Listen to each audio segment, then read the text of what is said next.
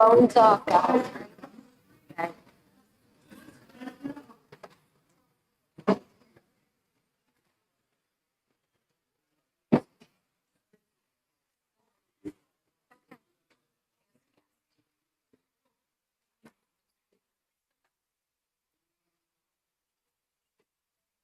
Senate will come out of recess. I call the Senate to order, and I recognize Senator Bradley for a motion. Good morning, Mr. President. I move that the Senate adjourn from the late session. All in favor, say aye. Aye. Opposed, say no. The ayes have it. The motion to adjourn passes. We are now in the early session. Without objection, pursuant to Senate Rule 2-33, Senator D'Alessandro and Senator Gannon will participate remotely. See if this works. Senator D'Alessandro, can you please state your location and identify anyone present in your location from which you are participating? Thank you. I'm Senator Lou D'Alessandro. I'm at home in Manchester. There's no one else in the room. Thank you, Senator. Senator Gannon, can you please state your location and identify who's present in the room? Thank you, Mr. President. It's Senator Bill Gannon. I am in sunny Sandown, heart of New Hampshire's wine district. There is no one else present in the room. Senate will be attentive to our chaplain, Rabbi Robin Nafshi.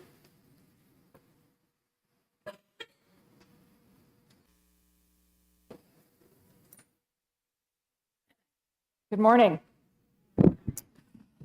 Eloheinu ve'Elohei kol anashim, our God and the God of all people, God of the poor and God of the powerful, God of the rich and God of the wretched, God of the hubris and God of humility, God of those who believe and God of those who are beleaguered, God of those who have no God. We come together this morning in this place of privilege and power to pray on behalf of those who have been chosen to lead our great state of New Hampshire by serving in its Senate. On this day of deliberation, may you open your eyes so that we might see the possibilities that lie before us. May we hear the cries of those in pain who suffer from inequities and inequalities that plague our cities and towns. And may we hear the exuberance of those who are inspired by hope and the promise of tomorrow. May this be a day of transformation. May you, our state senators, find ways to connect with one another, to build bridges of cooperation and collaboration that break down the barriers of political isolation and one-upmanship. May every disagreement that occurs in this room be for the sake of common vision, a vision to a path to improve our state, to improve our communities, to improve this sacred chamber, to improve ourselves. May you treat one another with dignity and respect. May you heed God's call to avoid lashon hara, hateful speech, as God teaches that such speech damages the speaker, the hearer, and the person about whom the speaker speaks. God, you have given us the ability to learn and grow. May we strive to accept the individual gifts that we all bring to our collective work. May we treasure the possibilities that emerge from our deliberations, and may the work that we do bring us one more step closer to the perfection of your all too imperfect world. Help us to see your presence as we gaze. Forgive us for our weaknesses. Push us to go beyond our limitations. God, help these senators work together to do the vitally important work of shepherding our great state of New Hampshire toward a path of compassion and wholeness. Heal our divisions, and together we say, Amen. Thank you, Rabbi. Senator Ward, will you lead us in the Pledge of Allegiance?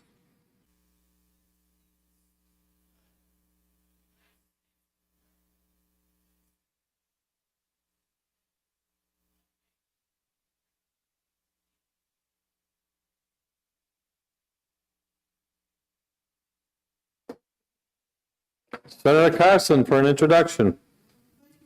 I would like to introduce to the body a constituent, Mr. Tim Porter from the town of Londonderry. Welcome to the New Hampshire Senate.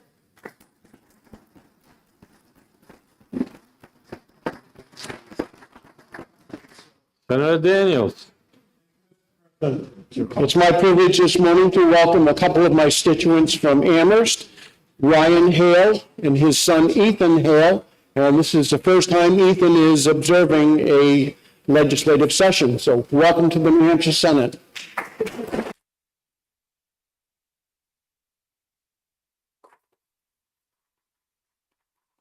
Any further introductions? You may be seated.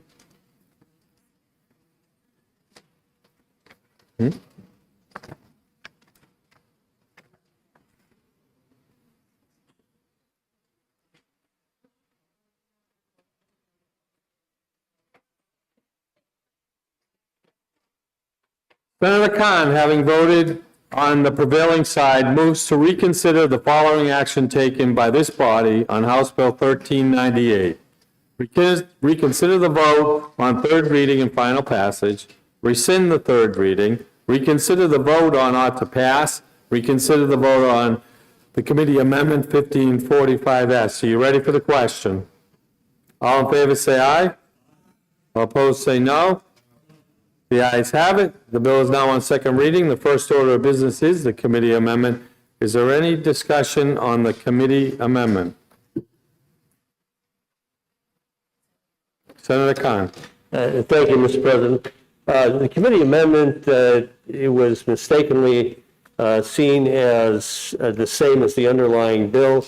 In fact, the committee amendment extends the opportunity for the study committee to continue its work through 2023. So that's the difference. This is a complicated issue. It's been before us many times about where the background checks are going to be conducted and how that can alleviate the cost and the duplication of effort at local schools. So this is why the committee amendment is an important opportunity for the study committee to complete its work. Thank you, Mr. President. Bradley. Question of our colleague from District 10. So if I understand this correctly, it is a date change to a study committee. That's it. That's it. Yes? Yes, Okay, sounds good to me. We're off to a good start here. I agree. Thank you. The question is on the adoption of the committee amendment. You ready for the question? All in favor say aye. All opposed say no. The ayes have it. The committee amendment is adopted. The bill is still on second reading. Is there any further discussion or amendment? Question is on the adoption of ought to pass as amended on House Bill 1398. You ready for the question? All in favor say aye. All opposed say no. The ayes have it. The motion ought to pass as amended is adopted and it's ordered to third reading. Without objection, today's FN report is adopted.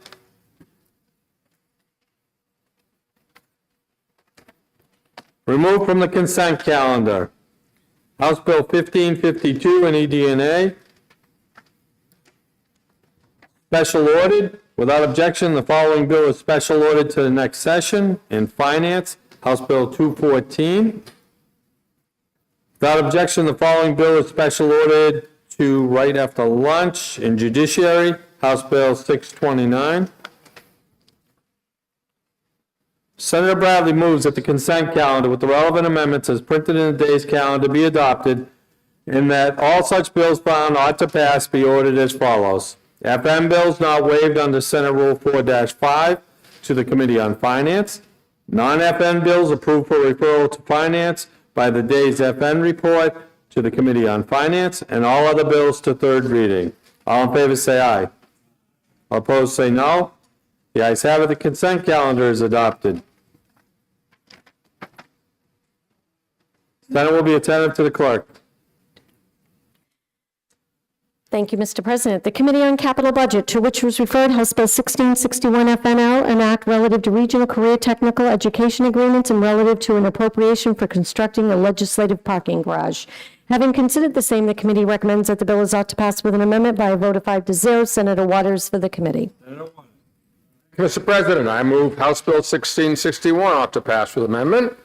This bill requires sending district schools and career and technical education centers to enter into an agreement to include scheduling, access, transportation, and credits for CTE students. Committee heard testimony from CTE directors that calendar non-alignment is the biggest barrier they currently face. By allowing for agreements to be renewed every 4 years, we will help address that issue. The committee amendment appropriates $9.35 million to the Department of Administrative Services for the preliminary design, engineering, and site work for a new legislative parking garage on the site of the Department of Justice building. The funding will also cover moving and leasing costs for the Department of Justice to relocate. This will allow the department to get to work and be able to provide the next legislature with information it needs to proceed with the full scope of the project. The Capital Budget Committee asks for your support for the motion of ought to pass with amendment. Thank you, Mr. President. Thank you, Senator Waters. The motion is ought to pass with amendment. The bill is now on second reading. The first order of business is the committee amendment. Is there any discussion on the committee amendment? The question is the adoption of the committee amendment. You ready for the question? All in favor say aye. Aye. Opposed say no. The ayes have it. The committee amendment is adopted. The bill is on second reading. Is there any further discussion or amendments? Question is on the adoption of ought to pass as amended on House Bill 1661. You ready for the question? All in favor say aye. Aye. Opposed say no. The ayes have it. The motion of ought to pass as amended is adopted, and it's ordered to the Committee on Finance. Senator Whitley.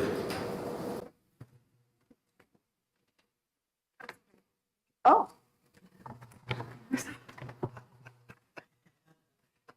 Hello, everyone. I would like to welcome to the New Hampshire Senate the Capital Christian School in Concord. We welcome them to the New Hampshire Senate.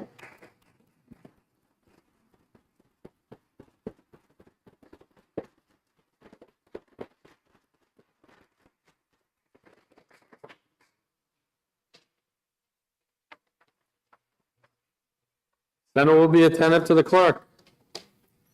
Thank you, Mr. President. The Committee on Commerce, to which was referred, House Bill 1106, an act establishing a commission to study recruiting members of the armed forces. Having considered the same, the committee recommends that the bill is ought to pass with an amendment by a vote of 4-0. Senator French for the committee. Senator French. Thank you, Mr. President. I move House Bill 1106 ought to pass with amendment. This bill would establish a commission to study the feasibility of a program to attract former members of the armed forces to the New Hampshire workforce. The commission is required to file a final report with their recommendations by November 1st, 2022. The committee amendment adjusted the membership to 1 member of the Senate and 4 members of the House of Representatives. The Commerce Committee asks for your support of the motion of ought to pass with amendment on House Bill 1106. Thank you, Mr. President. Thank you, Senator French. The motion is ought to pass with amendment. The bill is on second reading. The first order of business is the committee amendment. Is there any discussion on the committee amendment? Question is on the adoption of the committee amendment. You ready for the question? All in favor say aye. All opposed say no. The ayes have it. The committee amendment is adopted. The bill is on second reading. Is there any further discussion or amendments? Senator Hennessy. Thank you, Mr. President. I rise to introduce Amendment 2022-1865S and would like to speak to my motion. Senator Hennessy offers floor amendment 1865S and may speak to her amendment. Thank you, Mr. President. Way back in my early days in the legislature in 2017, this body created a Commission on Demographic Trends. Unbeknownst to me and everyone else in the House on Finance, we inadvertently took out this commission in HB2 last year when we dissolved the one department, Strategic Initiatives, and split it up into 2 different locations. This commission has been meeting, even though we don't have a charge currently, and I hope that you would support my motion to put this back into official operation. Thank you. Thanks, Senator Hennessy. The question is on the adoption of floor amendment 1865. Any discussion? Ready for the question? All in favor, say aye. All opposed, say no. The ayes have it. The floor amendment is adopted. The bill is still on second reading and open for further discussion and amendments. Question is on the adoption of ought to pass as amended on House Bill 1106. You ready for the question? All in favor, say aye. All opposed, say no. The ayes have it. The motion is adopted and it's ordered to third reading.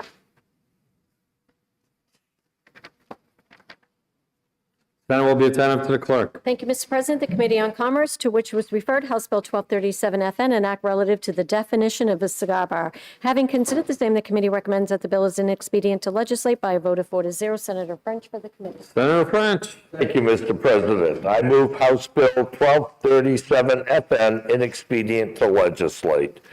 This bill would have allowed cigar bars to sell cigarettes and loose tobacco. Since no one from the cigar bar industry came to testify, the committee felt that a motion of inexpedient to legislate was appropriate. In addition, according to the Liquor Commission, some cigar bars may not sell any cigars at all, yet they would still meet the 60% revenue threshold due to the addition of cigarettes and loose tobacco. The Commerce Committee asks for your support on the motion of inexpedient to legislate on House Bill 1237 FN. Thank you, Mr. President. Thank you, Senator French. The motion is inexpedient to legislate. Is there any discussion? Question is the adoption of the committee recommendation of inexpedient to legislate on House Bill 1237. Are you ready for the question? All in favor say aye. All opposed say no. The ayes have it. The motion of inexpedient to legislate is adopted. Senate will be attentive to the clerk. Thank you, Mr. President. The Committee on Commerce, to which was referred House Bill 1249, an act relative to weights and measures. Having considered the same, the committee recommends that the bill is ought to pass by a vote of 4-0. Senator French for the committee. Senator French. Last one. Thank you, Mr. President. I move House Bill 1249 ought to pass. At the request of the Department of Agriculture, Markets and Food, this bill would rename 2 license fee categories in weights and measures. In addition, it would define precision and legal for trade scales to resolve existing statutory ambiguity. Definitions for these terms came from the National Institute of Standards and Technology Handbook 44 and the National Type Evaluation Program. The Commerce Committee asks for your support on this most important bill and motion of ought to pass on House Bill 1249. Thank you, Mr. President. Thank you, Senator French. The motion is ought to pass. The bill is now on second reading. Is there any discussion? Question is the adoption of the committee recommendation of ought to pass on House Bill 1249. You ready for the question? All in favor say aye. All opposed say no. The ayes have it. The motion of ought to pass is adopted and it's ordered to third reading. Senate will be attentive to the clerk. Thank you, Mr. President. The Committee on Commerce, to which was referred House Bill 1469 FN, an act relative prohibited acts for banks, credit unions, and businesses. Having considered the same, the committee recommends that the bill is ought to pass with an amendment by a vote of 4-0. Senator Gannon for the committee. Senator Gannon. Thank you, Mr. President. I move House Bill 1469 ought to pass with amendment. This bill would have prohibited discrimination by financial institutions or businesses against other businesses or individuals based on their ideological, philosophical, or political views and opinions. The committee, however, felt the bill was overly broad and too expansive. To address these concerns, the committee amendment replaced the entirety of the bill with the study committee. The committee clarified the duties of the study committee would be to consider the possible need for anti-discrimination legislation in the financial services industry because some committee members felt legislation may not be necessary at all. The Commerce Committee asks for your support on the motion of ought to pass with amendment on House Bill 1469. Thank you, Mr. President. Thank you, Senator Gannon. The motion is ought to pass with amendment. The bill is now on second reading. First order of business is the committee amendment. Is there any discussion on the committee amendment? The question is on the adoption of the committee amendment. You ready for the question? All in favor say aye. All opposed say no. The ayes have it. The committee amendment is adopted. The bill is on second reading. Is there any further discussion or amendments? Question is on the adoption of ought to pass as amended on House Bill 1469. You ready for the question? All in favor say aye. All opposed say no. The ayes have it. The motion about to pass as amended is adopted, and it's ordered to third reading. Senate will be attentive to the clerk. Thank you, Mr. President. The Committee on Commerce, to which was referred House Bill 1503FN, an act exempting the developer, seller, or facilitator of exchange of an open blockchain token from certain security laws and adopting the Uniform Commercial Code relative to controllable electronic records. Having considered the same, the committee recommends the bill is ought to pass with an amendment by a vote of 4-0. Senator Bradley for the committee. Senator Bradley. Thank you, Mr. President. I move House Bill 1503 ought to pass with amendment. The bill has two parts. First, it would exempt blockchain tokens or consumptive tokens from security laws. Second, it would adopt the Uniform Commercial Code on controllable electronic records, which include digital assets like cryptocurrency. So if I've lost you already, you'll understand the second part of the remarks. The committee recognized the need for New Hampshire to be ahead of the curve and competitive in the area of cryptocurrency while also ensuring the legislation is properly vetted. So due to the complexity of it, we moved out the effective date to January 1 of 2025. I've spoken with the chair of the Commerce Committee in the House. The whole purpose of that was to trigger a committee of conference. The committee also received way late in the process, a 50-page amendment, which I've sent to the Securities Bureau at the Secretary of State's office, as well as the Banking Department. And so far, I think the initial review is that this amendment does exactly what the sponsor of it wants it to do, and it would be acceptable and appropriate. This isn't any different than the process that myself and our friend from Manchester went through on trust laws, where we've had experts verify the laws, and then we've adopted them. So hopefully, by the time this bill gets to finance, we'll have it fully vetted, and the amendment can proceed in the Finance Committee. Thank you, Mr. President. Thank you, Senator Bradley. The motion is ought to pass with amendment. The bill is now on second reading. The first order of business is the committee amendment. Is there any discussion on the committee amendment? The question is on the adoption of the committee amendment. You ready for the question? All in favor say aye. All opposed say no. The ayes have it. The committee amendment is adopted. The bill is on second reading. Is there any further discussion or amendments? The question is on the adoption of ought to pass as amended on House Bill 1503. Are you ready for the question? All in favor say aye. All opposed say no. The ayes have it. The motion of ought to pass as amended is adopted, and it's ordered to the Committee on Finance.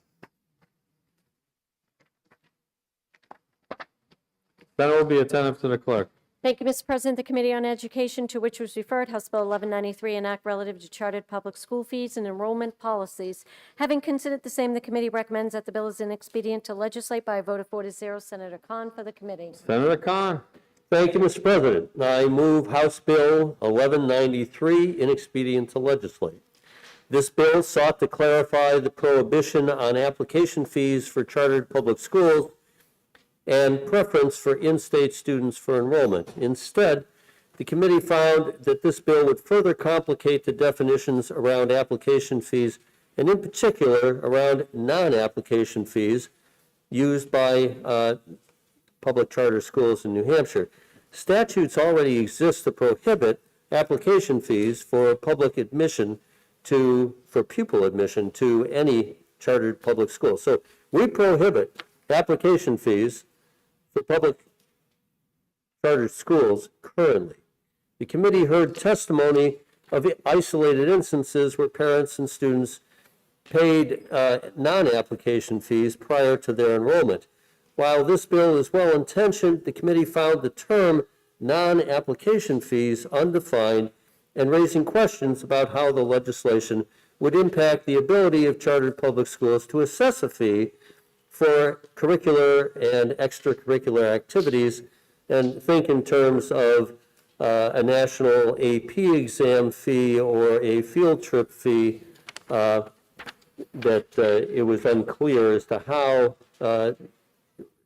this prohibition would affect those fees because of the lack of a definition. The Education Committee asks for your support on the motion of inexpedient to legislate on House Bill 1193. Thank you, Mr. President. Thank you, Senator Kahn. The motion is inexpedient to legislate. Is there any discussion? Question is the adoption of the committee recommendation of inexpedient to legislate on House Bill 1193. You ready for the question? All in favor say aye. All opposed say no. The ayes have it. The motion of inexpedient to legislate is adopted. Senate will be attentive to the clerk. Thank you, Mr. President. The Committee on Election Law and Municipal Affairs, to which was referred House Bill 1170, an act limiting the authority of New Hampshire delegates to policymaking conventions. Having considered the same, the committee recommends that the bill is inexpedient to legislate by a vote of 3-2. Senator Soucy for the committee. Senator Soucy. Thank you, Mr. President. I move House Bill 1170, inexpedient to legislate. This bill sought to establish procedures for the selection of delegates to an intrastate policymaking convention, limit the authority of delegates to the policymaking convention, and create a procedure for recalling and replacing delegates who acted outside the scope of their authority. A majority of the committee feels this legislation was not workable as written because it is unclear whether you can actually limit the actions of delegates once they have been selected. For those reasons, the Election Law and Municipal Affairs Committee asks for your support on the motion of inexpedient to legislate. Thank you, Senator Soucy. Thank you, Mr. President. The motion is inexpedient to legislate. Senator Bradley.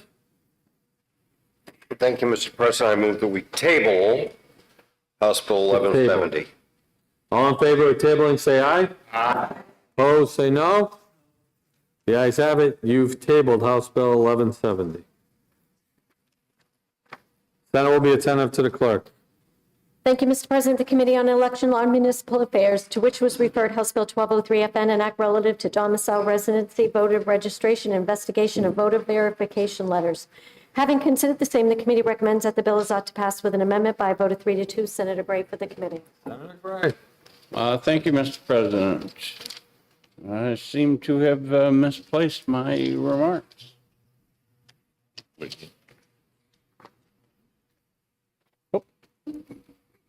The aides are always at you. Thank you, Mr. President. I move House Bill 1393 ought to pass with amendment. This bill, as amended, modifies 1203. Yeah, 1203.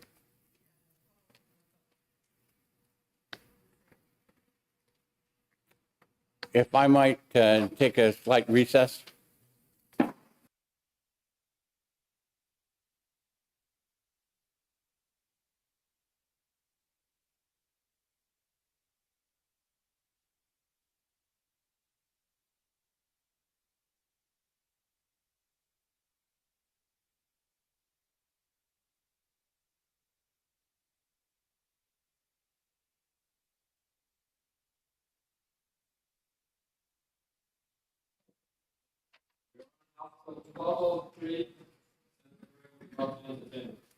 Yes, sir. Thank you, Mr. President. I move House Bill 1203 ought to pass with amendment.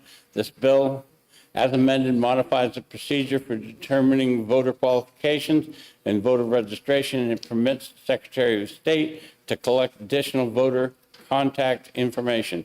Additionally, it allows the authorized election officials to use non-public information contained in the centralized voter registration database to verify the voter identity. To bring clarity to the voter registration process, this legislation also removes election law requirements regarding registering to vote within 30 days or fewer of the election. The Election Law and Municipal Affairs Committee asks for your support and the motion of ought to pass as amended. Thank you, Mr. President. Second reading. First order of business is the committee amendment. Is there any discussion on the committee amendment? Senator Soucy.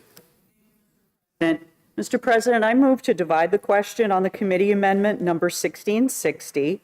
The first vote would be on sections 1 and 7. The second vote would be on the remainder of the committee amendment. Thank you, Senator Soucy. The chair rules the question is divisible. The first vote is on sections 1 and 7. Any discussion on 1 and 7? Senator Perkins spoke up. It's okay, Mr. President, I've been called worse. Thank you, my colleagues. I rise in opposition to Section 1 of the committee amendment, and while I appreciate my colleague from District 6 efforts on this amendment, Section 1 just raises some concerns for us about redefining domicile for voters in New Hampshire. Specifically, we want to make sure that temporary purposes are clear. So in our opinion, the first sentence of Section 2A of the committee amendment as presented, and then Section 2B of the committee amendment as presented are problematic. So in Section 2A, it reads, a person present in New Hampshire for temporary purposes shall not gain a domicile for voting purposes. This might create an issue in interpreting domicile, for example, where someone is in between residences, but an election occurs and they still would like to participate. So as an example, someone moves out of their apartment in Boston, they are staying with their family in New Hampshire, that is their residence for that moment. They stay for a few months, the election occurs, they vote in New Hampshire. After Christmas, they move to Texas, they then register to vote in Texas and cast their ballot there. In this scenario, that voter has done nothing wrong. However, they were present in New Hampshire for a temporary period of time. They participated in our election as a resident. And so we want to make sure that the language as presented in the amendment doesn't interfere with that participation. In addition, in Section 2B, we want to make sure that creating a presumption of someone being present for temporary purposes, again, doesn't inhibit participation by folks who are present and residing in New Hampshire and consider this to be their domicile at the time of the election. So I ask for your vote against Section 1 of the committee amendment so that we may offer an alternative Section 1 as a floor amendment. Thank you. Thank you, Senator Perkins Coker. Senator Guida with a question? Yes, Mr. President, of a senator from District 21. Senator Perkins Coker. Sure. Thank you. Is there anything that would prevent a temporary arrival, if you will, from voting absentee from the state from which they came? Thank you for the question, Senator. If they have left, so say your lease ended in Boston, and again, you were staying with your family for those few months, you're no longer residing or domiciled in Massachusetts. So I think it would actually be improper for them to vote absentee in that circumstance. You'd want them to be able to participate where they were living at that time. Thank you. Okay, thank you, Senator. Thanks, Senator Perkins Coker. Senator Gray. Thank you, Mr. President. Roman 2A was cited by my colleague as causing the problem. Well, the rest of that paragraph goes on to say a person who maintains a voting domicile where he or she came from, to which he or she intends to return to as her voting domicile after temporary residence in New Hampshire, does not gain domicile in New Hampshire. Again, those are consistent. And if a person has given up that domicile that they came from, as in the example that the senator provided, then they don't have an intent to return to that previous domicile.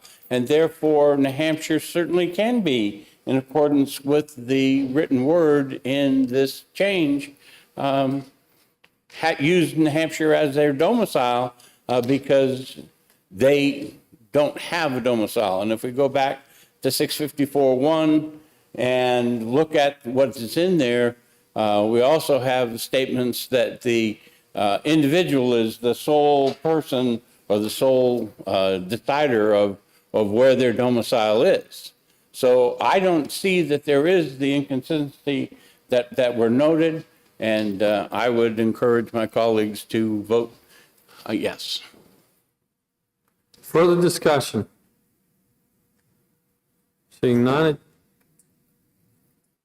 Senator Perkins Coker. Yeah, thank you, Mr. President. I'll just rise to say I appreciate the comments of my colleague from District 6. I want to be clear that we're trying not to exclude people who are trying to vote. So the language of the text is, a person present in New Hampshire for temporary purposes shall not gain a domicile for voting purposes. So while I agree with Senator Gray on the rest of the paragraph, that first sentence still presents an issue to me, even in light of his comments. So thank you very much.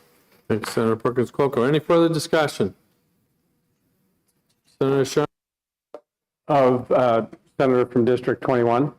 Senator Perkins Coker. So I want to be crystal clear on this. The fact that that first line in section Roman 2A says that a person present in New Hampshire for temporary purposes shall not gain a domicile for voting purposes, that's not negated by the second sentence. And so that's why we need to fix that. That's right, Senator. I believe that everybody in this room agrees on this in concept. I think we need to fix the inconsistency in the language to make sure the law is clear. Thank you. Thank you. Senator Gannon, do you have a question? Yes, for the good senator from District 21. Senator Perkins Shall I take my question? Thank you, Senator. Just a quick question, Senator. So you're talking your person who moved up from Boston, who's going to head to Texas shortly. They have no skin in the game. They're not paying taxes. Their kids aren't going to go to, you're saying this transient person is the same voting rights as someone who lives, works, and raises a family here? Thank you for your question, Senator. In my opinion, that person does not have another residence or domicile at that time. They have a right to participate in our elections. That's their constitutional right. And I don't know, as a person sitting here, how much research or participation they've done, but they still have the constitutional right to vote. And so as a person who is here for 2 or 3 months, they may feel very invested. But as Senator Gray pointed out, that is up to them to determine, not us. Thank you, Senator. Thank you. Any further discussion? We're debating sections 1 and 7. Senator Sherman to speak. Very briefly, I just want to address the question that was just asked. We all have a constitutional right to vote. If we are moving from one place to another, and there are many families that do this, wherever we are at the time of the election is the only place we can vote. It would be wrong, as the senator from District 21 said, to vote where you used to live because you don't live there anymore. And it'd be wrong to vote in the place where you might be going in 2 months because who knows whether or not that's going to work out. It really doesn't matter how long or whether you've read all the literature on every candidate. Most haven't. But the point is that you should be able to vote. That's in our Constitution. And so when we are there for a period of time and we have no other place to vote, isn't it our responsibility to make sure that our citizens have that right? So I think we all agree that this just needs a little, we all agree to the concept, but we just need to fix that little phraseology there, and I hope we can. Thank you, Mr. President. Thanks, Senator Sherman. Senator Prentice. Thank you, Mr. President and colleagues.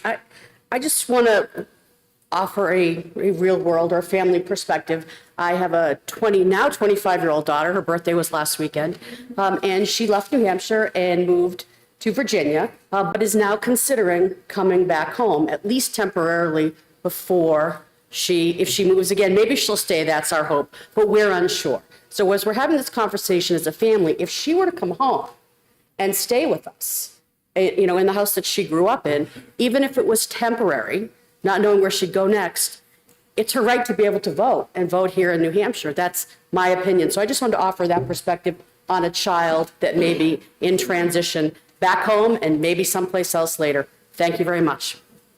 Thanks, Senator Prentice. Any further discussion on sections 1 and 7? Senator Gaida. Thank you, Mr. President. The right to vote is not an unqualified right. It is a qualified right. And this legislature has the right and the obligation and the authority to establish the qualifications to vote. There's not an unbridled, unqualified right to vote, either in the U.S. Constitution or in our own. And I think we are trying to solve a very significant potential problem with transients. There's nothing that keeps them. If they're leaving their last address, then they can come here and write an affidavit when they get here stating that they're going to stay here, or they can vote absentee from their home that they're coming from. So again, it's not an unqualified right. We get the right to qualify that right. Senator Guy to Senator Gray. Thank you, Mr. President. Part of the discussion here has taken or cherry-picked, certain portions of the statute, and the statute on voting has to be taken as a whole. Okay? I pointed out before how 654, talks about domicile, talks about, the person being that judge. The first paragraph, Roman 1 in this, which we're also adopting, talks about temporary absences, and that a resident of New Hampshire who temporarily leaves does not lose their domicile in New Hampshire because of that temporary absence.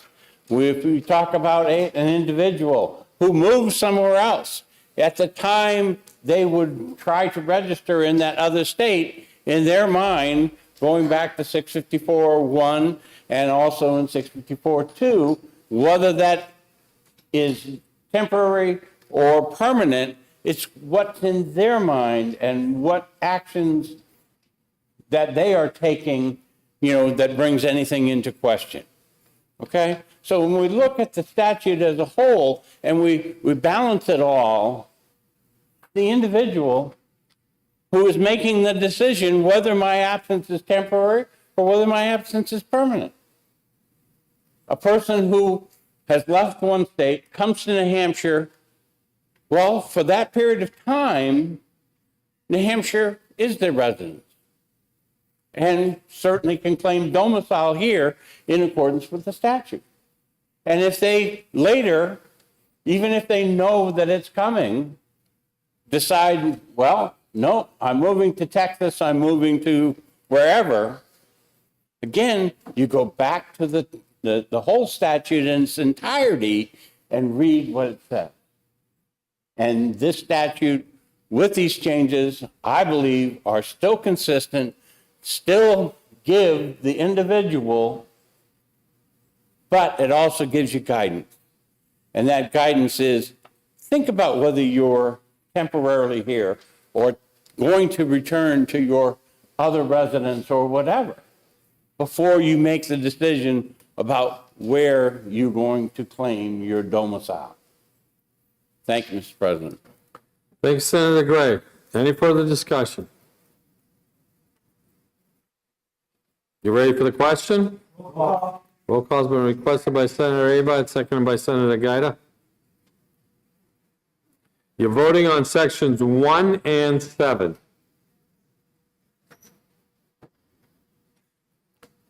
Clerk will call the roll. Senator Hennessy. Yes. Senator Gaida. Yes. Senator Bradley. Yes. Senator Waters. No. Senator Prentice. No. Senator Gray. Yes. Senator French. Yes. Senator Ward. Yes. Senator Ricciardi. Yes. Senator Kahn. No. Senator Daniels. Yes. Senator Abard. Yes. Senator Rosenwald. No. Senator Carson. Yes. Senator Whitley. No. Senator Kavanaugh. No. Senator Reagan. Yes. Senator Soucy. No. Senator Bertzel. Yes. Senator D'Alessandro. No. Senator Perkins Quokka. No. Senator Gannon. Yes. Senator Sherman. No. Senator Morse. Yes. The ayes have it, 14-10. The motion of section 1 and 7 is adopted. Senator Soucy. Thank you, Mr. President. I wish to speak to the balance of the amendment before us. First, I want to thank my colleague from District 6 who did an enormous amount of work on this amendment. And I don't want to reiterate everything that he described in it, but I just want to say it does some very important things, which I think improve the process for those who seek to register, improves the process for those who are working at the polls, and I think will make some good changes along the way. First of all, it does remove some language that is no longer consistent because of a lawsuit that was had regarding Senate Bill 3. But it allows the Secretary of State to collect additional voluntary information that may help in identifying the voter post-election to the extent there is an investigation. It also allows registered voters to verify another registered voter. So the example given by my colleague in District 5, if her daughter chose to register to vote, if she did not have proper identification, the senator from District 5, whose name appears on the checklist and who is qualified to vote, could in fact verify the identification of her daughter, which I think is an important change. That would be recorded so that, once again, to the extent you need to follow up, the voter could then, the Secretary of State could then follow up on that information with the good senator from District 5. So the balance of this amendment, I think, is well crafted and makes some good changes, and for those reasons, I will be supporting it. Thank you, Mr. President. Thank you, Senator Soucy. The second vote is on the remainder of the bill and the effective date. Any further discussion? You ready for the question? All in favor say aye. Opposed say no. The ayes have it. The motion on the remainder of the bill and the effective date as amended is adopted.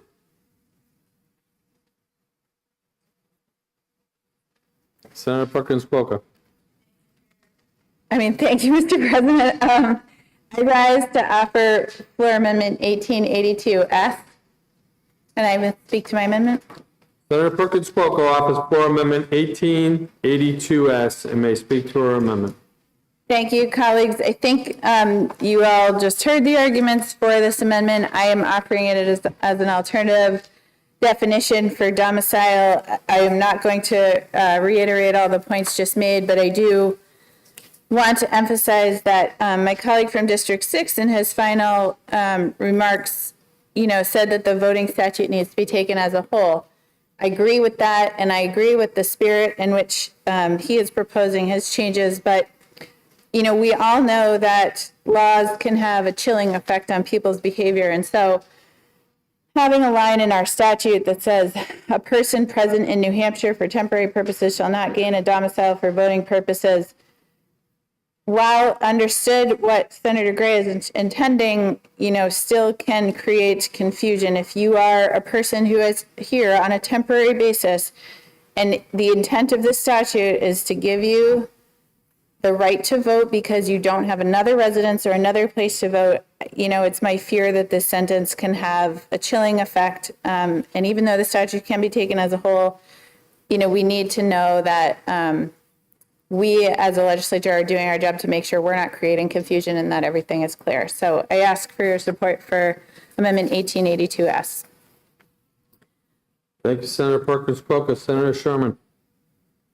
Mr. President, many times in my tenure here in the Senate, the good senator from District 3 has talked about how important it is for us to come to agreement.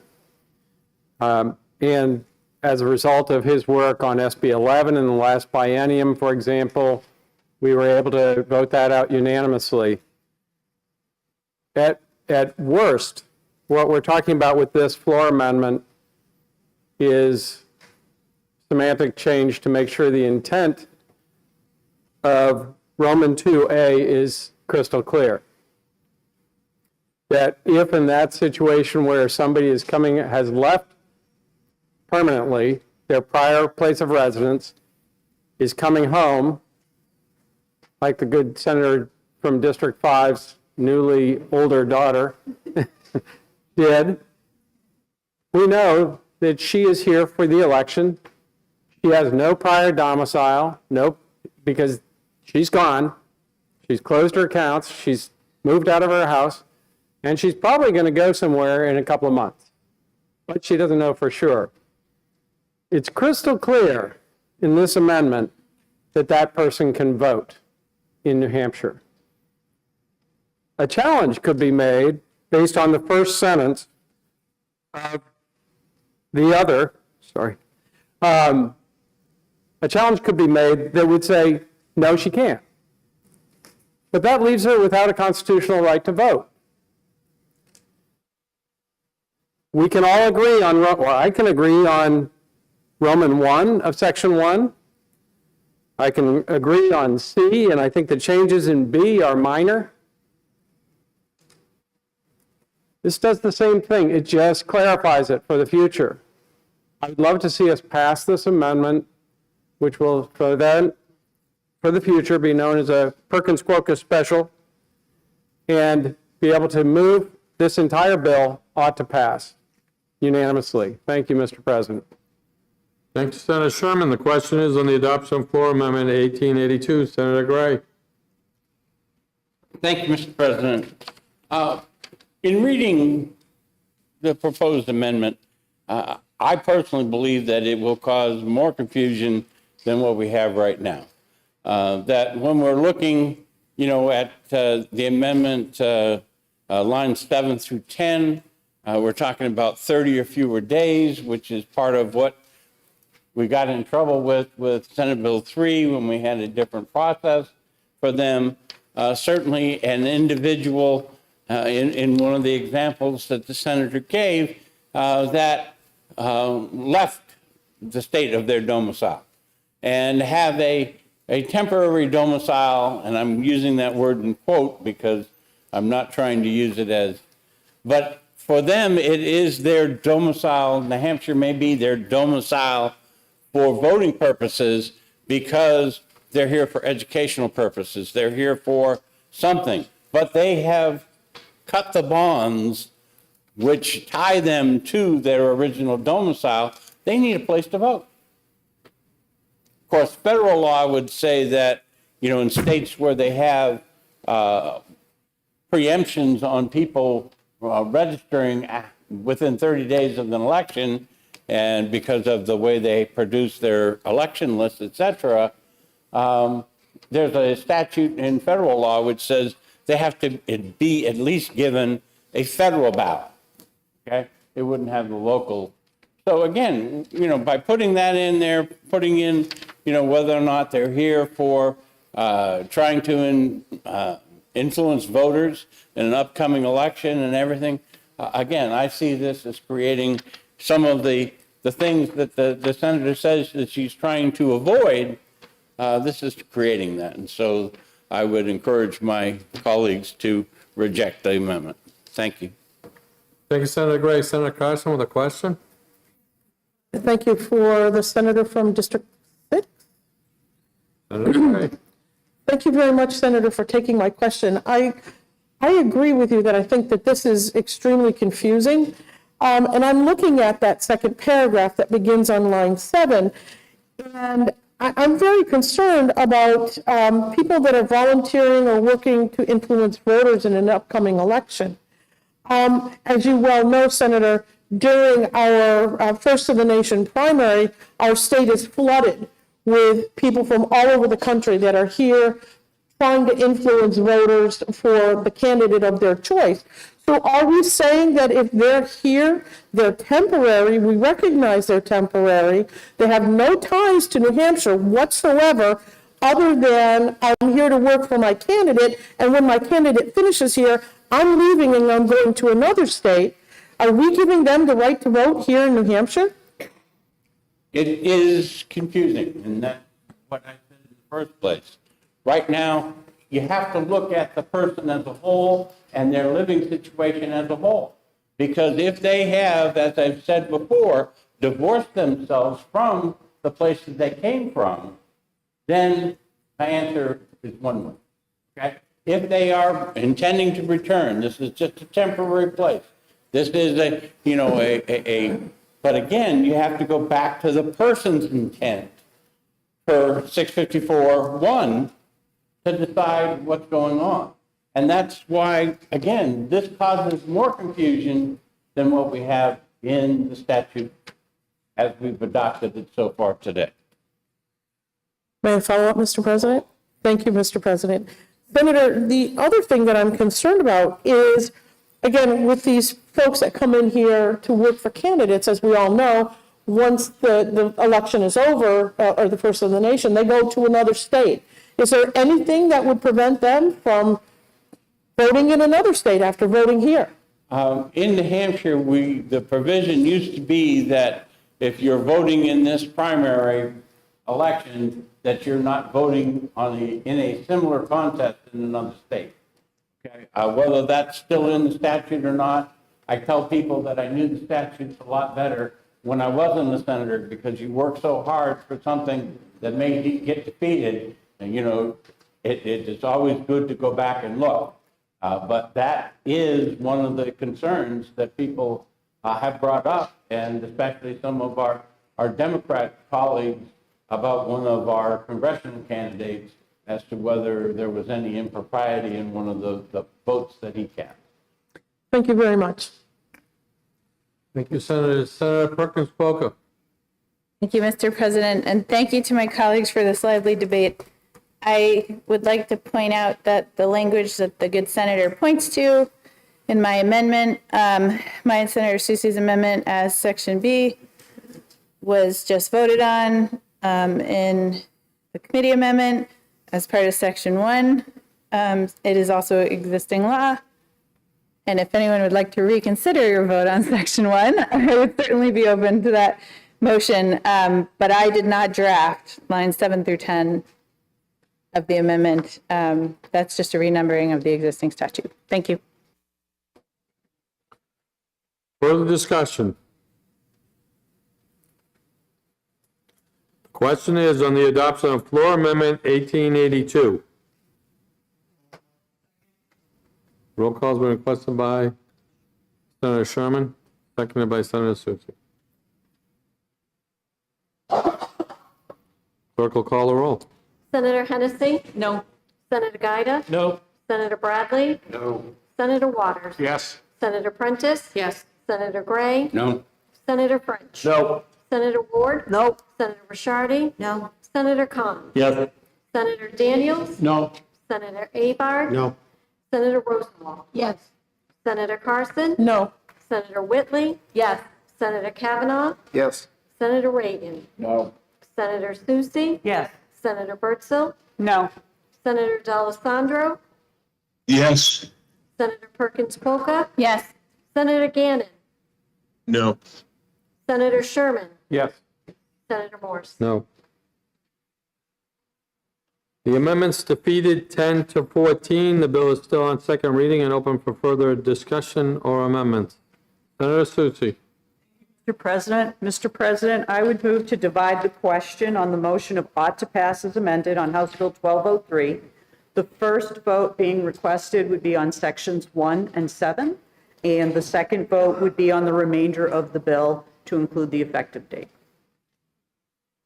The chair rules the question is divisible. The first vote is on sections 1 and 7. Are you ready for the question? Roll call has been requested by Senator Abad, seconded by Senator Gaida. Senator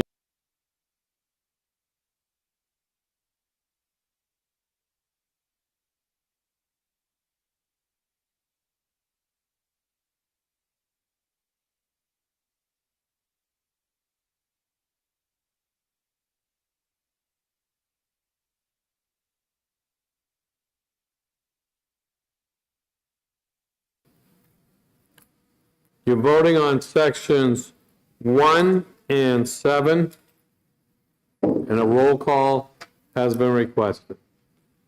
Clerk will call the roll. Senator Hennessy? Yes. Senator Gaida? Yes. Senator Bradley? Yes. Senator Waters? No. Senator Prentice? No. Senator Gray? Yes. Senator French? Yes. Senator Ward? Yes. Senator Ricciardi? Yes. Senator Kahn? No. Senator Daniels? Yes. Senator Abard? Yes. Senator Rosenwald? No. Senator Carson? Yes. Senator Whitley? No. Senator Kavanaugh? No. Senator Reagan? Yes. Senator Soucy? No. Senator Bertzel? Yes. Senator D'Alessandro? No. Senator Perkins Polka? No. Senator Gannon? Yes. Senator Sherman? No. Senator Morse? Yes. The ayes have it. The motion on sections 1 and 7 is 14 to 10. We'll now vote on the second vote is on the remainder of the bill and the effective date. Are you ready for the question? All in favor, say aye. Opposed, say no. The ayes have it. The motion of the remainder of the bill and the effective date is amended, is adopted and ordered to third reading. Senate will be attentive to the clerk.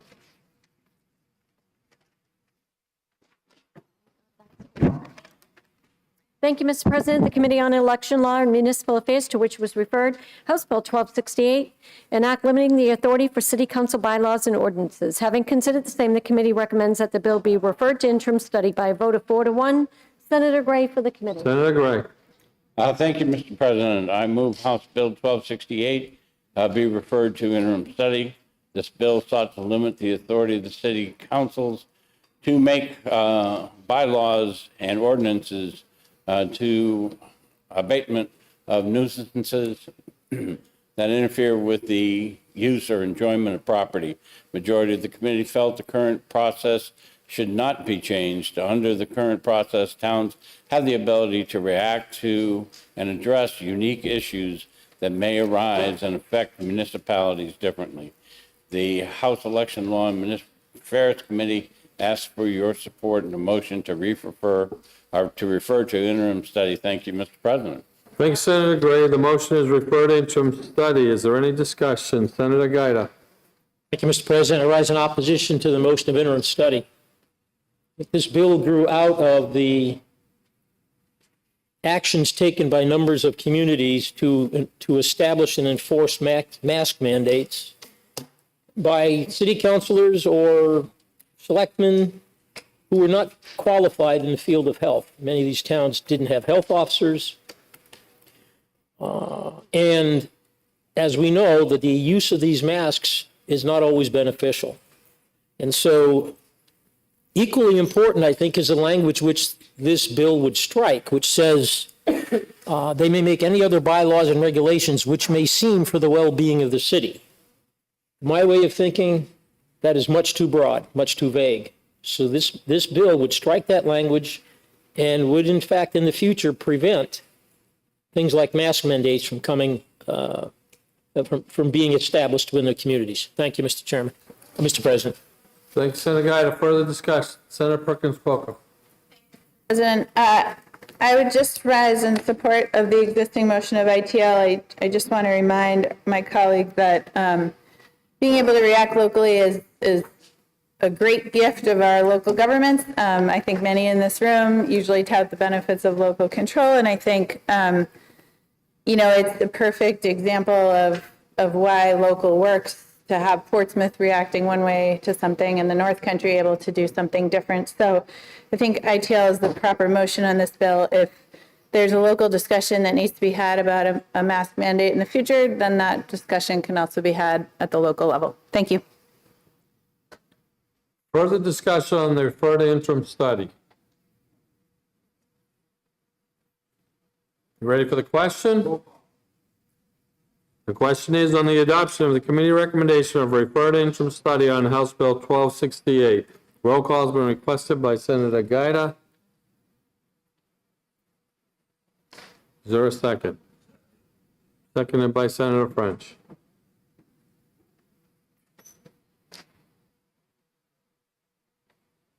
Clerk will call a roll. Senator Hennessy. Yes. Senator Gaida. No. Senator Bradley.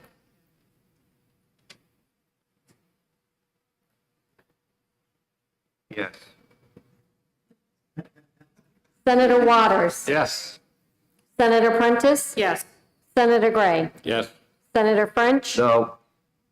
Senator Ward. Yes. Senator Ricciardi. Yes. Senator Kahn. Yes. Senator Daniels. No. Senator Avard. Yes. Senator Rosenwald. Yes. Senator Carson. Yes. Senator Whitley. Yes. Senator Kavanaugh. Yes. Senator Reagan. Yes. Senator Soucy. Yes. Senator Birdsell. Yes. Senator D'Alessandro. Yes. Senator Perkins-Coker. Yes. Senator Gannon. Yes. Senator Sherman. Yes. Senator Morse. Yes. The ayes have it, 21-3, the motion to refer to interim study is adopted. Senate will be attentive to the clerk. Thank you, Mr. President. The Committee on Election Law and Municipal Affairs, to which it was referred, House Bill 1393, an act relative to the adoption of school district budget caps.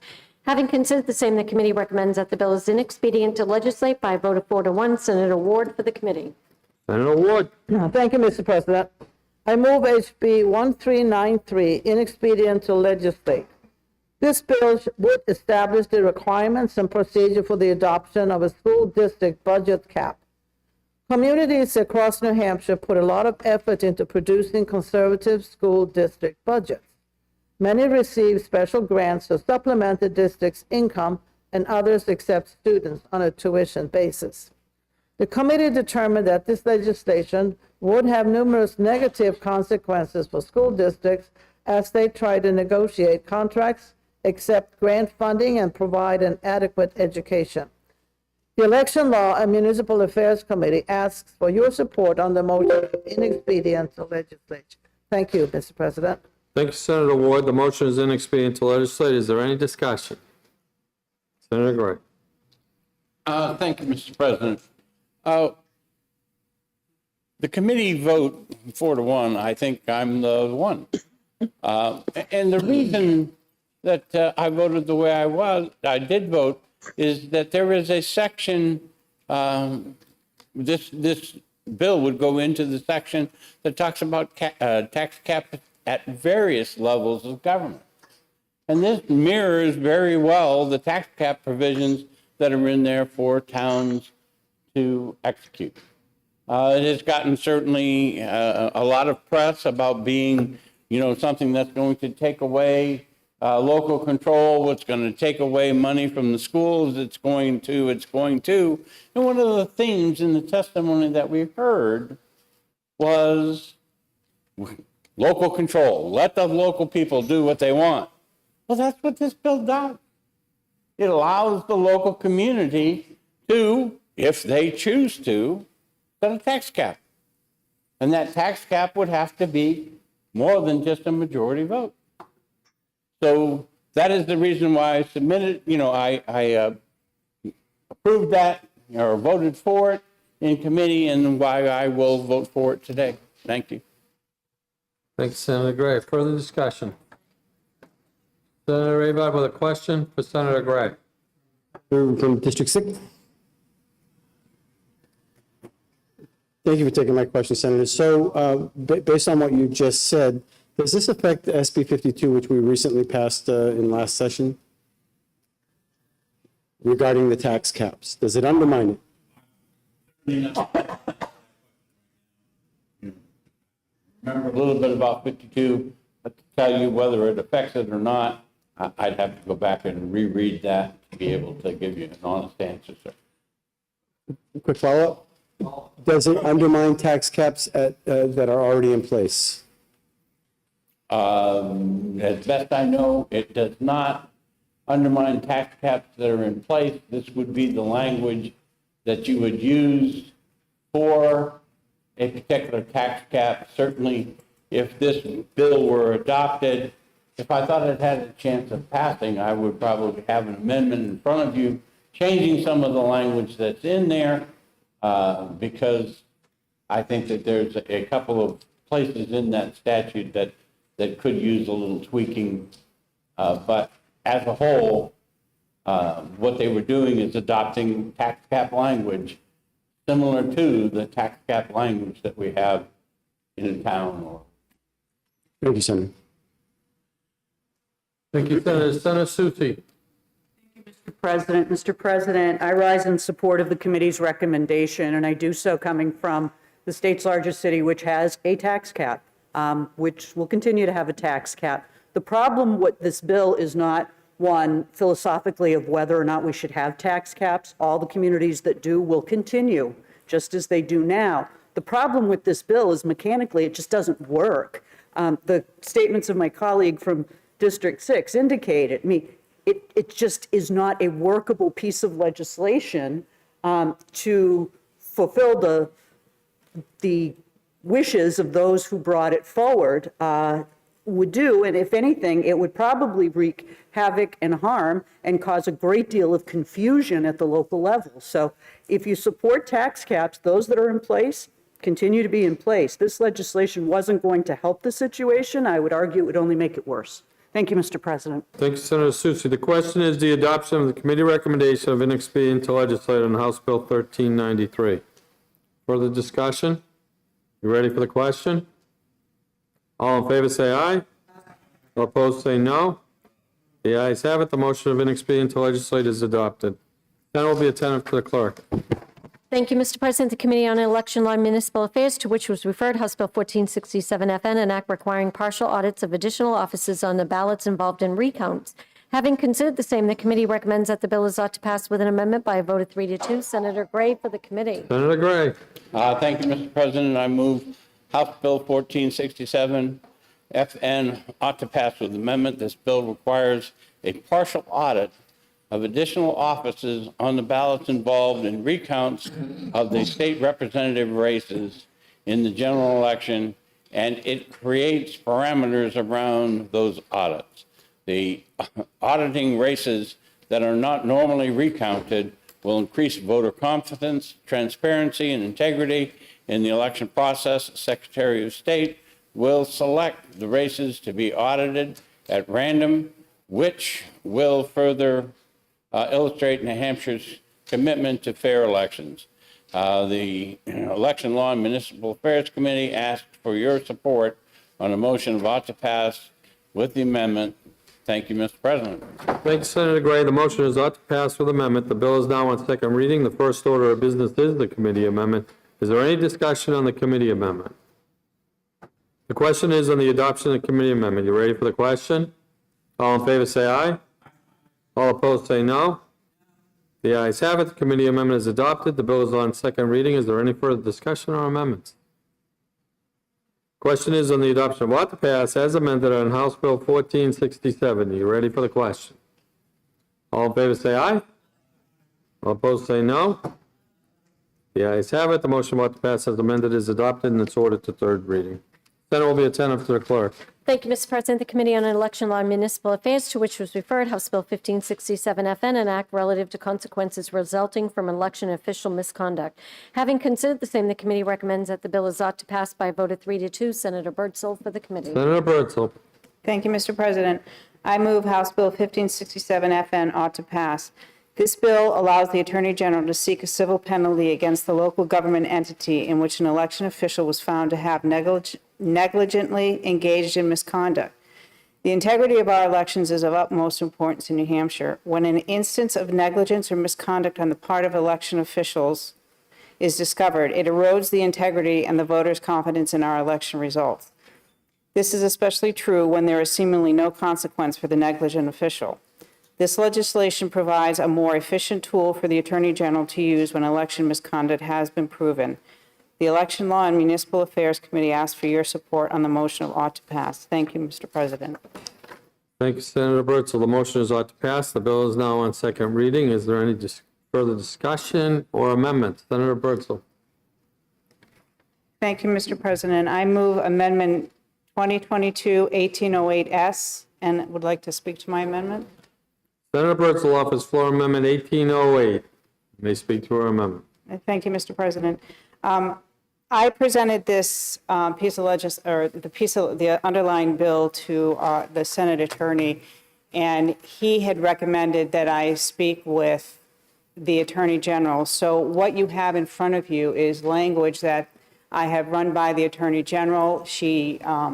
They have responded back to me with some corrections. So what this amendment does, paragraph 1, I don't believe changes, but in paragraph 2, Roman numeral 2, the Attorney General may investigate misconduct by an election official, and upon a conviction of a violation of the election law, the Attorney General shall remove the official's right to vote in accordance with Part 1, Article 11 of the New Hampshire Constitution. And then it also allows the Attorney General to order the municipality to pay for the cost of the investigation under paragraph 2. Thank you, Mr. President. Thank you, Senator Birdsall. The question is on the adoption of floor amendment 1808. Senator Guida with a question on the amendment? Yes. Yes, Mr. President. Thank you for taking my question, Senator. So why would the Attorney General order the municipality to pay for the cost of the Attorney General's efforts? Because the originator, the sponsor of the bill believes that the municipality, they participate in the election, they attend, and if they know that there's some misconduct there, then they have an obligation to pay for the investigation. I don't agree with that. And if I may, Mr. President, speak to this amendment. Senator Soucy. Thank you, Mr. President. Mr. President, I too rise in opposition to the amendment and was opposed to the underlying bill. Certainly respect the laws that are in place and understand that there is concern about our election process. That's why we have laws in place. When people violate those laws, those individuals should be prosecuted.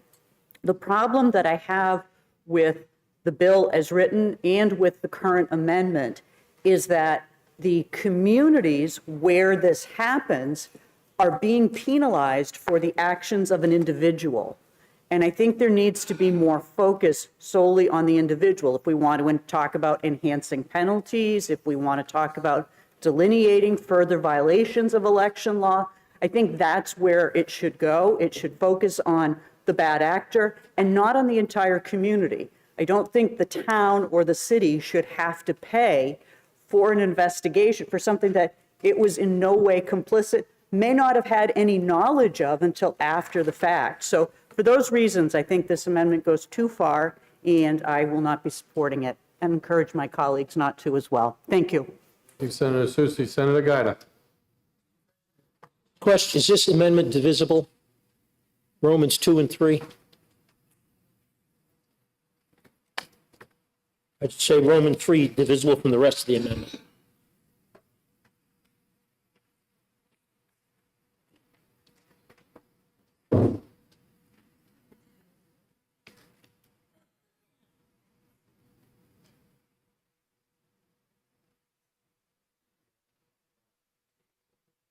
Yeah, I would move to divide Roman 3 from the remainder of.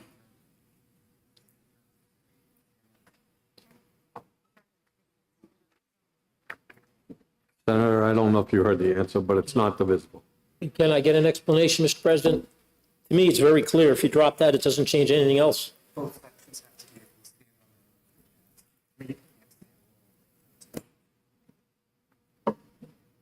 Senator's in recess.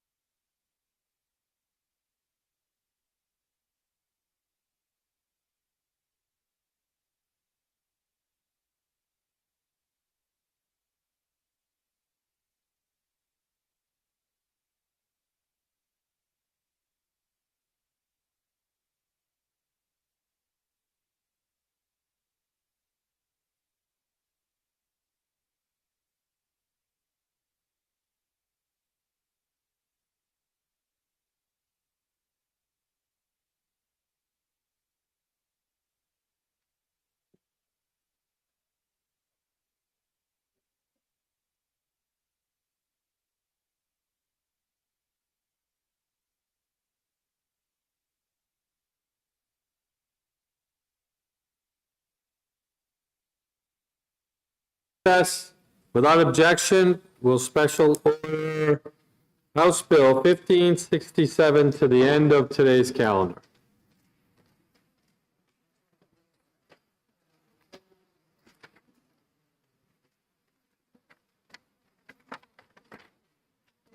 Senate will be attentive to the clerk. Thank you, Mr. President. The Committee on Energy and Natural Resources, to which was referred House Bill 614 FN, an act exempting the state and political subdivisions from payment of costs of compliance with the Renewable Portfolio Standard. Having considered the same, the committee recommends that the bill be referred to interim study by a vote of 4-0. Senator Gray for the committee. Senator Gray. Thank you, Mr. President. I move House Bill 614 FN be referred to interim study. House Bill 614 FN would provide an exemption for political subdivisions such as cities, towns, school districts, etc., from paying the cost of compliance with the Renewable Portfolio Standard. Those opposed to the bill believe that if the political subdivisions are not paying the cost of compliance with the Renewable Portfolio Standard, then it will negatively impact on the Energy Fund. The committee believes that this issue should be studied before it is implemented. The Senate Energy and Natural Resources Committee asks for your support in a motion to refer to interim study on House Bill 614 FN. Thank you, Mr. President. Thank you, Senator Gray. The motion is referred to interim study. Is there any discussion? The question is the adoption of the committee recommendation of referred interim study on House Bill 614. You ready for the question? All in favor say aye. All opposed say no. The ayes have it. The motion to refer to interim study is adopted.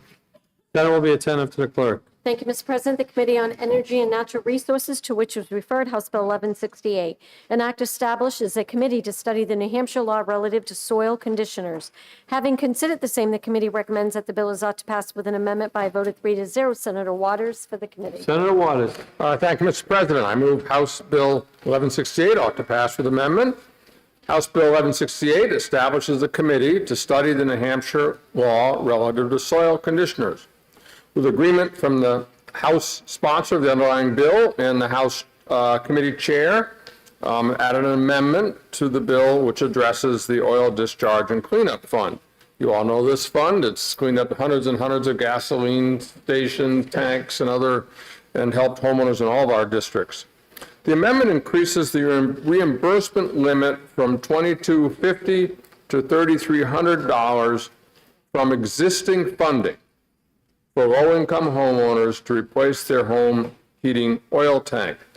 This is necessary because over the last couple of years, steel costs for these tanks have increased by 95%. The reimbursement, known as the Safe Tank Program, is established in RSA 146D, and the purpose of the program is to provide financial assistance to eligible low-income homeowners to replace their substandard home heating oil tanks, which pose a significant risk of leaking into the environment. The Senate Energy and Natural Resources Committee asks for your support on the motion about to pass with amendment on House Bill 1168. Thank you, Mr. President. Thank you, Senator Waters. The motion is ought to pass with amendment. The bill is now on second reading. The first order of business is the committee amendment. Is there any discussion on the committee amendment? The question is on the adoption of the committee amendment. You ready for the question? All in favor say aye. All opposed say no. The ayes have it. The committee amendment is adopted. The bill is on second reading. Is there any further discussion or amendment? The question is on the adoption of ought to pass as amended on House Bill 1168. You ready for the question? All in favor say aye. Opposed say no. The ayes have it. The motion of ought to pass as amended is adopted and it's ordered to third reading. Senate will be attentive to the clerk. Thank you, Mr. President. The Committee on Energy and Natural Resources, to which was referred House Bill 1220, an act prohibiting the docking of houseboats on Perkins Pond in Sunapee. Having considered the same, the committee recommends that the bill is ought to pass by a vote of 3-0. Senator Gray for the Senator Gray. Thank you, Mr. President. I move House Bill 1220 ought to pass. House Bill 1220 prohibits the docking of houseboats in Perkins Pond and Sunapee. Homeowners who live around Perkins Pond have expressed their support for the bill because it will help protect the quality of environment around the pond and become because it will improve the quality of life for those residents. The Senate Energy and Natural Resources Committee asks for your support on the motion of ought to pass on House Bill 1220. Thank you, Mr. President. Thank you, Senator Gray. The motion is ought to pass. The bill is now on second reading. Is there any discussion? The question is the adoption of the committee recommendation of ought to pass on House Bill 1220. You ready for the question? All in favor say aye. All opposed say no. The ayes have it. The motion of ought to pass is adopted and it's ordered to third reading. Senate will be attentive to the clerk. Thank you, Mr. President. The Committee on Energy and Natural Resources, to which was referred House Bill 1297, an act relative to taking lobster while engaged in recreational scuba diving. Having considered the same, the committee recommends that the bill has no recommendation by a vote of 2-2. Senator Avard for the committee. Senator Gray. Thank you, Mr. President. I move House Bill 1297, inexpedient to legislate. This legislation has come before the Senate before. There is certainly areas of disagreement between the commercial fishermen of lobster and recreational scuba divers. Those areas have not gotten any closer in this legislative session, and the department was not in support of the legislation. Therefore, I ask support for a motion of inexpedient to legislate. Thank you, Mr. President. Thank you, Senator Gray. The motion is inexpedient to legislate. Is there any discussion? Senator Avard. I stand in opposition of the motion for ITL and would ask my colleagues to vote down the ITL and move out to pass. We had a lot of discussion about lobsters, and we had some lobster people come in, and they're very adamant about not letting scuba divers get some lobsters. And I understand the history behind all of it. Right now, we have scuba divers that come into New Hampshire, and they're good people. They look at the environment under the ocean, and I think they're wonderful people. They're just responsible people. But this legislation would allow them to get a couple of lobsters. They can't sell it. They got to get a license in order to get those lobsters, and they use a little tickle stick to get the lobster. I'm really not sure what that is, but I guess you can tickle a lobster. But anyway, it allows the divers to at least get a couple of lobsters. We heard testimonies from commercial lobstermen who were also divers, and they were talking about the hazards of getting a couple lobsters. You put them in the bag, and as you're going to the surface, the lobsters fight each other, and they eat each other in the bag. However, when they're in the lobster trap, they light a candle, it's kumbaya. Everybody's happy, nobody's going to eat each other, and so it's a wonderful experience for them because they're safe in the lobster trap. But anyway, I just thought that was interesting. We also learned that there are some commercial fishermen out there that have these dragnets that get up to 200 metric tons of lobsters. They drag the ocean, and they're looking for oysters or whatever. And there doesn't seem to be any opposition for the 200 metric tons. However, we learned through testimony that potentially 500, maybe 1,000 lobsters would be taken off our shores. All this is doing is allowing scuba divers to grab a couple of lobsters to bring them home. They're not allowed to sell them. You gain some revenue because there has to be a fee, and it just allows them to get some lobsters. I just think it's a wonderful idea, and it allows them to enjoy, like, if you go down to Florida, it's on YouTube, so it's got to be true, right? I've seen Spot on top of a boat waiting for his buddy to say, go get him, Spot. And Spot jumps off the boat, goes all the way down. It's a Labrador Retriever. It's beautiful. It goes all the way down, and it grabs a lobster by its mouth, comes back up, gets back onto the boat, and it's a blast to look at that. It's like, gosh. But you know what? Spot has more rights in Florida to get a couple of lobster than our scuba divers. So with that, Mr. President, I know this is an emotional, like it's emotional.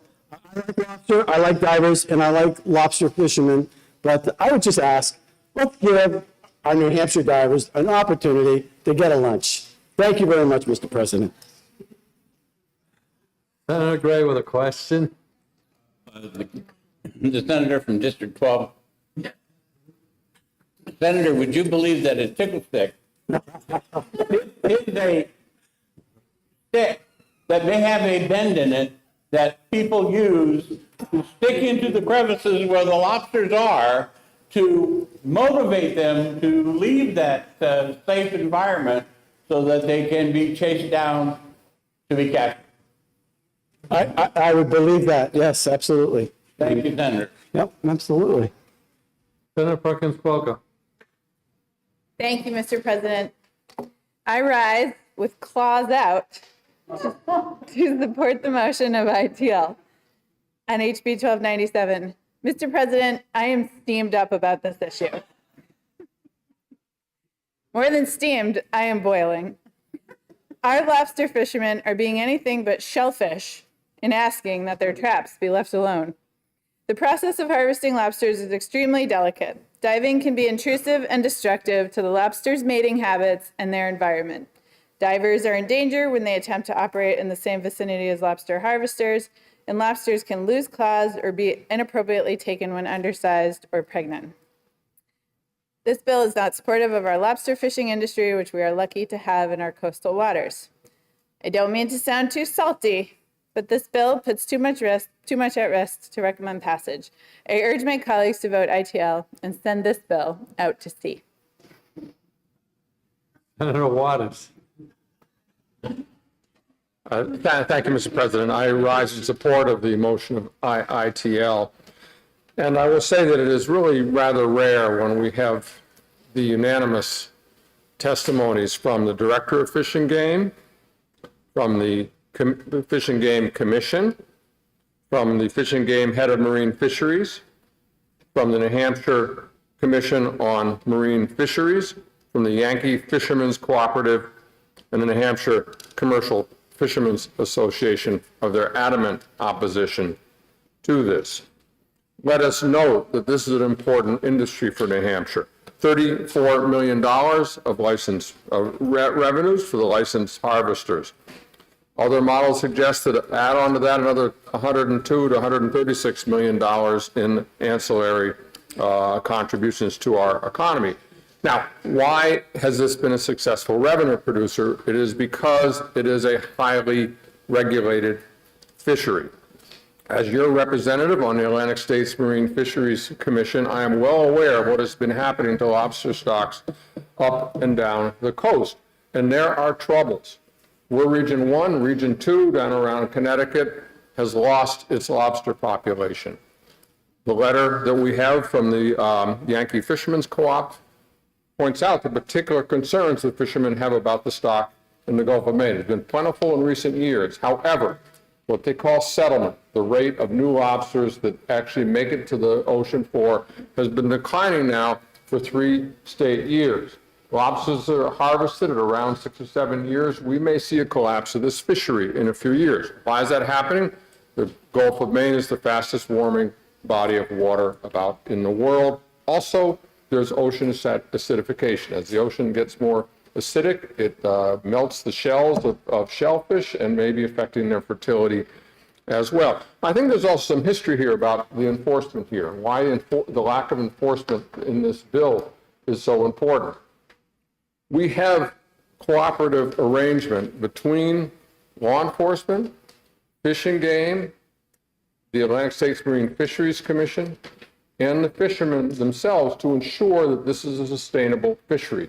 It was not always this way. You can read or see a movie about the lobster wars down east when people were using guns on each other, or the distrust that fishermen had for law enforcement and for the fisheries regulators. But over decades, this trust has been achieved, and that's why there's been an ability to sustain a healthy population. I've been out on the boat with the conservation officers, and they stop by the people who are harvesting lobsters, make sure that they've been using the appropriate measurement to know that they're not harvesting shorts, making sure that the eggers, the female lobsters, are put back overboard, and that they notch the tail so they can be immediately seen as a lobster that should not be harvested. This didn't occur by magic. This is a lot of hard work. This is what is seen as a primary threat here. Fish and Game says they cannot enforce this. They have a diver. That diver is busy doing search and rescue and recovering bodies. And we want divers to be out there just kind of hanging around off the ocean to see whether lobsters are being taken illegally by divers. It's just impossible. There's also deep concerns about the effect of this method of capture on the lobster themselves. If a lobster is picked up and grabbed, it will shed a claw. And they will be under stress, and this affects the lobsters and the health of the stock. Third, there's real concern about the negative effect on the bottom. You know, New Hampshire has the shortest coastline, right? And that bottom out there, what can be fished and what is habitable for lobsters is limited. And that's why it's been so important to make sure that that marine habitat is maintained in a healthy way. We had some reference to trawlers.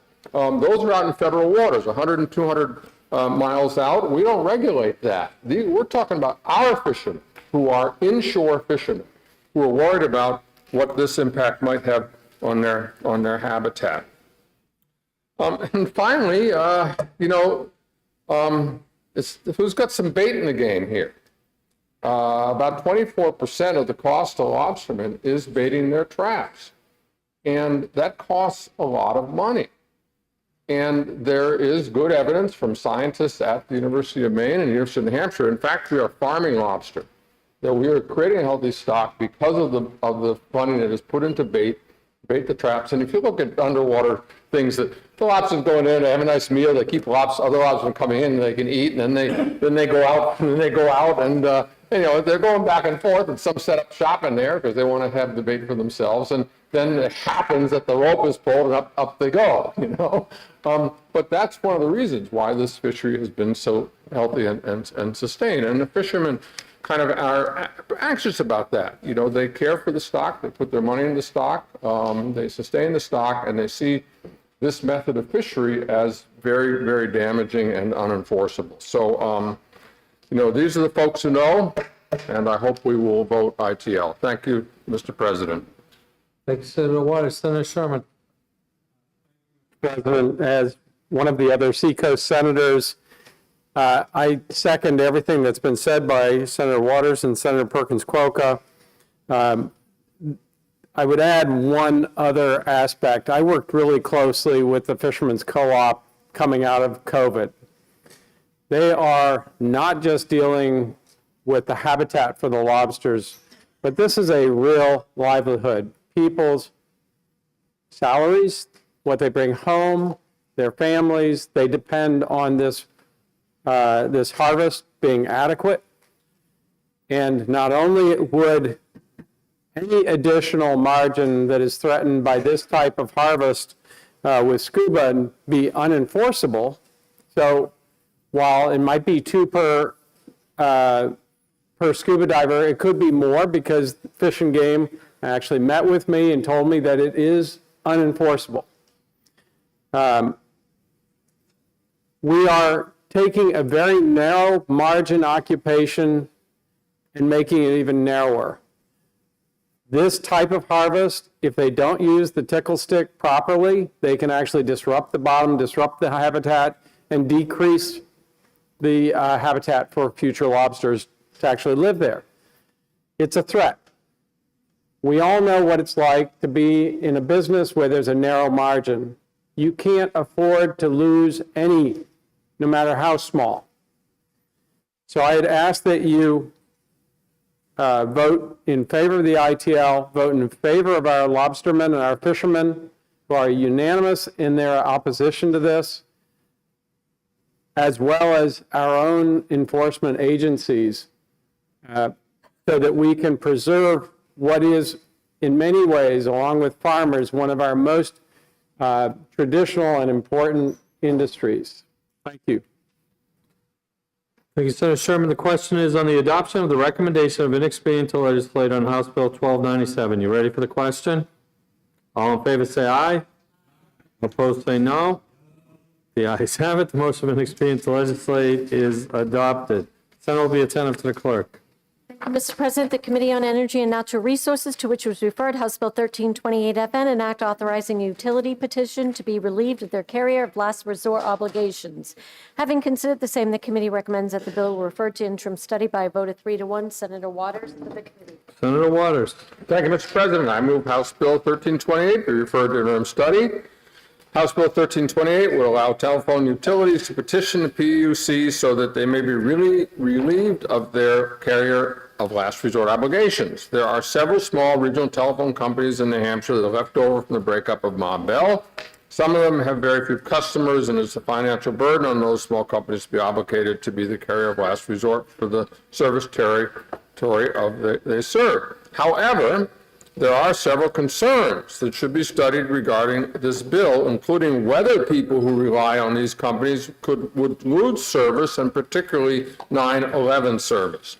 This could be dangerous in cases where someone may need to call emergency services. The Senate Energy and Natural Resources Committee asks for your support on the motion of referred to interim study on HB 1328. Thank you, Mr. President. Thank you, Senator Waters. The motion is referred to interim study. Is there any discussion? Question is on the adoption of committee recommendation of referred to interim study on House Bill 1328. You ready for the question? All in favor say aye. All opposed say no. The ayes have it. The motion to refer to interim study is adopted. Senator Kavanaugh for an introduction. Mr. President, I do have a constituent here today, Garth Sorbo, and Garth was good enough to bring a couple of your kids to work today. And I'd like to introduce Heath and Bo Carvo as well, and welcome to the State Senate.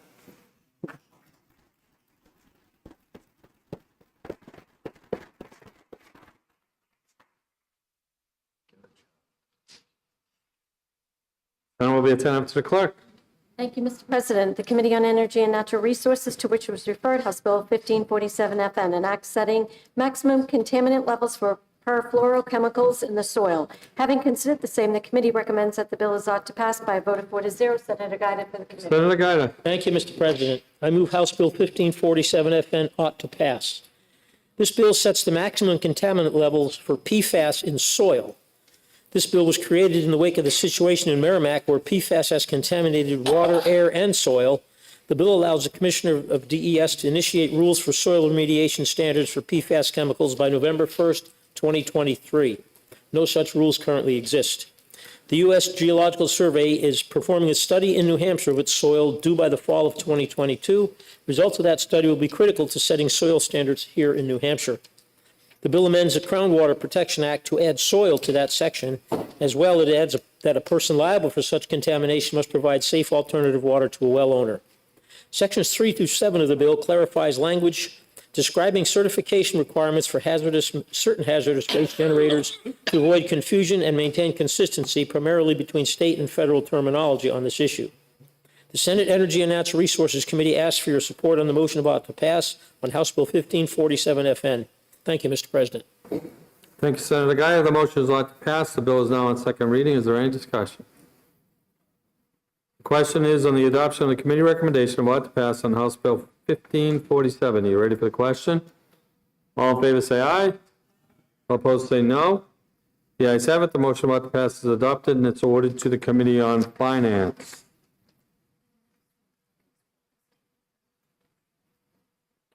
Senate will be attentive to the clerk.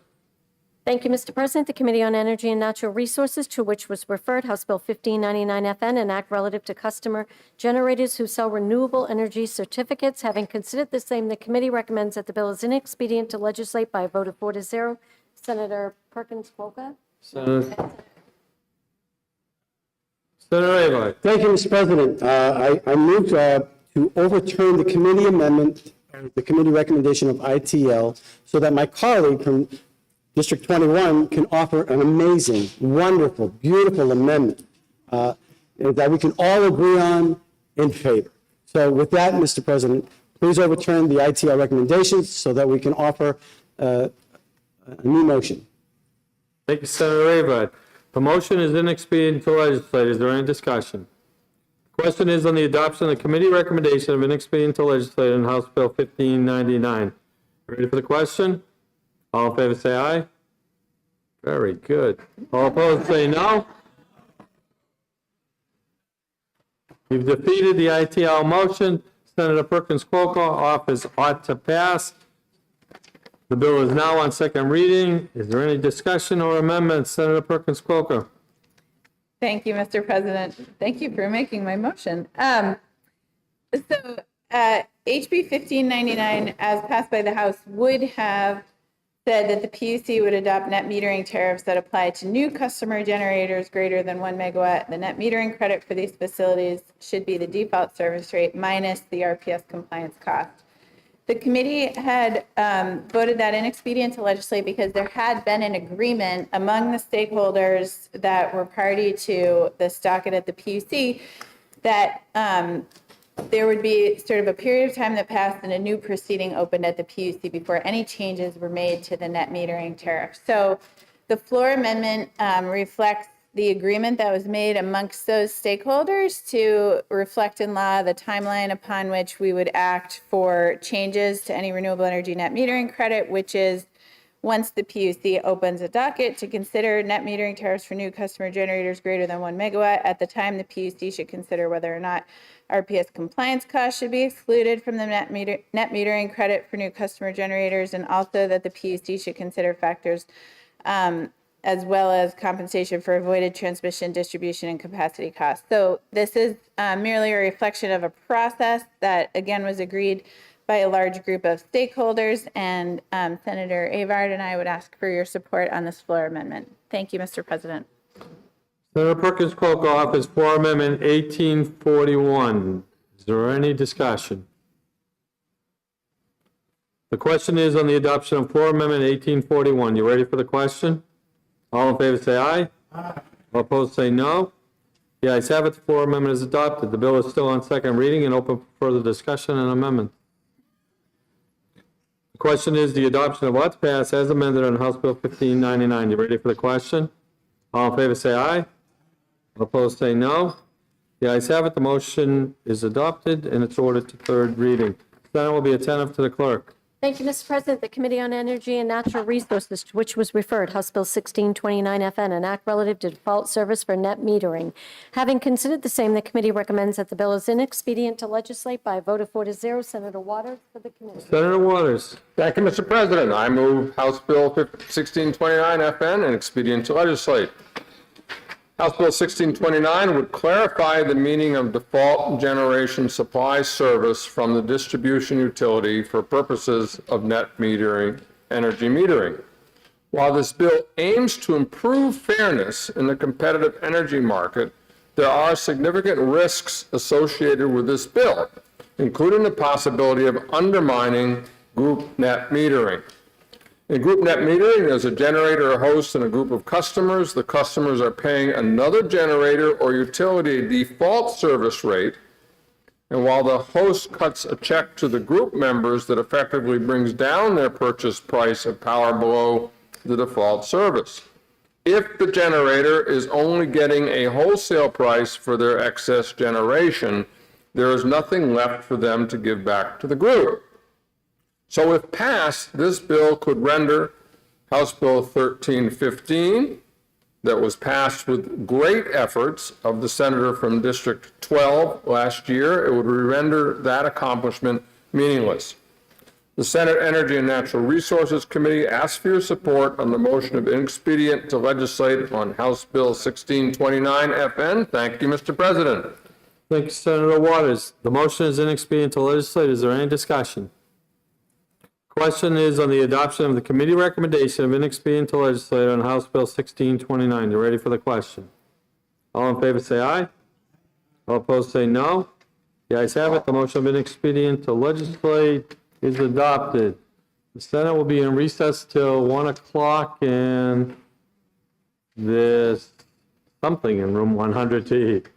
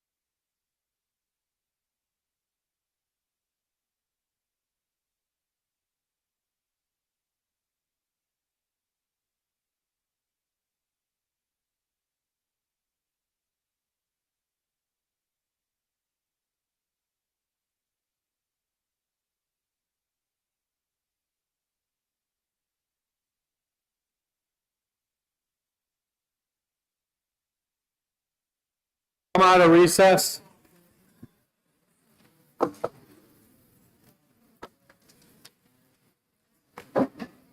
Okay, we're going to take up House Bill 629.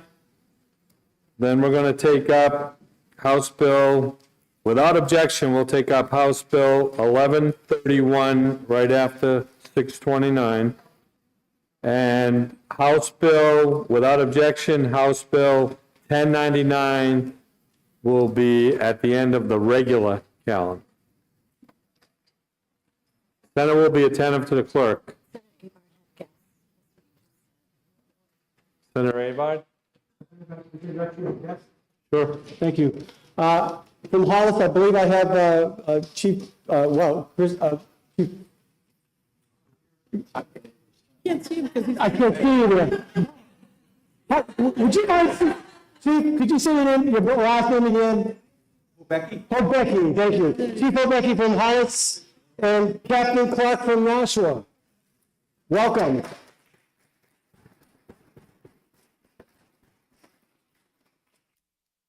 Senator Bradley.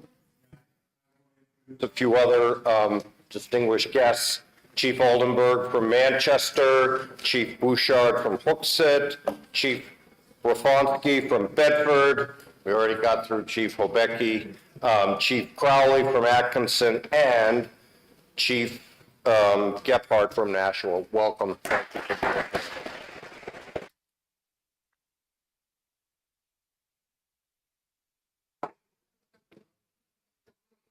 Any further introductions?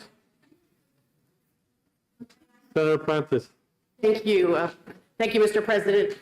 Although he's not from my district, we share a whole state of districts and Granite Staters. I'd like to introduce a longtime friend and leader in emergency medical services in the state of New Hampshire, Chris Stawas. He's from Hollis.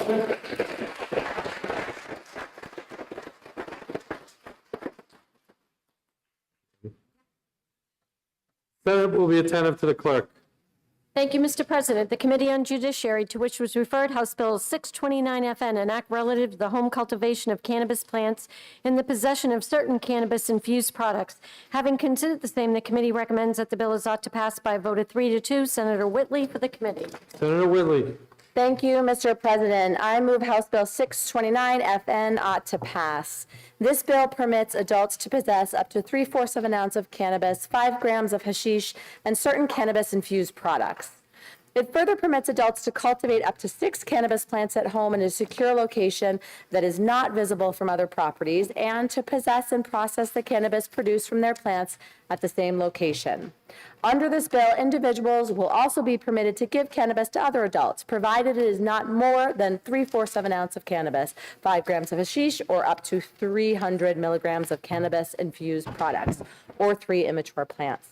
Finally, the bill provides that smoking or vaporizing cannabis in public by an adult will be punishable by a $100 fine, that violations of the restrictions on cultivation would be a violation punishable by a fine of up to $750. It penalizes dangerous, volatile extraction, and it permits adults to possess, make, and sell cannabis accessories to other adults. The passage of this legislation is an appropriate and necessary step for us to take as a state. New Hampshire has become an island in New England with our overly burdensome regulations of cannabis that are out of sync with what the scientific, health, and social data says, and most importantly, with what New Hampshire voters want. This bill will bring us somewhat more in line with our neighbors and with a more modern understanding of cannabis. The bill will not set up a commercial market in the state. It will benefit our citizens, and it will ease an unnecessary burden off of our law enforcement community. New Hampshire voters want us to make this change, and it has become the time to do so. The so-called war on marijuana has not worked. It doesn't make us safer. It wastes taxpayer dollars, and it has needlessly ruined lives. Therefore, the majority of the Judiciary Committee asks for your support in the motion of ought to pass on House Bill 629 FN. Thank you, Mr. President. Thank you, Senator Whitley. The motion is ought to pass. The bill is now on second reading. Is there any discussion or amendments? Senator Kahn. Mr. President, I rise to offer Amendment 1885F. Senator Kahn offers Amendment 1885S and may speak to his amendment. Thank you, Mr. President.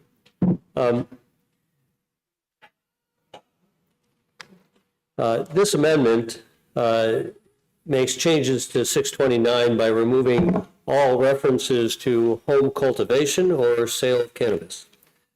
It essentially is making possession of small quantities that are already defined in statute. It makes them legal, the possession thereof. It continues to penalize underage possession. And in addition, this has a per se limit added in the back in section 5, I believe, that sets an intoxication limit to driving under the influence. We all know that New Hampshire is an island surrounded by states in Canada that have already legalized recreational marijuana, and that there are stores lining up at New Hampshire's borders in the same manner that New Hampshire lines up state liquor stores at our borders with neighboring states. This is a small step forward. I would ask that my colleagues drink up this bill and don't let it go up in smoke. I ask that you consider and pass this amendment to 629. Thank you, Mr. President. Thanks, Senator Kahn. Senator Ava with a question of Senator Kahn. Thank you. Thank you for taking my question, Senator. Just with regards to the amount, how would they determine what level of intoxication they are? That would be something that if there was impairment while driving, that test would be conducted thereafter. Thank you. Thank you. Senator Perkins-Coker. Thank you, Mr. President. I rise in support of Amendment 1885F, and I'd just like to make a few points about the legalization of cannabis that I think are important to us all to consider. According to multiple polls in our state, over 70% of Granite Staters support cannabis legalization. This is a very popular public policy initiative that I think we should all consider on behalf of our voters. HB 629, as it will be amended, is a small, modest step. It does not set up a commercial market, but instead takes a small step to remove penalties associated with adult possession. Data has shown that our New Hampshire's current legal structure unfortunately results in enforcement on marijuana with somewhat of a legal bias. We have seen that unfortunately Black people are 4.8 times more likely to be arrested for marijuana possession when compared with white people, despite both groups using marijuana at roughly the same rate. And so we want to, I think, be very thoughtful here about how we proceed. Again, this is a very limited step where I think we can consider all of the data that's in front of us. I think we can listen to our constituents and make sure that we're following the science and best practices in public policy as they are unfolding across the country, and that here in New Hampshire we can learn from that experience. Thank you very much, Mr. President. Thank you, Senator Perkins-Coker. Senator Gannon. Just one thing first to Senator Perkins-Coker. I've looked at studies from numerous police departments, including the Bedford Police. They actually arrest and prosecute minorities for all crimes at a lower rate than they do Caucasian people. So the allegations that I keep hearing in committees and all over of like 300% minorities are proportionally treated. That may be in the rest of the country. It's not true in New Hampshire. Further, in New Hampshire, we make men and women of granite. They can stand up, and I don't care what my 3 neighboring states in Canada do. The majority of the U.S. is still against legalization. And the main reason is when I sat on the Marijuana Commission 5 years ago, I was the sole senator there. One thing we all could say, and we asked every state that came before us, every attorney general, people from both sides of the question, just like when you raise water up in a pool, everything floats, everything rises, all boats rise. So too with usage. every state we saw, when there was more marijuana in the state, there was more childhood use. One of my friends, Pat, is a resource officer, a policeman in Medford, Mass. He said the first thing they saw was the use of marijuana went to middle schools from high schools. So he said the main place that marijuana is now a problem is 6th, 7th, and 8th grade. Not another problem we need to add in New Hampshire. Another point is driving while impaired. They can't tell how intoxicated you are. It's a big problem. If you go out, if you were a kid, I would be smart enough if I was going to use something, I'd use the marijuana, because they can't, when they do a blood test, there's no way to detect the level of impairment, such as with alcohol. They can know right where you are with your blood alcohol content level. So you're just making it more attractive to kids to use drugs, not what we need in the state of New Hampshire. Thank you, Mr. President. Thank you, Senator Gannon. Senator Rashadi. Thank you, Mr. President. I rise today in opposition to HB 629 and the amendments for several reasons. When I ran for this office, I made a pledge to oppose marijuana legalization, and I keep my word. And I still believe this would be the wrong direction for New Hampshire. But even if you are for legalization of marijuana, there are flaws in this bill. There are no guardrails or safeguards for our kids, our drivers, the public health, the safety of our residents, and our Second Amendment rights. I would like to address why supporters of the Second Amendment should oppose this bill. You wouldn't think a drug legalization bill would have much to do with the Second Amendment, but it could have the unintended consequences of taking those rights away from New Hampshire gun owners. Under federal law, it is unlawful for someone to possess a firearm or ammunition if they are an unlawful user of a controlled substance. Under federal law, marijuana is listed as a Schedule I drug. So these two laws together would make it illegal for anyone who uses marijuana to exercise their Second Amendment rights. For public health concerns, there are no funds in this bill to require a public health campaign to help educate our kids on the dangers of cannabis use. There are no requirements for the public education on the dangers of cannabis during pregnancy. Many may argue that alcohol is a legal drug, so why not cannabis? As a state, we control the sale of alcohol, we control who can buy alcohol, and very importantly, we control the labeling of alcohol so that the consumer knows what they are putting in their body. This bill does not have any safeguards around consumer protection. Who knows how much THC or other substances are in what our residents would be consuming? And as important, how will we ensure drugged drivers are not on our roads? How will we test? How will we enforce? What are the legal limits of a high while behind the wheel? Until we address these concerns, passing HB 629 and the amendments would endanger the right of Granite Staters to keep and bear arms, to drive safely on our streets and on our highways, and protect our kids and the health of the Granite Staters. Thank you, Mr. President. Thank you, Senator Rashadi. The question is on the adoption of Floor Amendment 1885. Senator Birdsall. President, I rise in opposition to this, to Senate Bill, House Bill 629. As I've heard many times, yes, the polls want it, but when it happens to be election laws, polls are not good enough. Now the polls are good enough for us to make legislation based on polls. As my mother used to say years ago, if your friends jumped off a bridge, would you jump off with them? I don't care what the rest of the New England is doing. We are New Hampshire. We should do it our way. And the majority of the voters may want let's just say they do want legalization.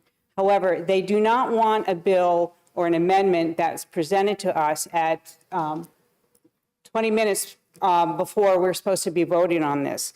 Earlier this year in February, I had a Zoom meeting with Miriam Norman. She's a prosecutor from the state of Washington in Seattle, and she's had to prosecute some of these cases. They've had very difficult times in Washington, Oregon, and Colorado in prosecuting DUIs especially, because in fact there is no true way except for a blood test to figure out what what the legal limit is. What she says, during this time, we saw, she's talking about medical marijuana. During this time, we still saw THC DUIs. They were not easy.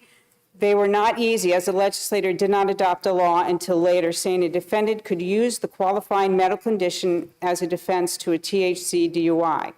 For me, I prosecuted many a THC DUI at this time before the law prohibited the ability to discuss the qualifying condition.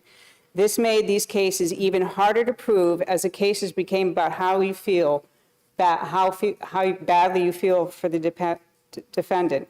Eventually, the legislature passed a law precluding the use of the qualifying condition as a defense. But with juries not understanding cannabis, it is an uphill battle. I've lost many a THC DUI at trial and hung many other juries on whether the defendant was impaired.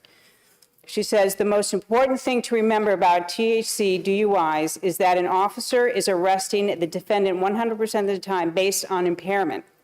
They do not have a mechanism to know whether the defendant had 5 nanograms or more at the time of arrest. They are arresting simply because they see impairment. She also had sent me a number of cases, and in some of the discussions that they had, they found that legalization of recreational use of marijuana in 5 U.S. states was on the average associated with 6.6% increase in injury crash rates and 2.3% increase in fatal crash rates due to DUIs. The effect of marijuana legalization on injury crash rates was more pronounced for the first 3 states to legalize compared to the later 2 states. The later 2 states had a long time to see what was happening in the first 3 states to be able to monitor. In Washington, in Colorado, Washington, and Oregon, injury crash rates rose by 4 to 14% after marijuana use was legalized, then increased again after retail sales began. Overall increases ranged from 8 to 18%. Defining marijuana impairment is not as simple as it is with alcohol. The impairing effects of both alcohol and marijuana depend on the level of use, quantity, and duration, as well as individual tolerances. But marijuana does not dissipate from the blood at a consistent rate.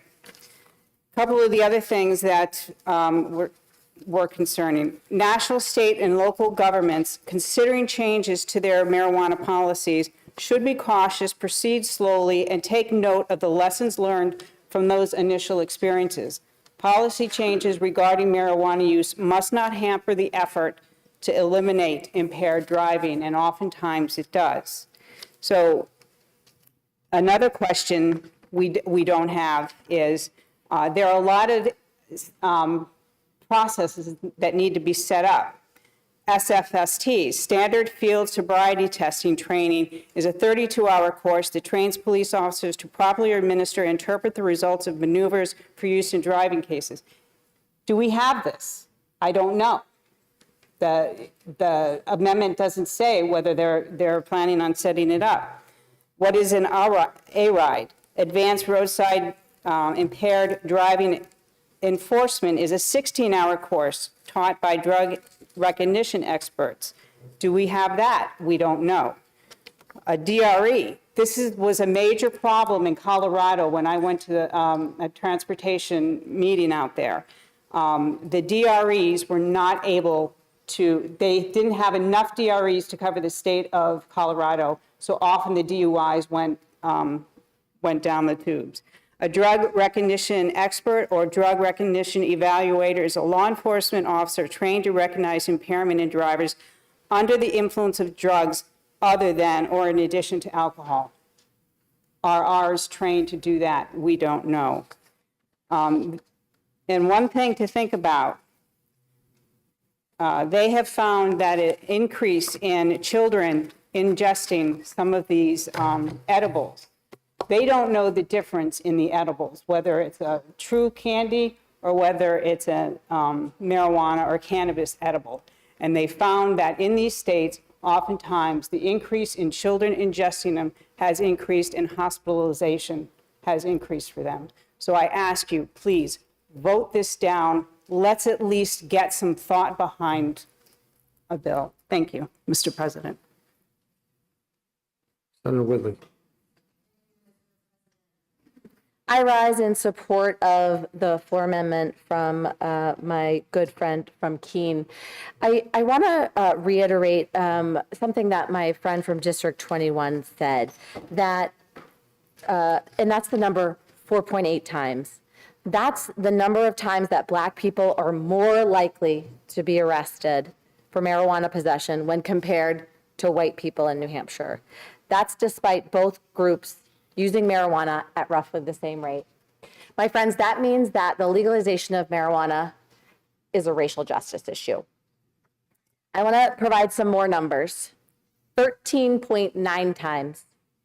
That's the number of times that Black people are more likely to be arrested for marijuana possession when compared to white people in Manchester, despite both groups using marijuana at roughly the same rate. 5.8 times. That's the number of times that Black people are more likely to be arrested for marijuana possession when compared with white people in Concord, in my own district, despite both groups using marijuana at roughly the same rate. And then 46%. That's the percentage increase in the racial disparity marijuana possession arrest rate in New Hampshire between 2010 and 2020. I want to address another claim that was made, that marijuana legalization will increase youth use of marijuana. And this is something that, of course, I care deeply about because I am the mother of a young child. But I just want to make clear that this bill does not make any changes to the prohibition of marijuana use by those under 21. Current law remains in place for anyone under 21, just like it is for alcohol. And then let's talk about what the studies say. What are the facts? Multiple studies have found no increase in youth use in states that have legalized marijuana. Those are the facts. In fact, a recent article in the Journal of the American Medical Association noted that recreational marijuana laws were associated with an 8% decrease in the odds of marijuana use and a 9% decrease in the odds of frequent marijuana use. Thank you, Mr. President. Senator Whitley. Senator Bradley. Senator Gaida. Thank you, Mr. President. Seems to be a proliferation of studies that are talking about statistics and data that are flat false. In every state where legalization has occurred, the incidence of death and overdose to adolescents has increased significantly. The black market has exploded, regardless of the methodology of legalization. And I'm going to cite some statistics for you. In the Journal of the American Medical Association on pediatrics, cannabis vaping results in increased risk for adolescents. Well, they're not going to get it. Yeah, they are. Yeah, they are. Pot being used in the home is going to get into the hands. You're going to create an explosive black market for the edibles. We're not legalizing those. Great. We'll have the edibles now competing with the smokers. This is a very poorly thought out bill, if I even was in support of this. Fact, cannabis use amongst 8th, 10th, and 12th graders exceeds alcohol use. Think about that. We're here on a rush to legalize a substance that has zero benefit to any segment of society. None. Not to adults, not to children. The statistics that talk about auto accidents. Suicides. Number of suicides in Colorado with marijuana present. Toxicology report. 2012, the year it was legalized, 86. 2019, before the pandemic, 236 suicides. Marijuana produces paranoia. It produces other significant psychological effects that are detrimental. And over the long pull of using it, it unquestionably reduces your ability to decide, to make quick decisions. There's a reason that the military prohibits the use of marijuana and any drug. Why? It affects your ability to think. It affects your ability to react. Both of those are required when you're driving a car or a truck. Suicide toxicology results by age group, 2019. Age group 10 to 19, 51% of suicides in that age group found marijuana in the toxicology report, 51%.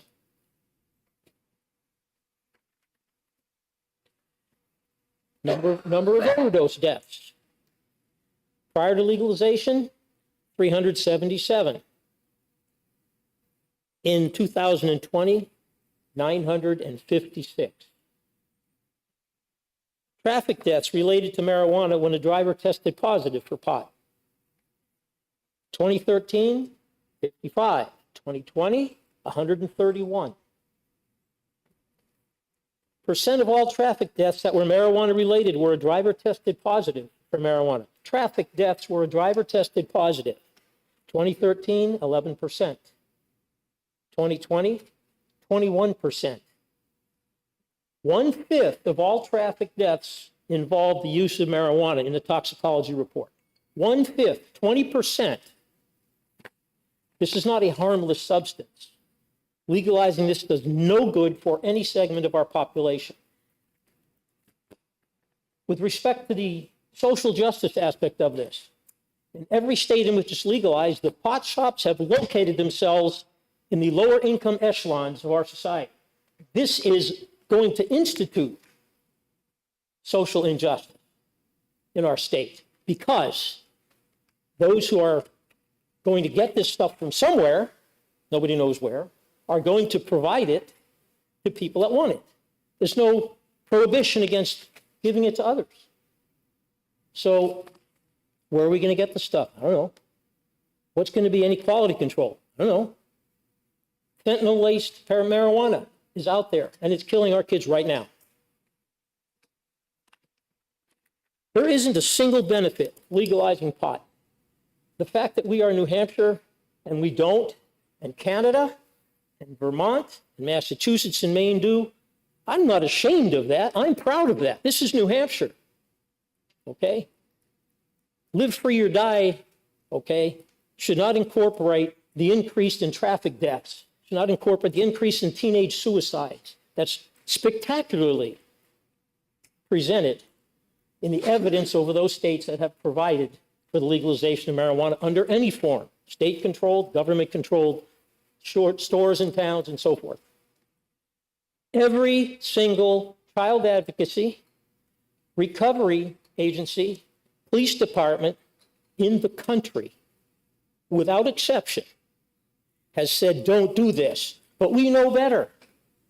It's all about the children. Teen suicides, okay? Explosive increase. Auto accident traffic deaths. Explosive increase, better than double. There is no possible good that comes from legalizing marijuana, okay? It may be what people want. It's not what we as a Senate, okay, should enable them to do because it will cause harm. And above all else, when we make a decision, maybe that's something we should think about first. Do no harm. Thank you, Mr. President. Thank you, Senator Gatta. Senator D'Alessandro. Thank you, Mr. President. Mr. President, I rise to speak against the amendment and against House Bill 629. I speak as a parent, as a grandparent, as a person who's been involved in public service for a long period of time. And I speak very fondly of the Manchester PD, which has done an outstanding job for a number of years in our city. I think they deserve a tremendous amount of credit for what they do. As a parent, you worry about your children. I worried about my children. As a grandparent, I worried about my children. I've seen the terrible effects that marijuana can have on people, the terrible effect that they can have on their brain function. That's been noted in journals around the country. That's a problem. I understand it's a problem. I understand alcohol was a problem. It still remains a problem. But this is not the way to solve that problem. The problem will be solved with education, with families taking responsibility for their children, their grandchildren, and people stepping up to the plate. That's what's going to solve our problem. It's going to be our interaction with people. We have a responsibility to do that, Mr. President. Each one of us has a responsibility. And with this piece of legislation, you all have a responsibility to vote your conscience. I understand that. But we have to do what we believe is the right thing to do. And in this situation, I believe the right thing to do is to vote against this bill and vote against this amendment. Thank you, Mr. President. Thanks, Senator D'Alessandro. Senator Berthold for a question. Mr. President, I was going to ask the good senator from District 2 a question, but he's not here. If we can hold off. Senator Bradley. Thank you very much, Mr. President. We've had a long and good debate on legalization versus not legalization. I'd like to focus for a minute on what's actually in or not in this amendment, because as I think it was noted by our colleague from District 19, I think there have been at least 3 separate versions of this amendment over the last couple of days, and this one less than an hour old. So we're sort of trying to do this in the dark a bit. And to me, for an issue that big, that's an issue. So what are the problems just in this amendment? Number one, who is going to sell the marijuana? Other states have dispensaries. We have medical marijuana dispensaries, but there's no creation in this amendment for medical marijuana dispensaries or some other licensed facility to sell what would be a legal product. There's no ability to raise revenue from that legal product if it's legalized. There is no quality control on that product if it is legalized. Other states, my understanding is, have THC limits. Certainly medical marijuana is a controlled, grown substance that people know what they're getting. What we are getting with this amendment is an open door to the black market. That's what we're getting. Up to 3/4 of an ounce would be legal. No place to buy it. You might be able to go across a border to Maine, Vermont, or Massachusetts and purchase it at a dispensary there, but most people are just going to buy it on the black market and take their chances, as our colleague from District 2 said about some of the infused products, marijuana products with fentanyl. Those are big problems. I'm glad that the sponsors of the amendment at the end put in the, I think it's called per se limits, that would give some sort of ability while driving impaired to be able to measure that. That's a little bit of progress, but other big things are not in the amendment. And then, since we've spent a lot of time talking about underage possession or use of marijuana, I think it's important to compare the penalties, et cetera, violations between alcohol and marijuana. If somebody under 21 is in possession of an alcoholic beverage, it's a minimum $300 fine. Cannabis, under this, $100 fine. If you're caught while driving, a report for alcohol goes to the Department of Motor Vehicles, which can suspend your license. Under this amendment, there's no report to the Department of Motor Vehicles, nothing on your driving record. Transporting marijuana. For alcohol, a driver under 21 that transports alcohol has their license suspended for 60 days. Cannabis, exempted entirely, no penalty. Public consumption. For alcohol, towns can enact an ordinance that prohibits public consumption and fine $1,000. This amendment, $100. Nothing more than a slap on the wrist.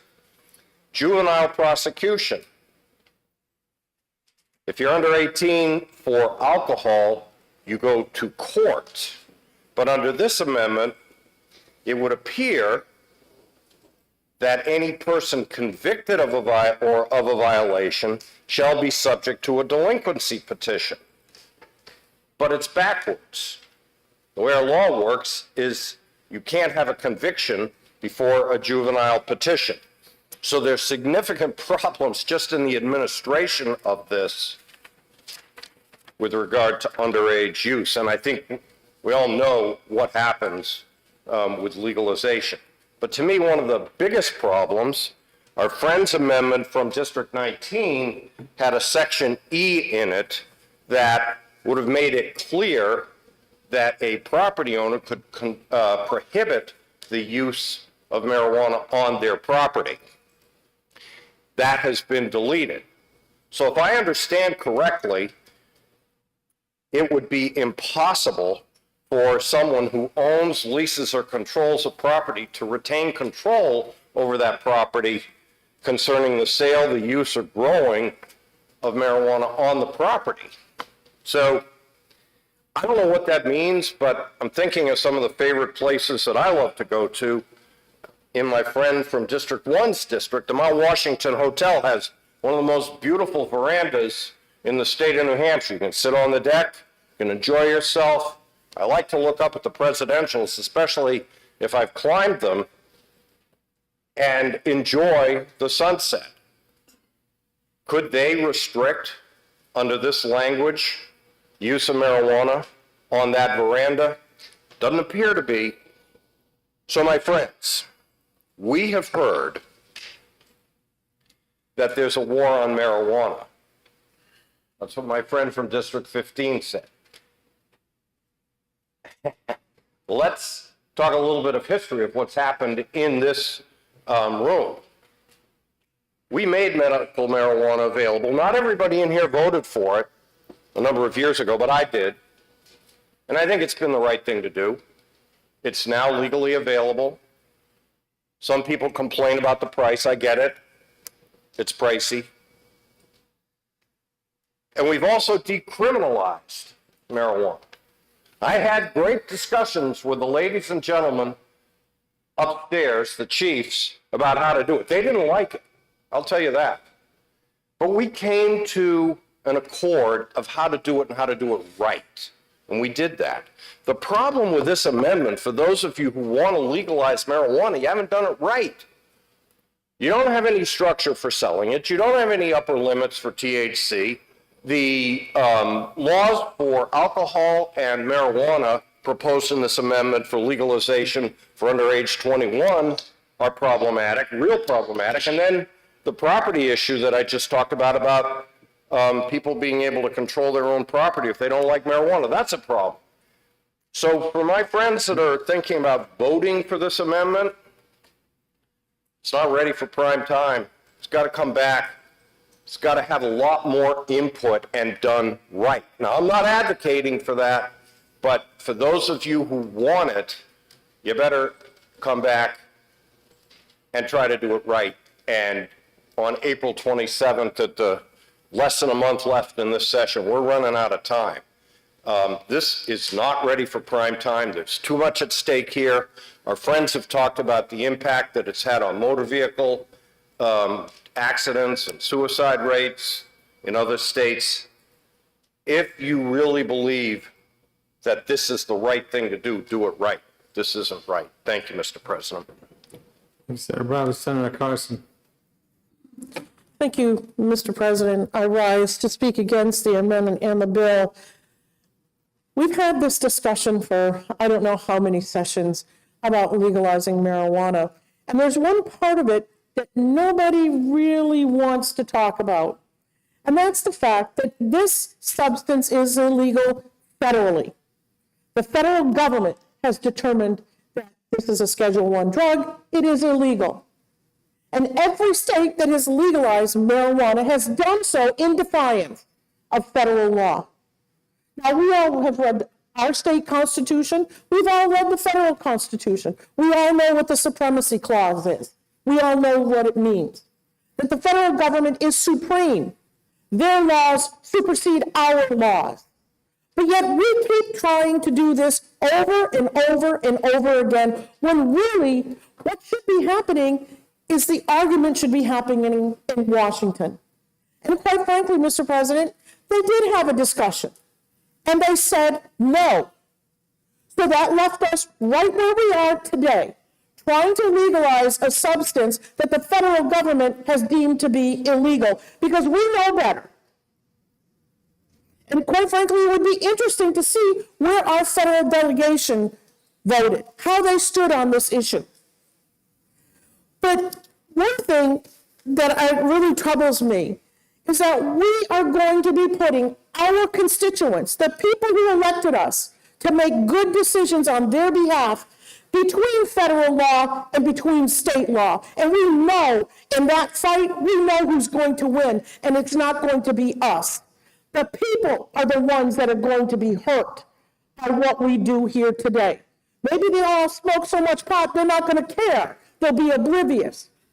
But we care, and we should care about putting our constituents in difficult situations. Now let's talk about some of the rights that are guaranteed to us. How about our Second Amendment rights?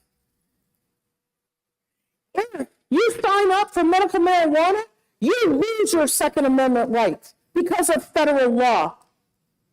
And ask people at the beginning of this program who signed up for it because it was their medicine, they've lost their Second Amendment rights, and there's no way that they can get them back again. So you have to make a decision. What's more important to you? CDL licenses for driving trucks. We don't control that. The federal government does. So if you get arrested, if you get a violation, a warrant, I don't care what it is, you're not going to be able to drive a truck because those licenses are given by the federal government. So there you go. Why do we keep doing this? The other question that I have is this body, not this particular body, but the legislature years ago decided smoking cigarettes are bad for you. They kill you. But yet we're here today talking about marijuana. It's okay. Go ahead. Roll them if you got them. Smoke them if you want. Why are we sending this message to our constituents? Why are we sending this message to our state's children? We shouldn't. We should not be doing this. We don't have the luxury of ignoring the law. We exist because if the people feel that a law is bad, we change the law. Maybe that's what the message we should be sending to our federal delegation. The people of the state of New Hampshire believes this federal law is bad. Overturn it. Get us something a little more reasonable. Instead of putting the state and its people in an untenable position. It's wrong. Mr. President, I agree with a lot of my colleagues here who said that this bill is not ready for prime time. And I'd just like to read something, an observation about the attempts to try to legalize this. New Hampshire has moved so quickly to change its marijuana laws that we are piling mistake on top of oversight on top of error. Rather than correcting mistakes as they bubble to the surface, we just continue to pile on those changes. We have a duty and obligation to the people we represent to pass laws that are clear and concise so they know if they're going to break the law, what the law says, and what the penalties are. This is nowhere near it. Thank you very much, Mr. President. Thanks, Senator Carson. Senator Soucy. 2-minute recess, Mr. President.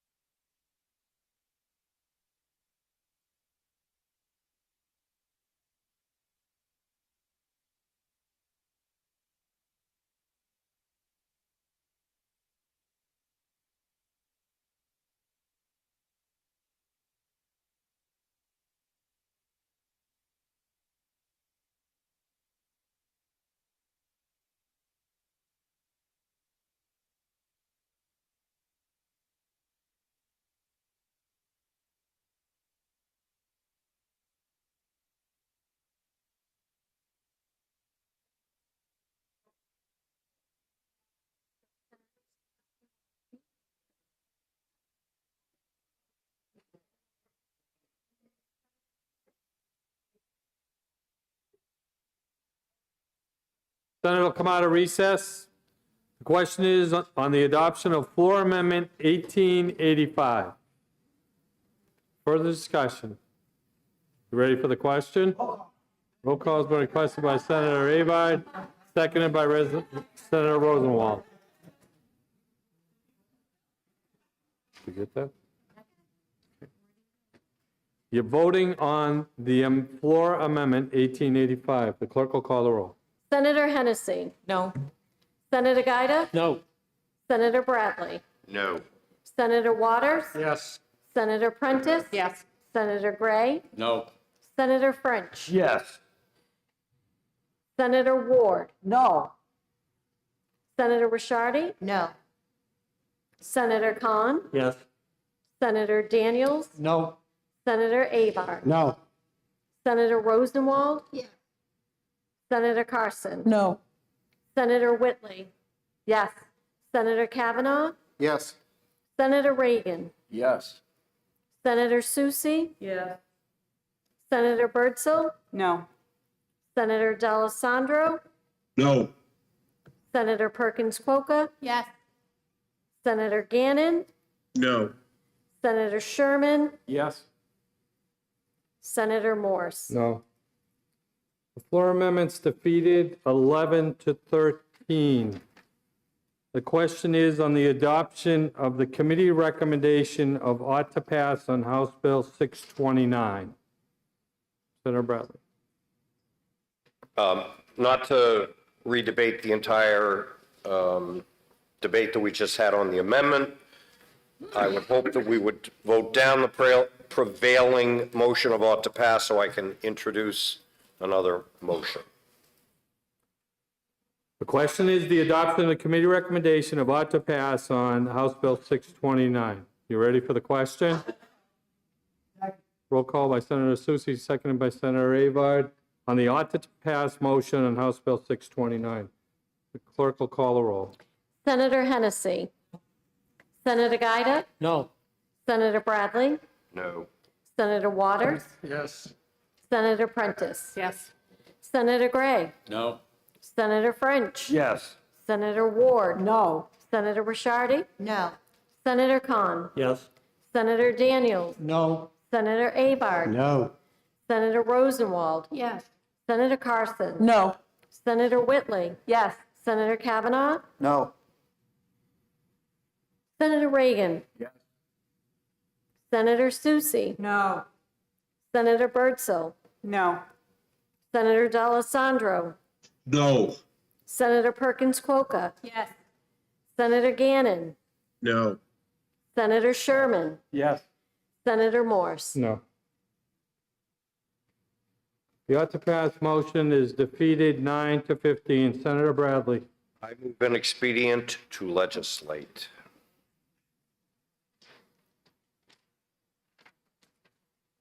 The motion is inexpedient to legislate. Is there any discussion? Roll call has been requested by Senator Avard, seconded by Senator Gaida. The question is on the adoption of the recommendation of inexpedient to legislate. You ready for the question? Clerk will call the roll. Senator Hennessy. Yes. Senator Gaida. Yes. Senator Bradley. Yes. Senator Waters. No. Senator Prentice. No. Senator Gray. Yes. Senator French. No. Senator Ward. Yes. Senator Rishardi. Yes. Senator Kahn. No. Senator Daniels. Yes. Senator Avard. Yes. Senator Rosenwald. No. Senator Carson. Yes. Senator Whitley. No. Senator Kavanaugh. Yes. Senator Reagan. No. Senator Soucy. Yes. Senator Birdsell. Yes. Senator D'Alessandro. Yes. Senator Perkins Coca. No. Senator Gannon. Yes. Senator Sherman. No. Senator Morse. Yes. The ayes have it. The motion of inexpedient to legislate is adopted. 15 to 9. Senate will be attentive to the clerk.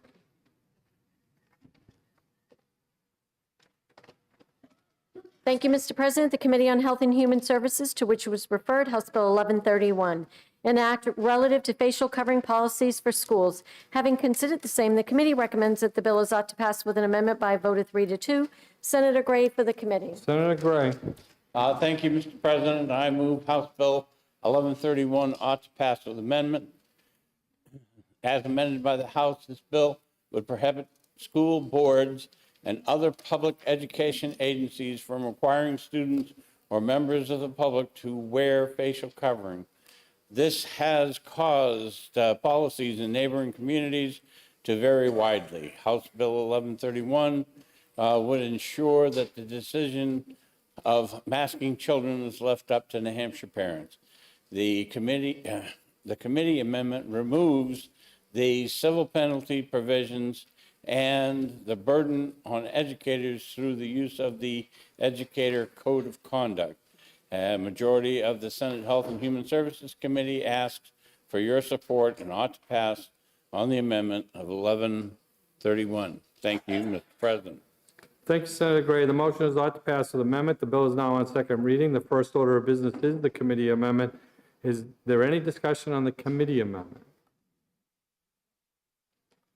The question is on the adoption of the committee amendment. You ready for the question? All in favor say aye. Aye. All opposed say no. The ayes have it. The committee amendment is adopted. The bill is on second reading. Is there any further discussion or amendments? Senator Sherman. Thank you, Mr. President. I ask the body to vote down the ought to pass on this. I think the amendment makes the bill less toxic.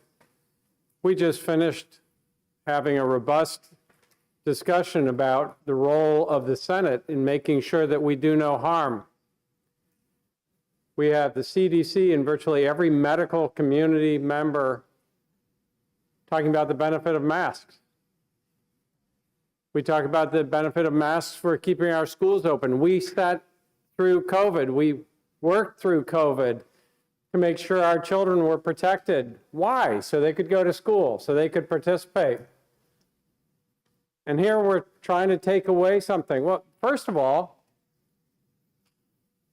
this may be, in a new pandemic, the only defense while we wait for a vaccine. Didn't we learn anything from COVID?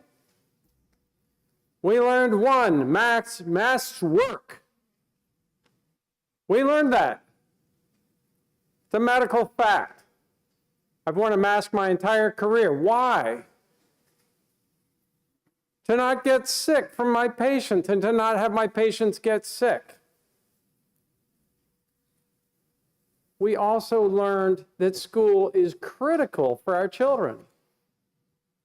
And here we are telling school boards, you know, you don't have a right to protect the administrators, the faculty, or the students.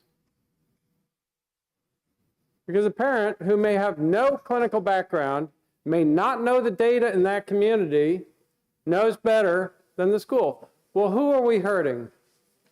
We're hurting every child whose parent has said, because I don't like masks, even though they work, they shouldn't be used in school. We have children who, once the vaccine is available, they can't get vaccinated. What do? They wear a mask in school to protect themselves and protect others from them. We just finished a debate. Many of you got up and said it is our responsibility to protect the public. And we're taking away one of the basic tools of infectious disease and medicine to protect the public. What are you doing? You just finished saying that. That's how you defeated the last bill. And now you're saying we're going to not protect the public. We're not going to keep the schools open. We're going to allow this to happen in our communities without using the fundamental lesson of COVID. We're taking it away forever. Any future pandemic, surges, anything else, you can't force it, even if it's medically appropriate. That's what you're doing by voting for this bill. There is no greater hypocrisy than between these two bills. We can't say it in one bill that we're protecting the public, and in the next bill, we're going to refute medical science and go forward with one that takes away one of our fundamental tools to protect our families, our children, our teachers, our administrators. Thank you, Mr. President.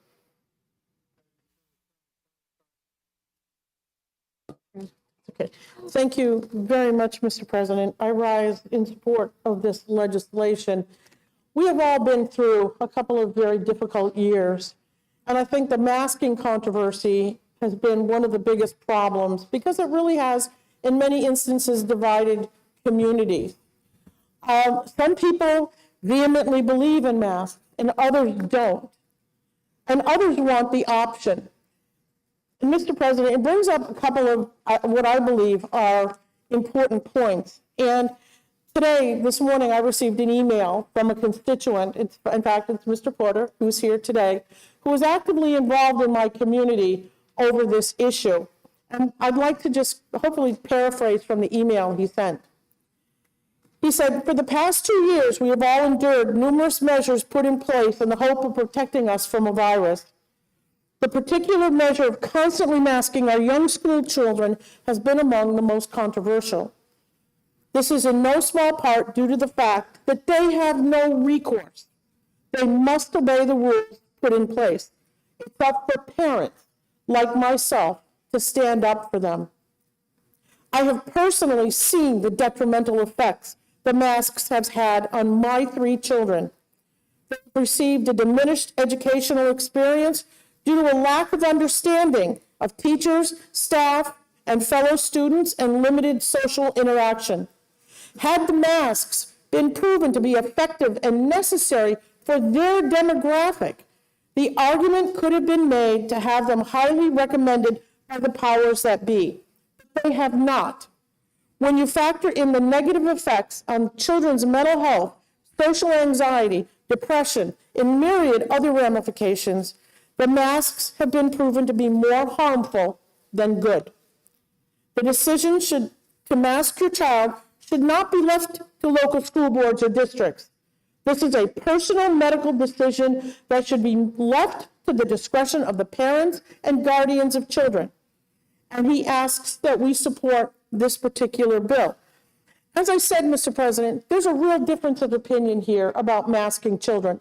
We know science has said that their demographic, their age group, is not affected by COVID, as others have been. And even that, Mr. President, is controversial because you can pull up one study that says one thing and another study that says another.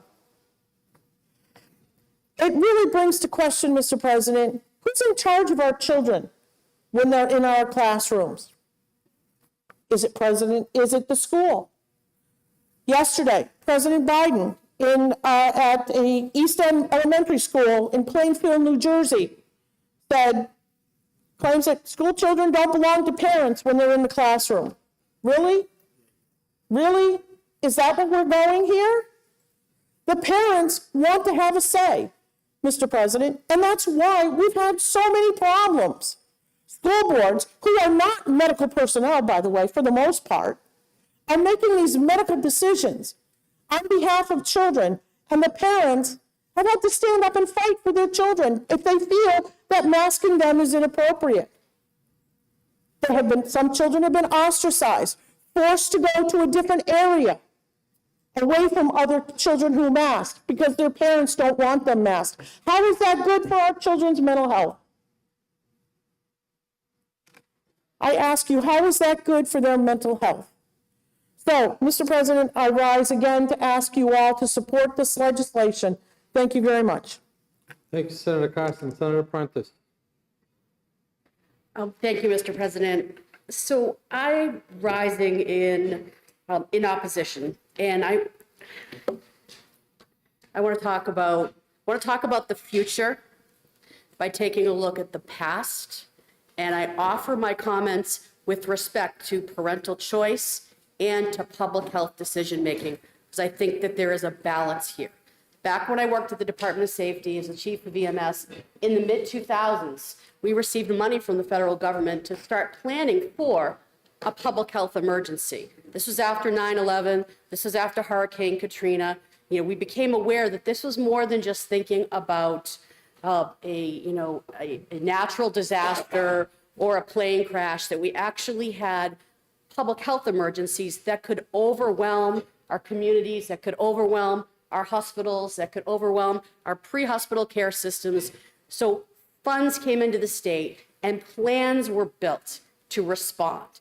And I remember being part of that team and working on that. And when we got to the part where we were thinking about, continuity of operations and what things would look like in the future, every once in a while I'd sit back and think, we've dealt with the emergency part of this planning. Why are we worried about what might happen next? But we built the plan.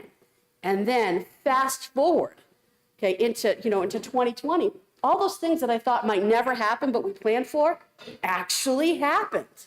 And we started working not only on responding, but then building through continuity of operations. And one of the pieces that has struck me throughout all of this is that decisions that you make will impact your future. So what we do here today, if we say we're going to prohibit this, we're going to limit, not allow these decisions to be made again at the local level, then what we're actually doing is putting ourselves in a position where, should something like this happen again, we're going to have to change a law or maybe have an emergency order put in place to do something that we could have just left alone and let the local officials, let the public health community, and let the parents all discuss. So looking back and thinking about the future, I remember these discussions, I participated in them, and I'm glad that I did.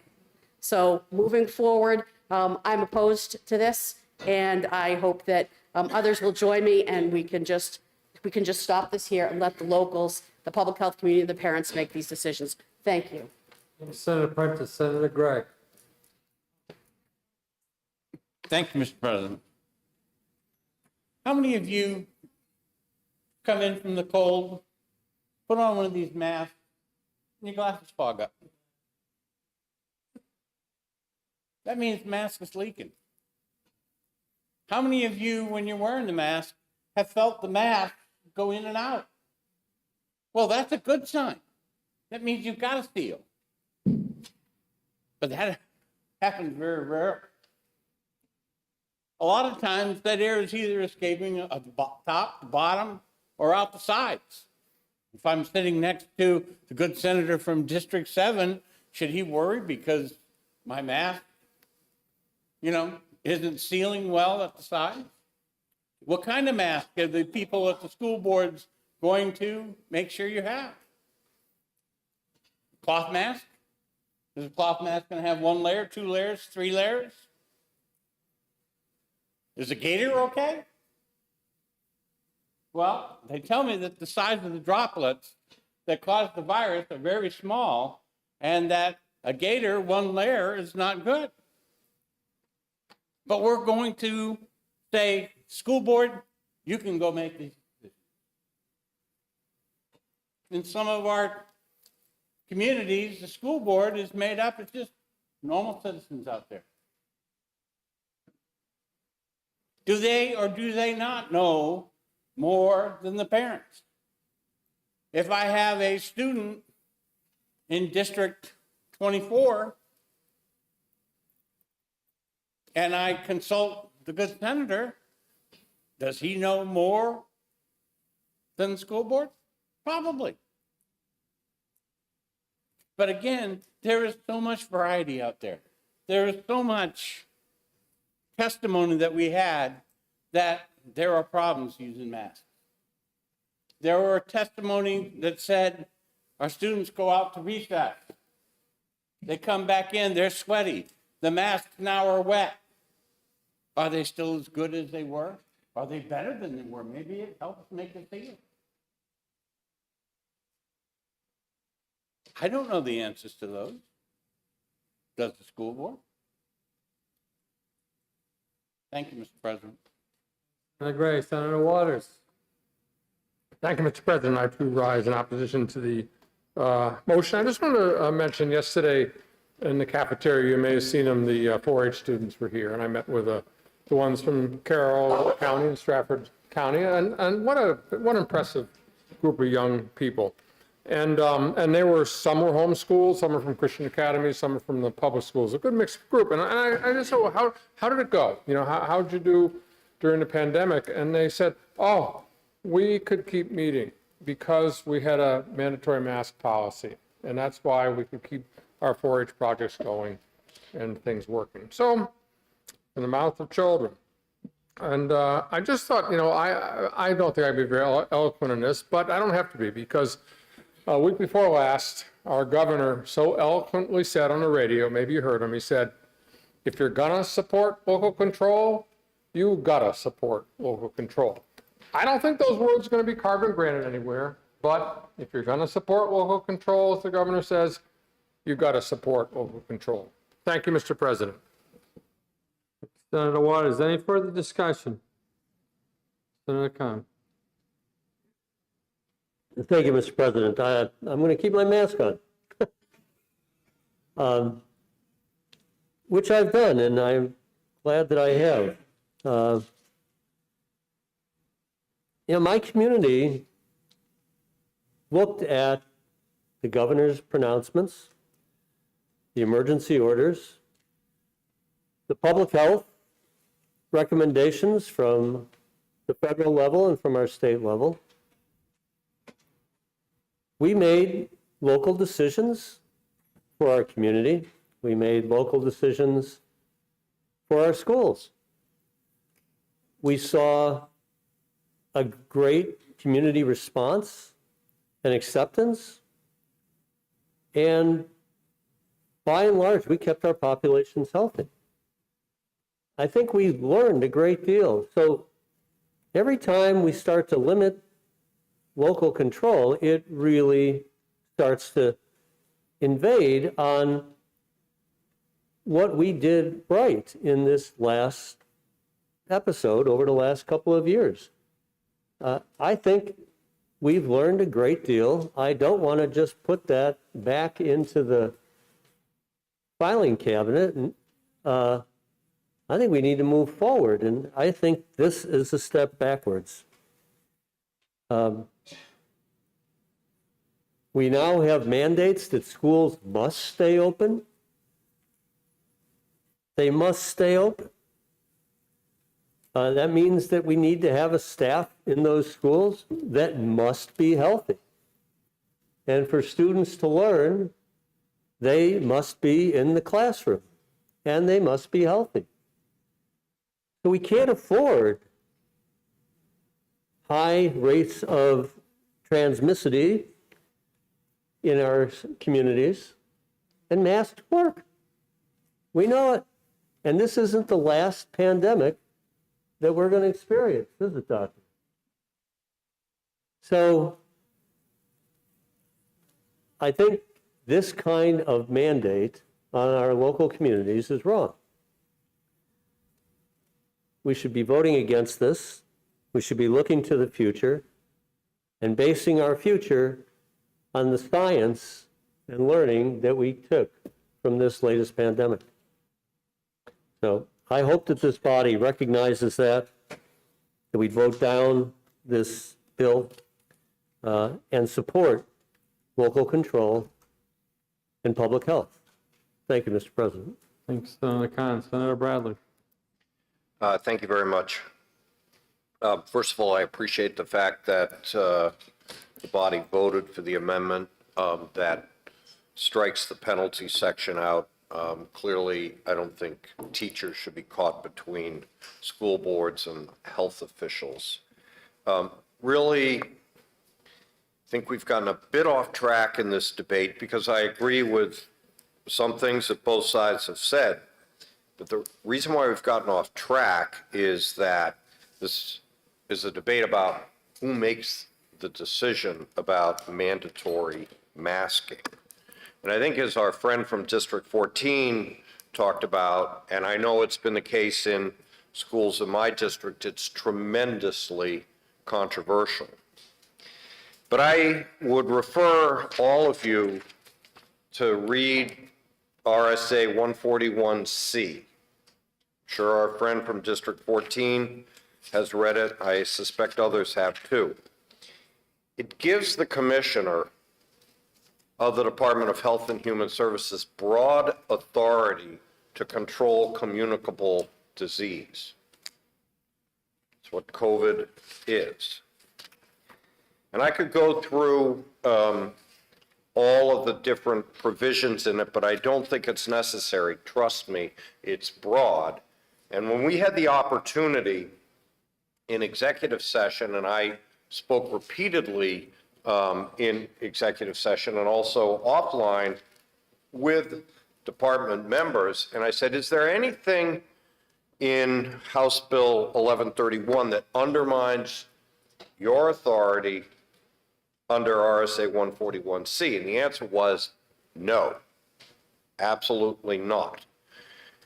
And under the duties of the commissioner can maintain or suspend isolation and quarantine to prevent the spread of communicable diseases and take actions to prevent a threat to life and public health.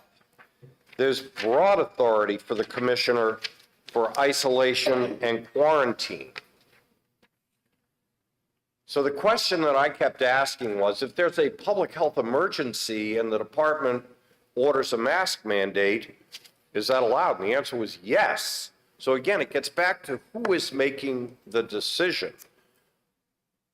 Is it experts at the Department of Health and Human Services, or is it school boards? And if you look at the law, and this is where so much of the controversy came in. Skip to the right page here. Under RSA 141C14A, due process. This is where so much of the controversy our friend from District 14 spoke about came from, because there are differing schools of thoughts, especially for youngsters who are among the least at risk, but most impacted by having to spend all day in a mask. If the commissioner, or if there's a public health emergency, you have due process. I think what we found in so many debates in New Hampshire in front of school boards, and quite frankly around the country, is decisions were made and there was really no opportunity to question those decisions. What this bill does is it leaves the communicable disease statute in place with public health authorities able to exercise the authority given to them for isolation, quarantine, and prevention of communicable disease. That's where it should be, and that's why I think this bill makes sense. Thank you, Mr. President. Thank you, Senator Bradley. Senator Ward. It's been very interesting listening to everything that has been said here today.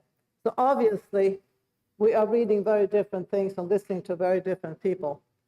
What I have heard all the way through is masks don't work. You're talking about the cloth masks, you're talking about the masks that we were given. There are some masks that might hold off some of the infections. Secondly, we haven't heard anything about the other two things that you should do if there is an infection going on. You cover your cough, you wash your hands. Those are two very important things that need to go with this thing.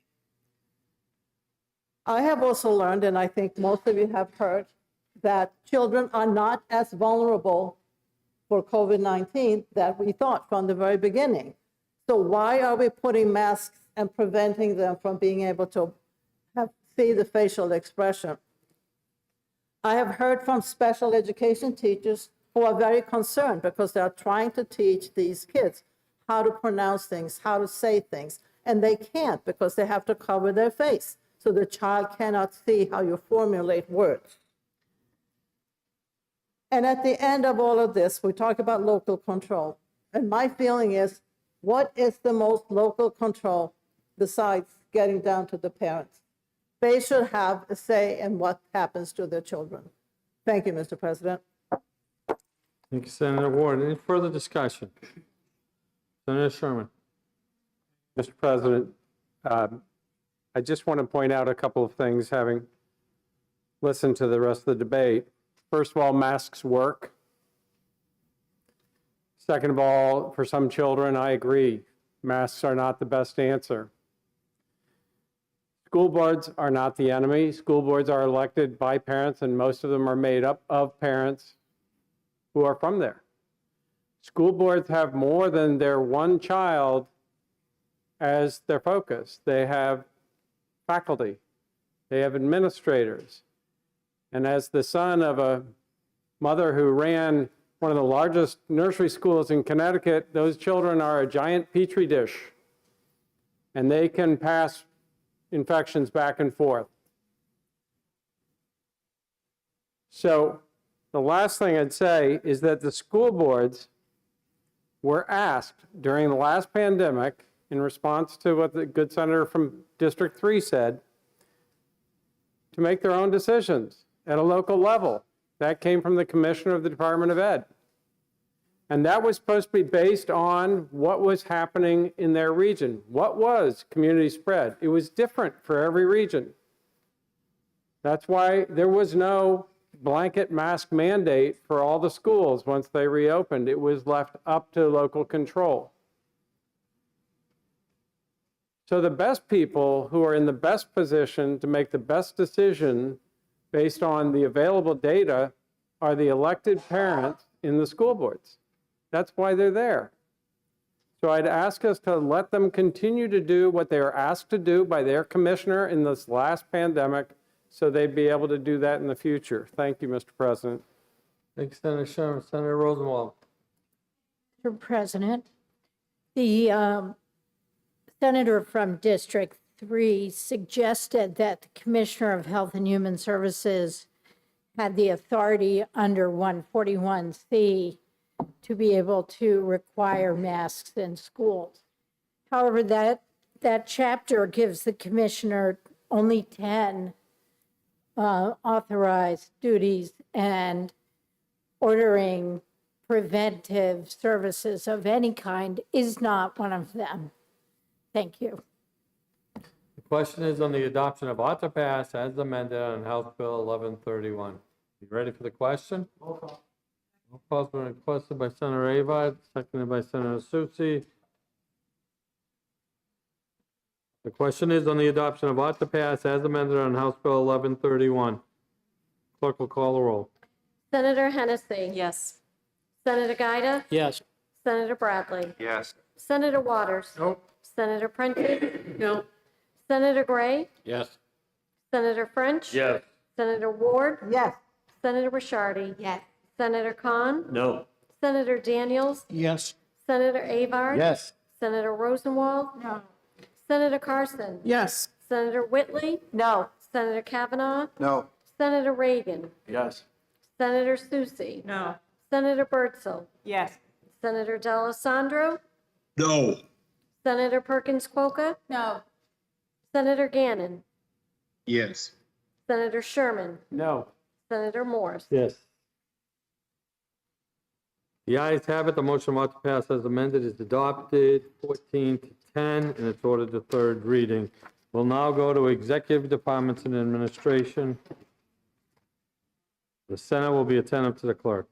Mr. President, the Committee on Executive Departments and Administration, to which was referred, House Bill 1375, an act relative to the definition of a veteran. Having considered the same, the committee recommends that the bill is ought to pass with an amendment by a vote of 3 to 2. Senator Prentice for the committee. Senator Prentice.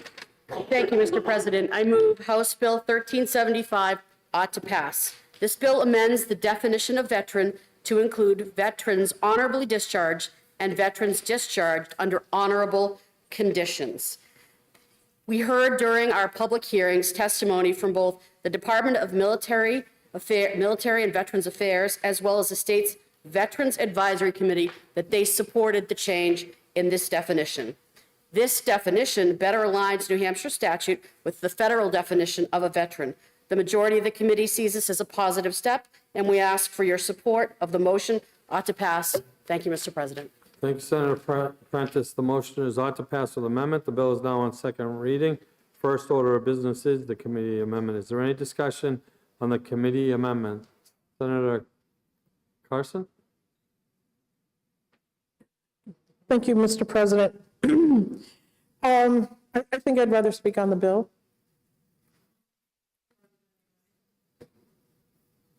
Senate is in recess for one more.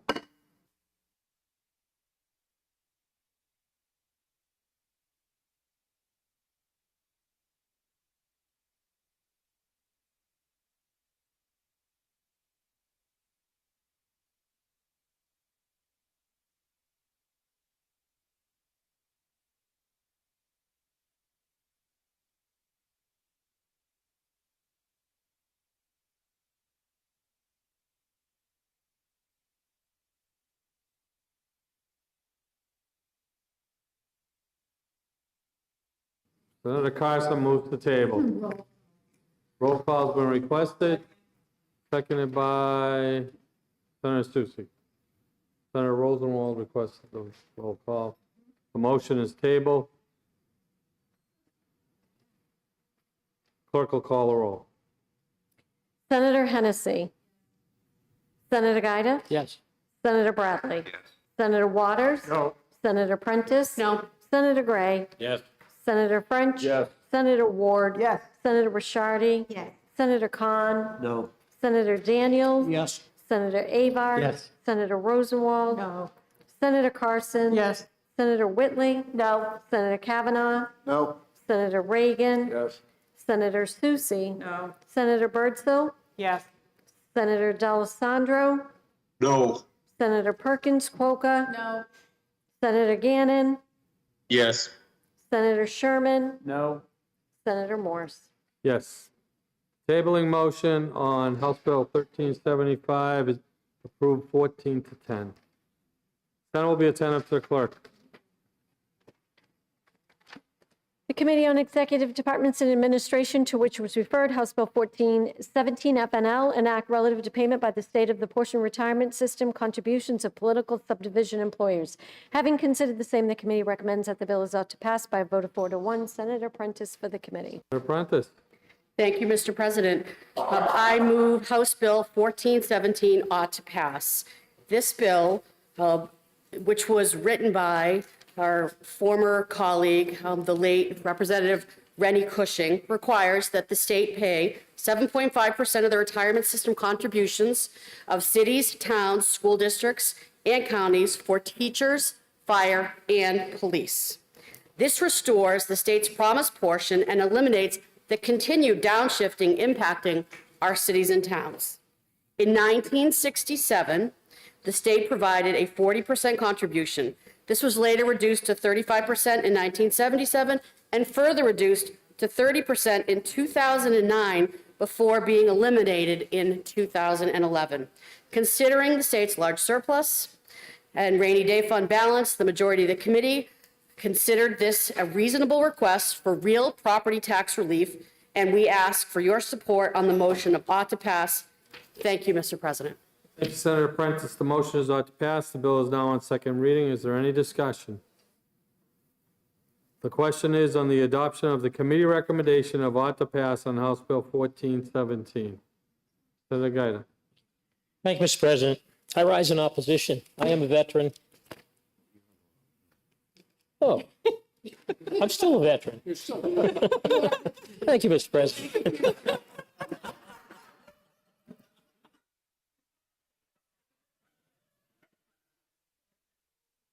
The question is on the adoption of the committee recommendation of ought to pass on House Bill 1417. Further discussion? Roll call by Senator Bradley, seconded by Senator Soucy. You're voting on the ought to pass motion on House Bill 1417. You ready for? Is this a veteran thing or? Senator Gaida. I'm going to rise in opposition to this bill, and here's why. All right, this is going to establish a perpetual cost to the state.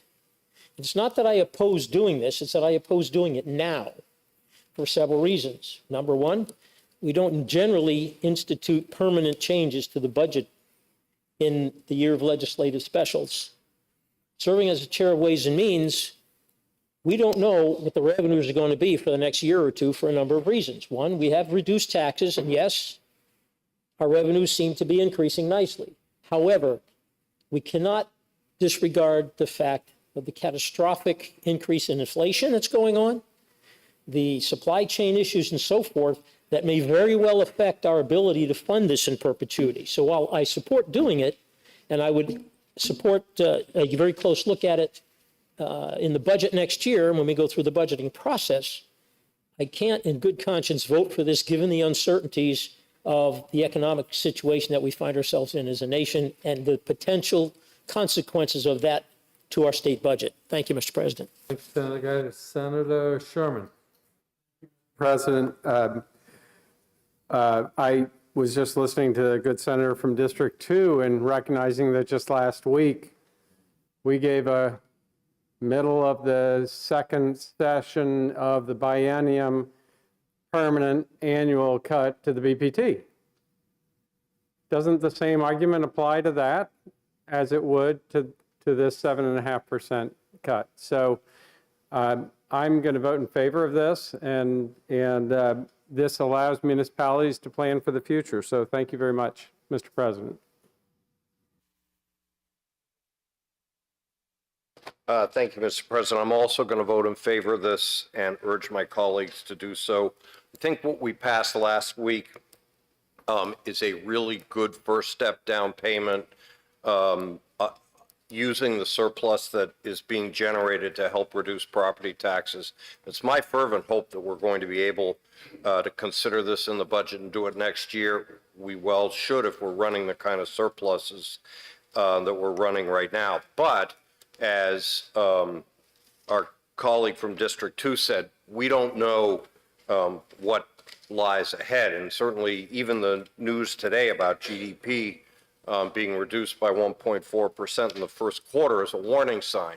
Nevertheless, we should vote for this now. I think there'll be a subsequent motion.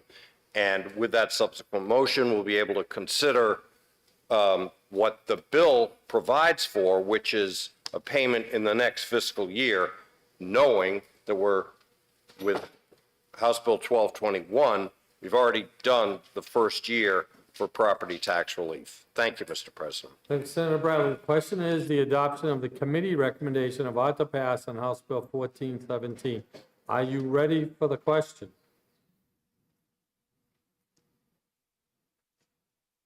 Senator Kahn. Mr. President, yeah, I'm keeping it on. See, my own self-regulation.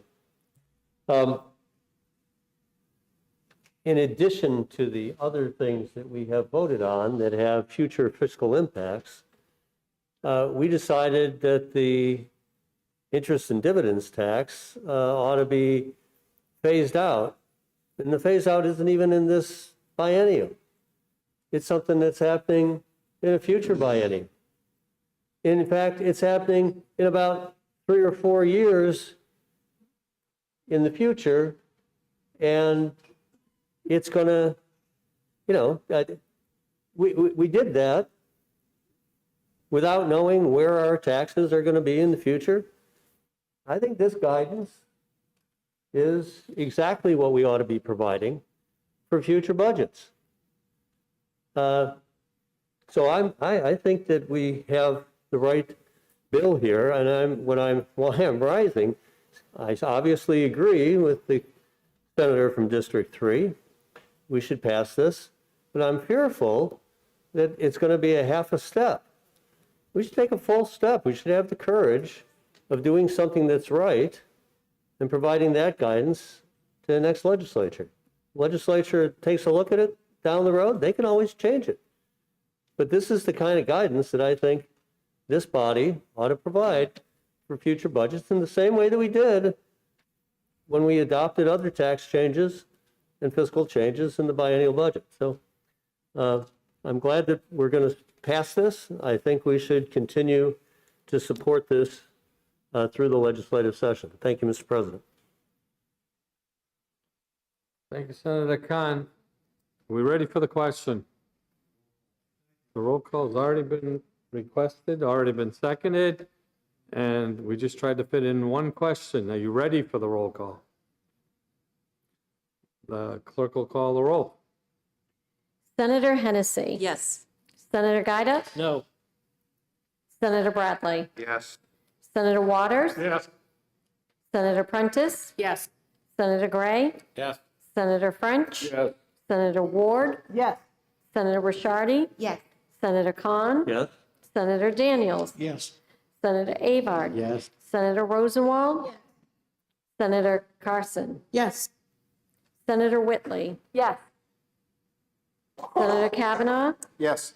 Senator Reagan. No. Senator Soucy. Yes. Senator Bertzel. Yes. Senator D'Alessandro. Yes. Senator Perkins Quokka. Yes. Senator Gannon. Yes. Senator Sherman. Yes. Senator Morse. Yes. The ayes have it, the motion about to pass is adopted, 22 to 2. Senator Bradley. Oh, Senator Guy. Move to table. Motion is to table. Parliamentary inquiry. Thank you, Mr. President. If you believe, as I believe, that a tabling motion makes the vote we just took meaningless, that it is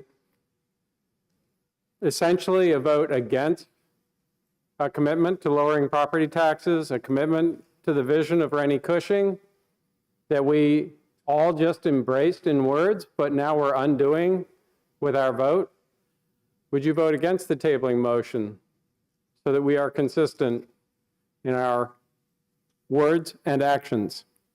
For tabling, you're going to say aye. If you're opposed to tabling, you're going to say no. Roll call was requested by Senator Rosenwald and seconded by Senator Whitley. Parliamentary inquiry.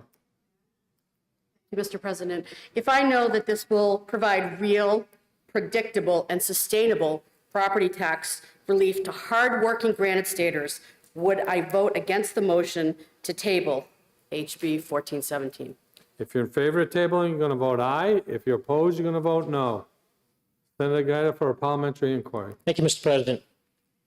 If I know that we have already provided property tax relief in exactly this amount for the next year going forward, and if I know that our national economy is under extreme duress, as evidenced by the volatility of the stock market and the crushing rise in interest rates and inflation, and if I know that even though our statewide business tax cuts have produced an increase in revenue, we have no way of predicting the impact of the national economy, would I now vote yes on the tabling motion, do no harm to the towns, and enable the next budget cycle to take a look at this in depth and responsibly under the then current economic conditions? Thank you, Mr. President. If you're in favor of tabling, you're going to say aye. If you're opposed to tabling, you're going to say no.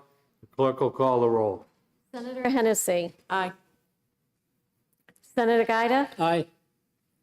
Senator Bradley. Yes. Senator Waters. No. Senator Prentice. No. Senator Gray. Yes. Senator French. Yes. Senator Ward. Yes. Senator Rishardi. Yes. Senator Kahn. No. Senator Daniels. Yes. Senator Avard. Yes. Senator Rosenwald. No. Senator Carson. Yes. Senator Whitley. No. Senator Kavanaugh. No. Senator Reagan. Yes. Senator Soucy. No.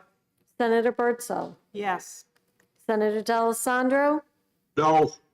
Senator Perkins Quokka. No. Senator Gannon. Yes. Senator Sherman. No. Senator Morse. Aye. Tabling motion passes 14 to 10 on House Bill 1417.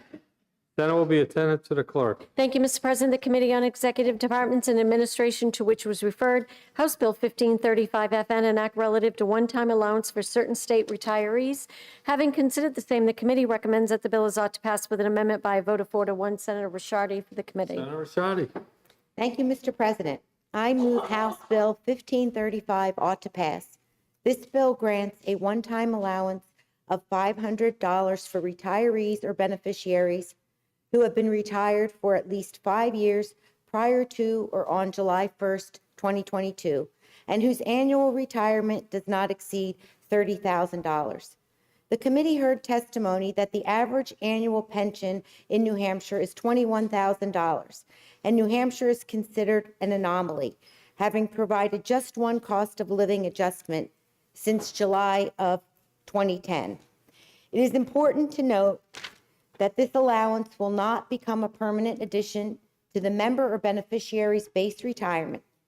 The majority of the Executive Departments and Administration Committee view this bill as a way to support the 23,000 eligible members and ask for your support on the motion of ought to pass. Thank you, Mr. President. Thank you, Senator Rashadi. The motion is ought to pass with amendment. The bill is now on second reading. The first order of business is the committee amendment. Is there any discussion on the committee amendment? The question is on the adoption of the committee amendment. You ready for the question? All in favor say aye. All opposed say no. The ayes have it. The committee amendment is adopted. The bill is on second reading. Is there any further discussion or amendments? The question is on the adoption of what to pass as amended on House Bill 1535. Are you ready for the question? All in favor say aye. All opposed say no. The ayes have it. The motion of what to pass as amended is adopted, and it's ordered to finance anyways. The Senate will be attentive to the clerk. Thank you, Mr. President. The Committee on Executive Departments and Administration, to which was referred House Bill 1548L, an act relating to the sale of Lakes Region facility. Having considered the same, the committee recommends that the bill is ought to pass. Senator Reagan for the committee. Senator Reagan. Thank you, Mr. President. I move House Bill 1548 ought to pass. This bill makes provisions for the state 911 call center and Lakes Region Mutual Fire Aid upon the sale of a Lakes Region facility. If the sale of the property includes this parcel, then this bill requires that some of the proceeds of the sale be used to relocate the facility. The majority of the ED&A committee asks for your support on the motion of ought to pass on House Bill 1548. Thank you, Senator Reagan. The motion is ought to pass. The bill is now on second reading. The first order of business. Oh, there is no committee amendment. Is there any discussion on committee amendments? Senator Bradley. Thank you very much. I move to introduce Amendment 1884. Senator Bradley offers floor amendment 1884. May speak to his amendment. This is very similar to an amendment that probably was distributed in the packet from our friend from District 24. We've been so busy, I apologize. I haven't had a chance to get it to him. It changes one word. Our friend from District 24 said any American Rescue Plan funds should be used to the extent possible to ensure the relocation of the 911. Normally, when we write statutes, we use the word may. That's the only difference. I should have asked you to co-sponsor the amendment, but at any rate, here we are. So thank you, Mr. President. Thank you, Senator Bradley. The question is on the adoption of floor amendment 1884. Further discussion. Question is on floor amendment 1884. You ready for the question? All in favor say aye. Opposed say no. The ayes have it. The floor amendment is adopted. The bill is still on second reading and open for further discussion and amendments. The question is on the adoption of ought to pass as amended on House Bill 1548. You ready for the question? All in favor say aye. Opposed say no. The ayes have it. The motion is adopted and it's ordered to the Committee on Finance. Senate will be attentive to the clerk. Thank you, Mr. President. The Committee on Finance, to which was referred House Bill 536FN, an act relative to the death benefits for public works employees killed in the line of duty relative to workers' compensation offsets for certain retirement system benefits. Having considered the same, the committee recommends that the bill be referred to interim study by a vote of 6-1. Senator Daniels for the committee. Thank you, Mr. President. I move House Bill 536 referred to interim study. This bill expands the eligibility of a $100,000 line of duty death benefit to municipal and state public works employees and highway employees killed in the line of duty. House Bill 536 also eliminates any offset for workers' compensation benefits applicable to the New Hampshire retirement system accidental death benefits, which currently applies only to Group 1 employees.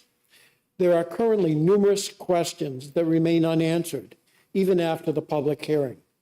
Those questions include how the workers' compensation offset works with a death benefit, why the offset is being eliminated, what the death benefit is under workers' compensation, how the Group 2 death benefit is paid out, whether or not the current method of payment is financially the most beneficial for the state, why the state would be paying for benefits for a local employee, and if the process described in the bill could be simplified by merely obtaining a term life or accidental death and dismemberment policy on qualified employees at the local level or the state level, as opposed to being drawn from the state general fund, since the cost of such a policy is negligible because the scope of the policy is narrow.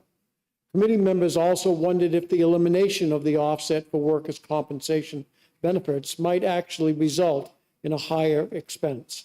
For all these reasons, the Senate Finance Committee recommends House Bill 536 be referred to interim study and asks for your support.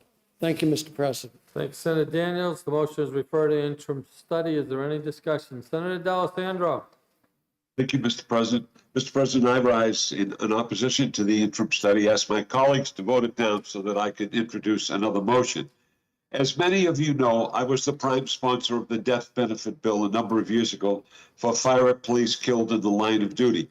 My rationale for doing that was quite clear. They're at risk. They do their job on a daily basis, and certainly, if something tragic happens, there should be remuneration. I feel the same for this particular situation, as a number of employees are out there doing their job, and this is a crazy world that we live in. And if indeed one of them was killed in the line of duty, we should compensate them. It's very easy to think it isn't going to happen, but let me tell you, it does happen. And we know what's been happening in this country with the number of public employees who have given their lives tragically by virtue of an accident that took place. This deserves our support. We should be there to flip this, to put it in place. And it's a wonderful thing. It's a retention tool. It's something that might help us in terms of our recruitment policy. People know that there is a benefit there to take care of their family if indeed something tragic happens. These things do happen. And I can only relate my own personal experience. As a 3-year-old boy, I was saved on the 3rd floor of a tenement house in East Boston by a firefighter. If my life weren't saved at that time, I wouldn't be here to defend public employees. I wouldn't be here to have sponsored the death benefit bill for fire and police. Everyone takes a chance when they go out there to defend the public. They deserve our support. I would hope that my colleagues would see fit to overturn the interim study so that I can offer the motion of ought to pass and we can move forward. It's the right thing to do. And the right thing to do is very important for all of us. Thank you, Mr. President. Thank you, Senator D'Alessandro. Senator Kavanaugh. Mr. President, and first of all, Mr. President, I want to start, we always operate in here and the world goes on outside, right? And this morning on Route 1 in Auburn, there was a traffic accident involving a DOT truck. 2 of the DOT workers have been taken to the hospital. And I, along with all my colleagues, I know, wish them, hope they're safe, they're home with their families tonight, but our thoughts and prayers are with them and their families. Now, about House Bill 536, I'm scratching my head, I guess. This passed eDNA, the House DNA, 18-1, ought to pass. Passed House Finance, 21-0, ought to pass with amendment.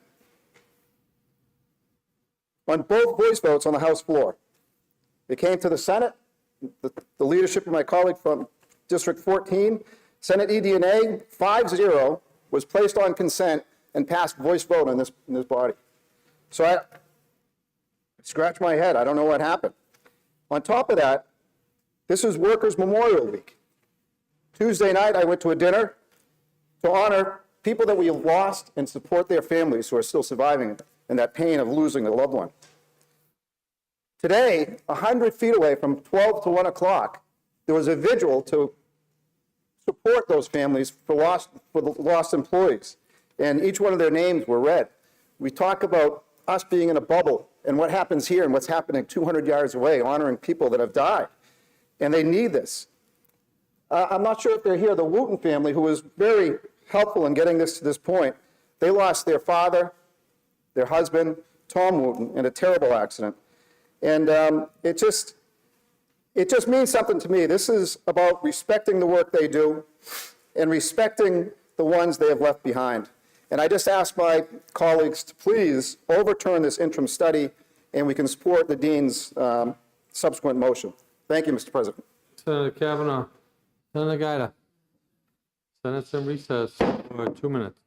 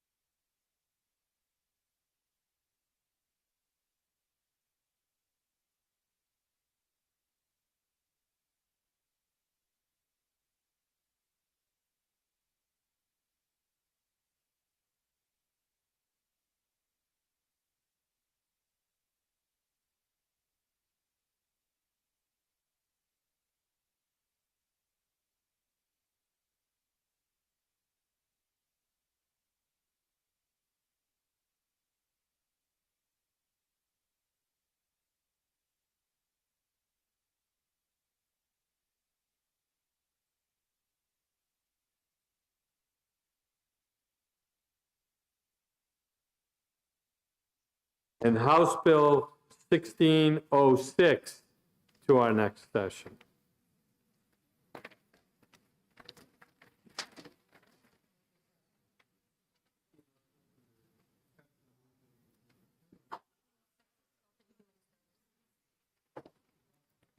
Senate will be attentive to the clerk. Thank you, Mr. President. The Committee on Finance, to which was referred House Bill 1256 FN, an act relative to positions with the Department of Military Affairs and Veterans Services. Having considered the same, the committee recommends that the bill is ought to pass with an amendment by a vote of 7-0. Senator Gaida for the committee. Thank you, Mr. President. I move House Bill 1256 FN ought to pass with amendment. This bill renames the position of cemetery superintendent to cemetery director and establishes duties and salary classifications for that office. House Bill 1256 FN renames the position of administrator of the Division of Community-Based Military Programs, DCBMP, to director of the Division of Community-Based Military Programs and establishes the salary classification for that office. In addition, the legislation will make the cemetery superintendent and the DCBMP administrator unclassified employees. Lastly, the bill alters the list of positions the Adjutant General nominates for appointment. The amendment makes a $1 million appropriation for the fiscal year ending June 30th, 2022 to the State Regenerative Manufacturing Workforce Development Fund. The appropriation shall be non-lapsing. The Senate Finance Committee recommends passage of House Bill 1256 FN as amended and asks for your support. Thank you, Mr. President.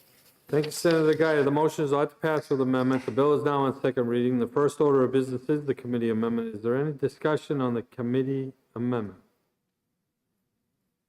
Question is on the adoption of the committee amendment. You ready for the question? All in favor say aye. All opposed say no.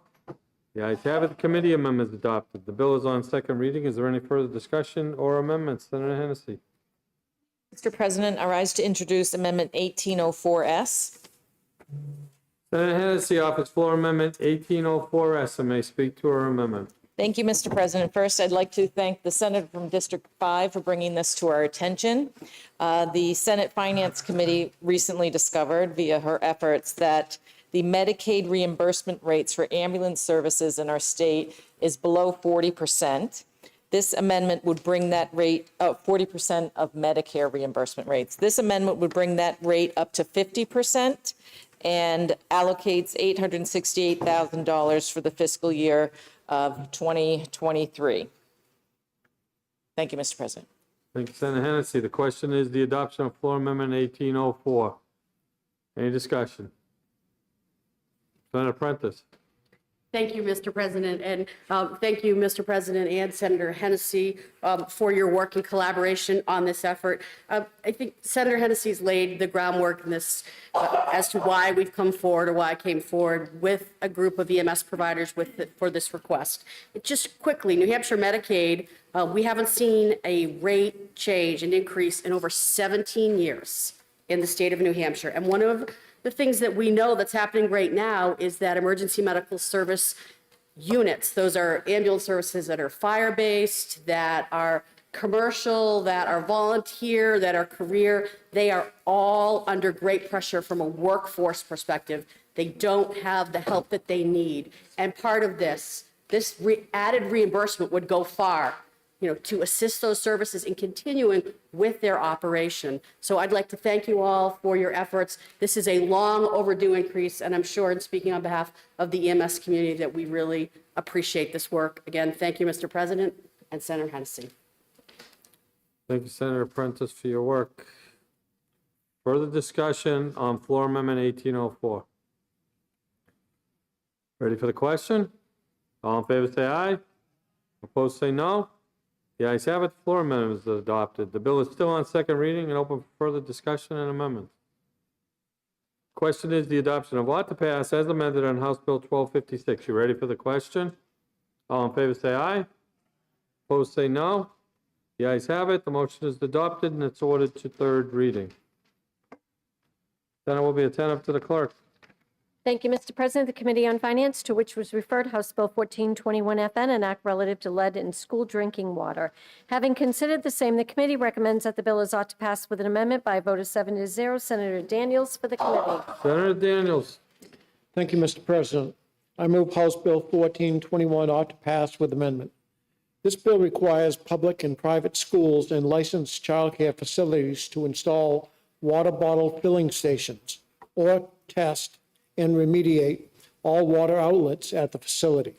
The amendment makes a $7.76 million appropriation for the biennium ending June 30, 2023, to the Department of Environmental Services for the purpose of providing state matching funds for supplemental drinking water state revolving fund and clean water state revolving fund funding, authorized by the Infrastructure Investment and Job Act's Public Law 117-58. The Senate Finance Committee recommends passage of House Bill 1421 as amended and asks for your support. Thank you, Mr. President.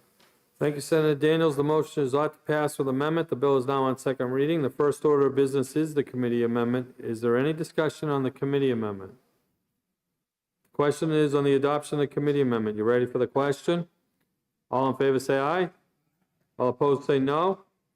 The ayes have it. The committee amendment is adopted. The bill is on second reading. Is there any further discussion or amendments? Senator Rosenwald. Thank you, Mr. President. I move floor amendment 1839S, and I'd like to speak to it. Senator Rosenwald offers floor amendment 1839S and may speak to her amendment. Thank you again, Mr. President. This floor amendment makes two small changes to the bill. First, while current law and the bill contain requirements on the timing for testing water outlets and water bottle filling stations, it doesn't have any timing requirements on installing the water bottle filling stations if the school district chooses to install them to ensure that the drinking water is lead-free. So the floor amendment clarifies that if the district chooses to install water bottle filling stations, it must do so within 180 days of the effective date. Second, if the district chooses water bottle filling stations, the floor amendment clarifies that the other water outlets children have access to shall not be used for drinking water or food preparation unless they're tested for lead and remediated if necessary. I think this floor amendment makes a good bill a little bit better, and I hope my colleagues will adopt it. Thank you.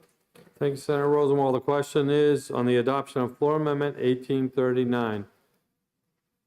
Senator Prentice. No. No? Okay.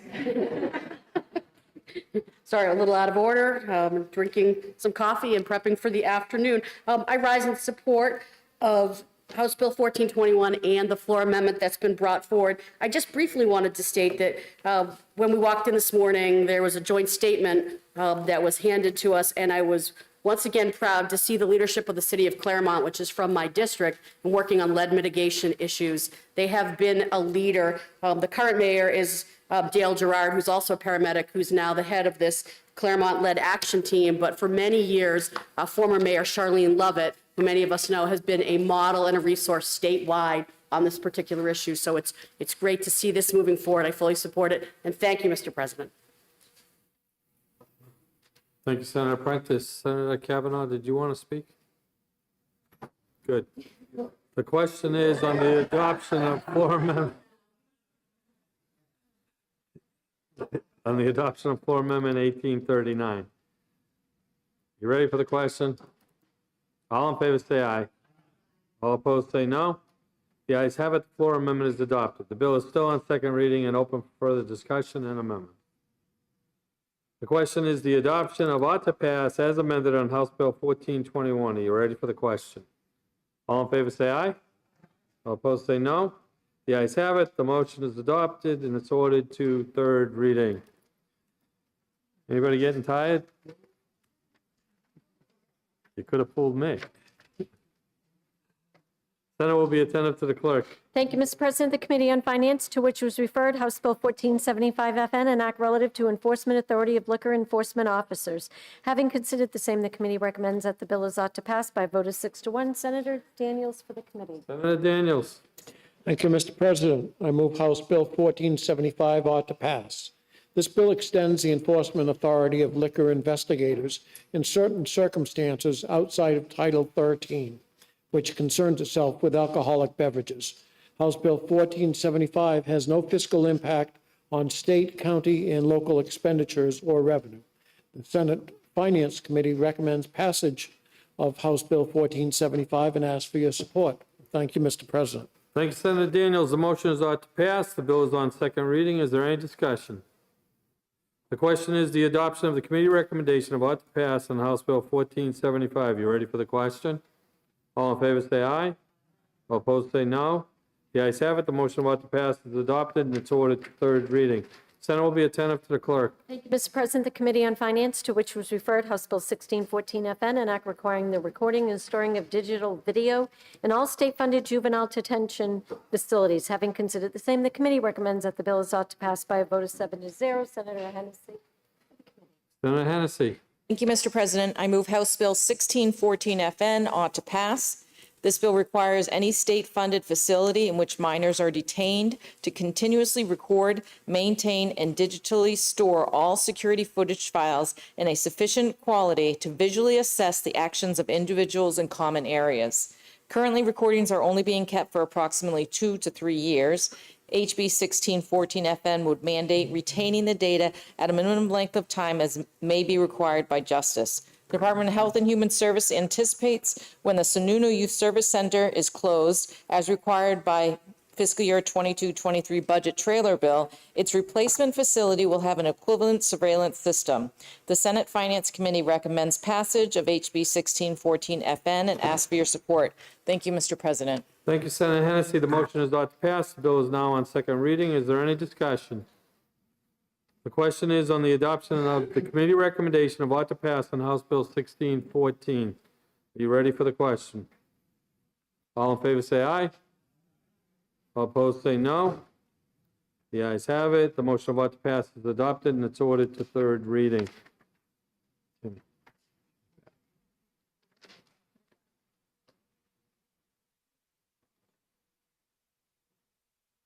Senate will be attentive to the clerk. Thank you, Mr. President. The Committee on Judiciary, to which was referred House Bill 1296 FN, an act relative to the forfeiture of items used in connection with a drug offense. Having considered the same, the committee recommends that the bill was ought to pass with an amendment by a vote of 4-1. Senator French for the committee. Senator French. Thank you, Mr. President. I move House Bill 1296 FN ought to pass with amendment. This bill establishes a procedure for the forfeiture of items used in connection with a drug offense. The process of asset forfeiture in this state has been increasingly improved ever since the legislature began reforming it in 2016. This bill will further that reform by closing a loophole in the system to ensure the state track will be utilized in these forfeitures unless a federal joint task force is in place on the case. The committee amended the bill to address mechanical concerns raised by the judicial branch and to clarify the language throughout the bill. Overall, this will implement a well-defined procedure that protects our citizens' due process rights, which is essential for transparency and ultimately trust in government. Therefore, the majority of the Judiciary Committee asks for your support in the motion of ought to pass with amendment on House Bill 1296 FN. Thank you, Mr. President. I'd like to speak to the bill.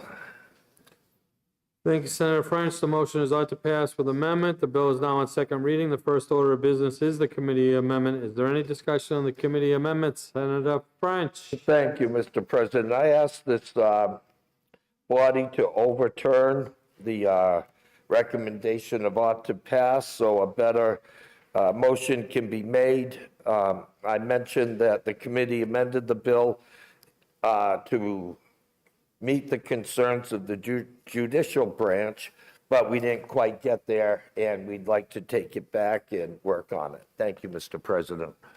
Okay, first let's deal with the committee amendment. The question is on the adoption of the committee amendment. You ready for the question? We'll check. All in favor say aye. Very good. All opposed say no. Committee amendment fails. Senator French. Oh, wait a minute. Yeah, I get it. The question is on the adoption of ought to pass on HB 1296. You ready for the question? All in favor, say aye. All opposed, say no. You've defeated the ought to pass motion. Senator French moves inexpedient to legislate on House Bill 1296. Any discussion on the inexpedient to legislate?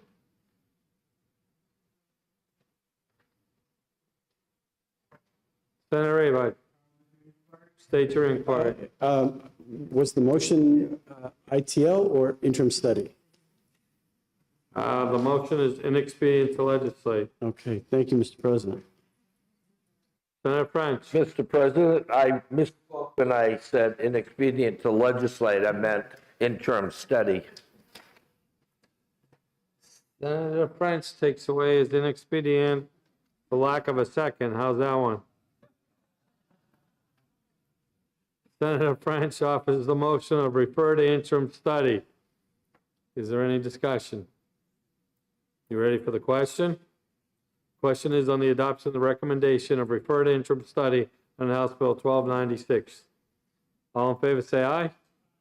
Opposed say no. The ayes have it. The motion of refer to interim study is adopted. Nice job, French.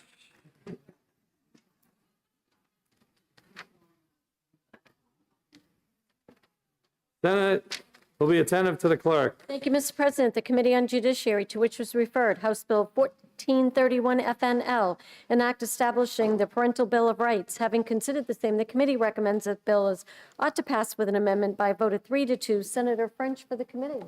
Senator French. Thank you, Mr. President. I move House Bill 1431 FN ought to pass with amendment, and I mean it.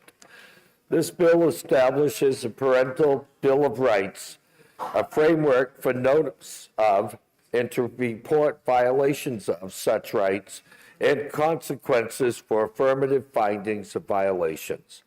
The state needs a Parent's Bill of Rights to clarify that parents have unalienable rights with respect to the care and upbringing of their children, especially when it comes to their children's health care and education. The implementation of this language will rebalance the relationship between parents and institutions when it comes to decision-making, which is something we desperately need in our communities. Parents feel excluded and prohibited from making decisions regarding what their children are learning in schools. This bill will assert that they have a right to be informed and involved in that process. The committee amended the bill to ensure there is a child abuse notification exemption for the safety of the children, remove the criminal penalties while maintaining a civil option for damages, and to ensure a balance between teachers, schools, and parents that fosters a positive working relationship that will benefit the state of New Hampshire as a whole. Therefore, the majority of the Judiciary Committee asks for your support in the motion of ought to pass with amendment on House Bill 1439 FN. Thank you, Mr. President.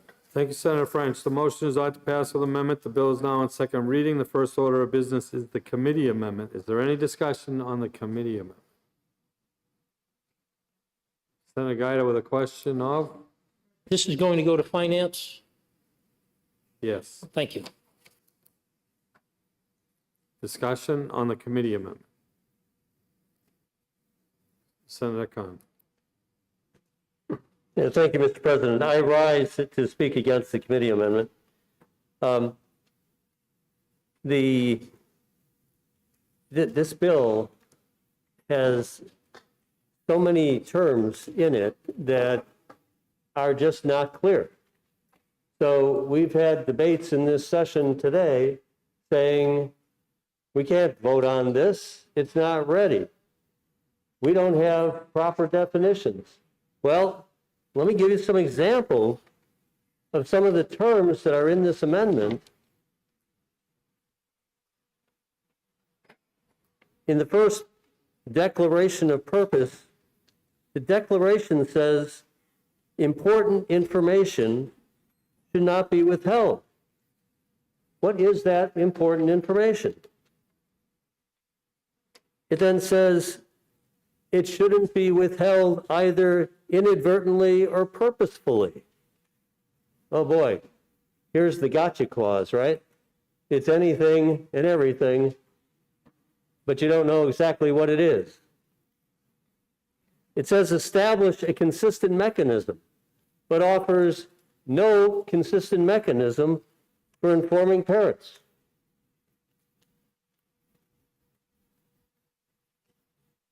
Further down, under parental rights, in A, it says the right to direct education. And then you wonder, what does that mean? Does it mean what it says in item C, the right to apply to enroll in any public school or private school or religious school or homeschool? Yes, the parent has that right. But does it mean at a much more granular level that every student should have an IEP, an individualized education plan that a parent approves? Or someplace in between?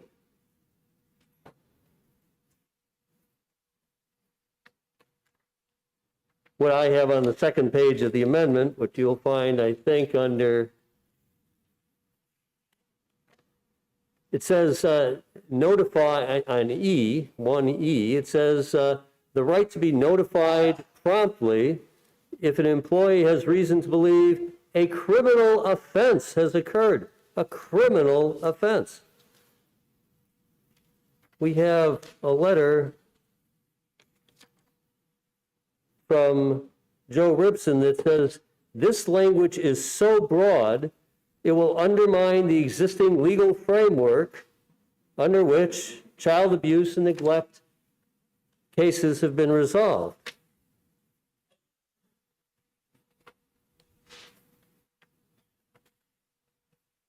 If you go to, I believe it's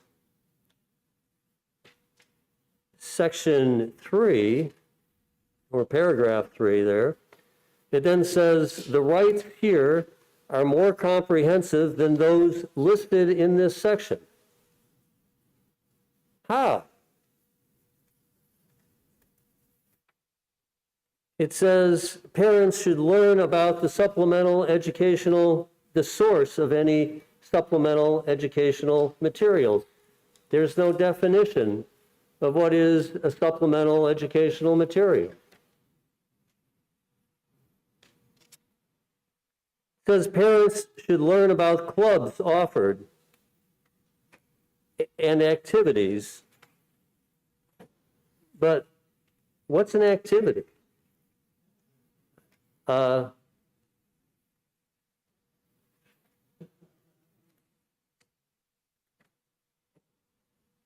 Parents should be notified of registration or changes in an athletic team, club, extracurricular activity that a student's engaged in. But what if a student just quits? Stops attending an extracurricular activity? It happens all the time. Who notifies, who's in the role of notifying the parent?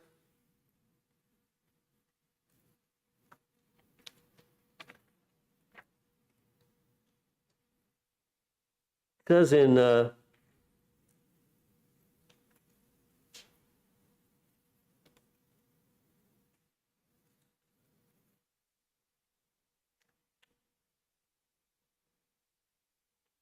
got to find this here, winding paragraph.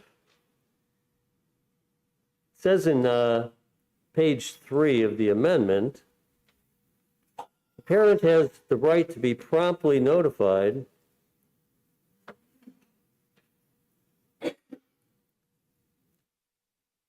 regarding gender expression or identity.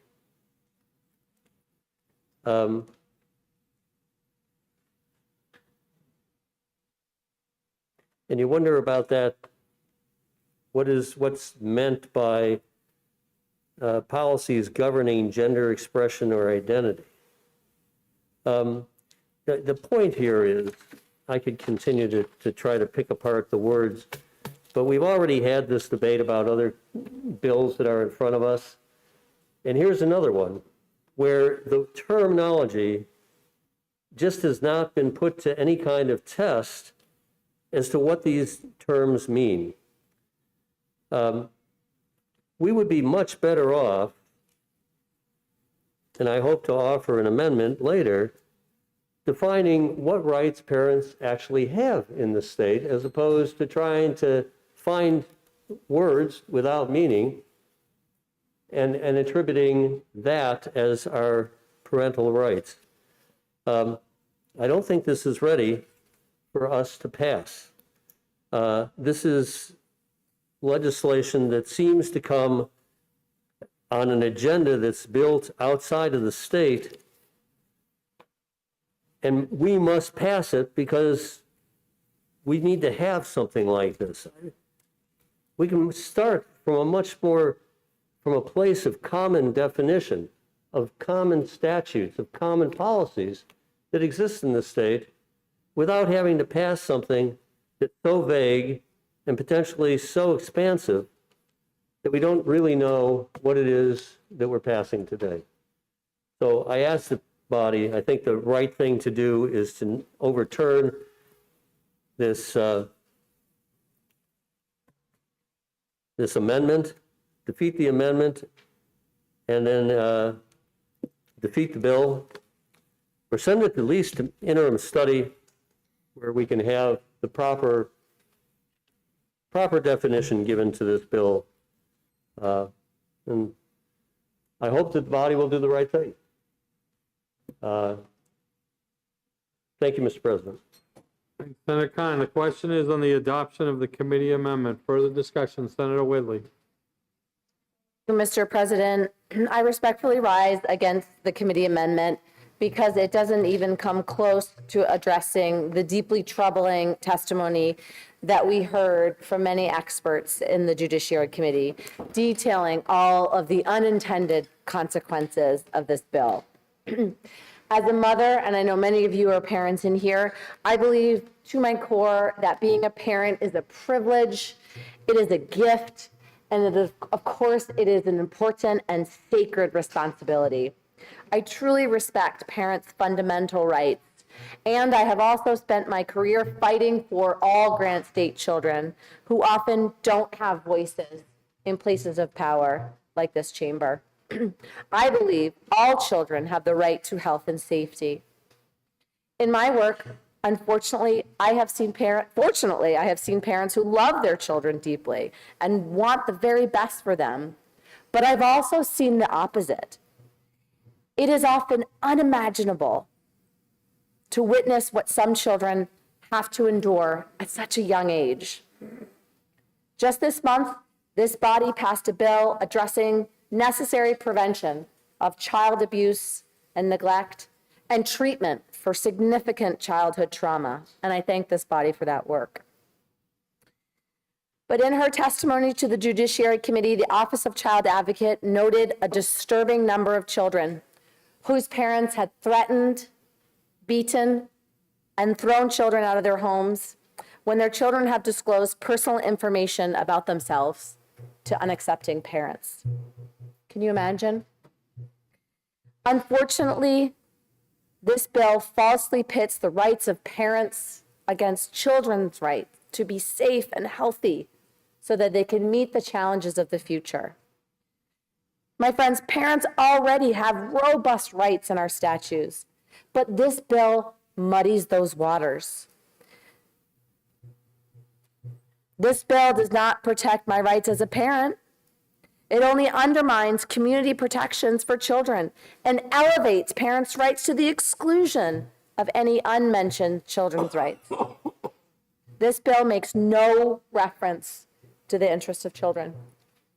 This could potentially allow for lawful abuse and neglect.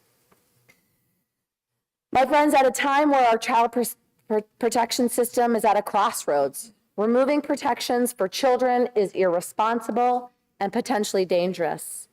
This bill would give a parent the final word on a child's health, education, and welfare, even if it meant the child was at risk.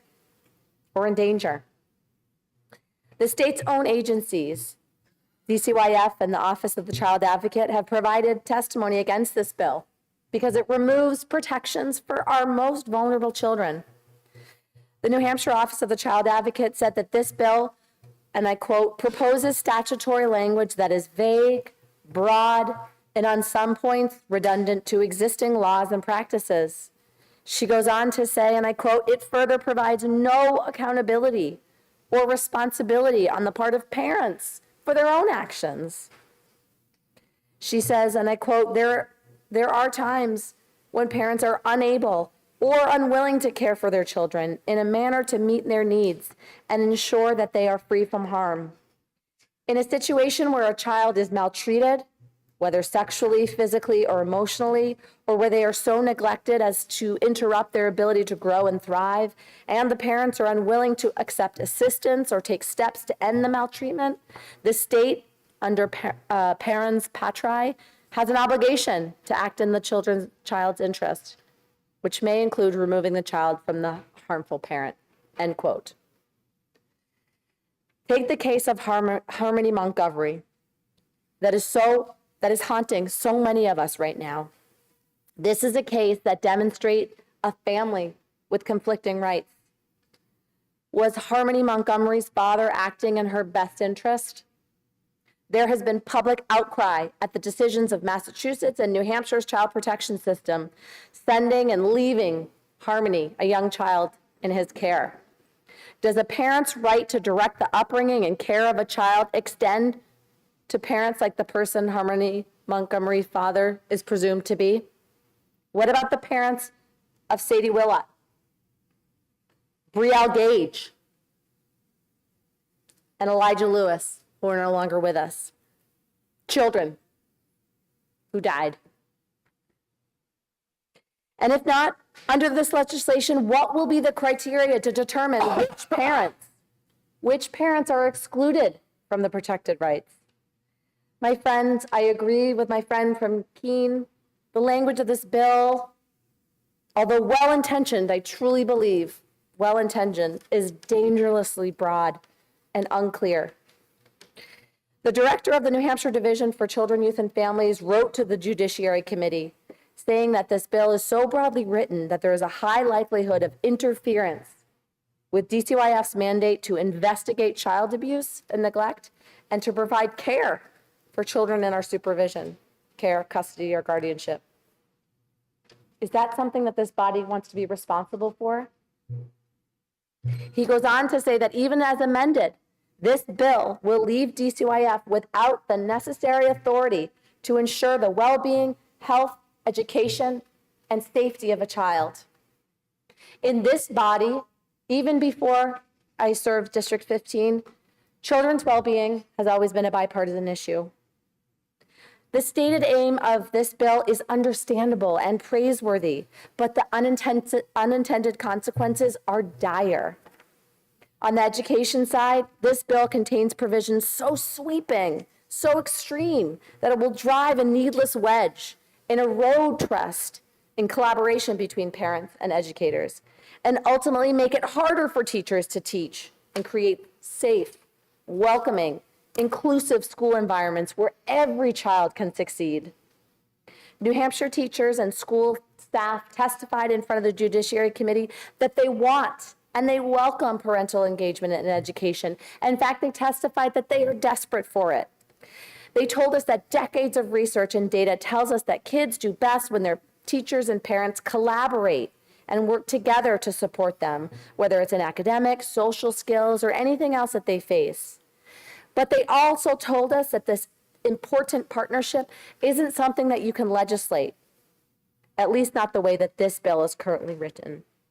I urge this body to vote down the committee amendment, and instead, let's go back to the drawing board to develop and support policies that can foster a welcoming, collaborative, student-focused climate in our schools and to keep children safe from harm. Thank you, Mr. President. Thank you, Senator Whitley. Further discussion, Senator Gaida. Thank you, Mr. President. I rise in support of this amendment. I'm going to give a little history on this bill. This bill came out of the House as it was presented in the House, had an entire section on medical records and the rights of parents to such medical records. The House then stripped that entire piece out. I find that to be very, very, very, very bad, personally. I think medical issues that are going on, parents should have a right to know that, except as exempted by law, which was in the bill. That said, the DHHS letter does not apply to the education piece of this. That was written to address the medical piece that the House stripped out, so it's not relevant here. Not all teachers are upstanding, as we have learned from CRT being taught in schools. It is being taught still in schools, okay? The COVID pandemic opened the eyes of many of our parents, which is why we have seen mask mandates given by schools produce legislation to stop them. We've seen the CRT issue brought forth and resolved very, very capably by the language that currently sits in law. It also taught parents, showed many parents that what was happening to their children they were not aware of. And that is the genesis of this. I will always come down on the rights of parents, on the side of the rights of parents, as opposed to any bureaucracy or any institution. Parents have duties and rights. Both are God-given. That's not the mandate of schools. And though they may be well-intended, they too have aberrant teachers that go the wrong way. And a parent has the right to know. This legislation spells out very clearly. It doesn't interfere with Medicaid. It doesn't interfere with medicine. It says, at least in the education realm, a parent has the right to know pretty much anything that's going on in that school, except child abuse by the parent, as otherwise provided in law, as it states in the bill, in the amendment itself. This is desperately needed, and it is a great starting point from which I think we need in future legislation to go after the medical side of things as well, given all that's happening in the world today. Thank you, Mr. President. Thank you, Senator Guy. The question is the adoption of the committee amendment. Senator Carson. Thank you, Mr. President. And I really appreciate the discussion that we've had today. But it really begs the question, who do our children belong to? Do they belong to their parents? Do they belong to the government? Do they belong to the schools? At the end of the day, it's the parents who are responsible legally for their children. You're responsible for feeding them, for clothing them, providing them with an education, and with an upbringing the best that you can.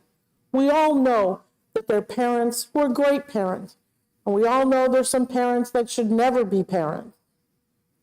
We all know that parents don't always get it right, that they make mistakes. I used to tease my daughters and say, well, I guess someday I'm going to end up on Oprah's couch with you on the other side telling me about all the mistakes I made as a parent. We all do our best. This bill talks about education. And I agree with my friend from District 2. You're my friend too. That COVID and our children being home and receiving their education over Zoom, and parents having to be there, they now could see what their children were learning, and they weren't happy with it. But when they tried to address their local school boards, the vast majority of parents were shut out. They were depicted as crazy. I think they were even called domestic terrorists at one point. When all they were doing was what you want every parent to do, which is to advocate for your child. You want what's best for your child. You want to know what is going on in their lives. They're in school for 5 hours a day. And if something happens to them in school, don't you think as a parent, you would want to know? Would you want to get a phone call at 3:30 on a Friday afternoon and find out your child had been sexually assaulted in school?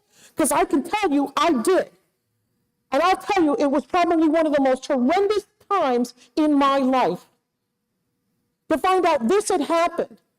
And it had happened a couple of weeks before. And I was like, why didn't you tell me? Well, we didn't have to tell you. The police talked to my daughter, and she thought she did the right thing by reporting it, and the school was handling it. How would you like to be that parent? I don't think any parent wants to be in that position at all. You want to know what's going on with your children. You want to be involved in their lives. You want to take care of your responsibilities. Work together as a partnership with the school. They don't know your child. You know your child. You've raised them. They only have them for a few hours a day. They try. And I'm not saying schools are bad. But schools are not parents, and they were never designed to be a parent.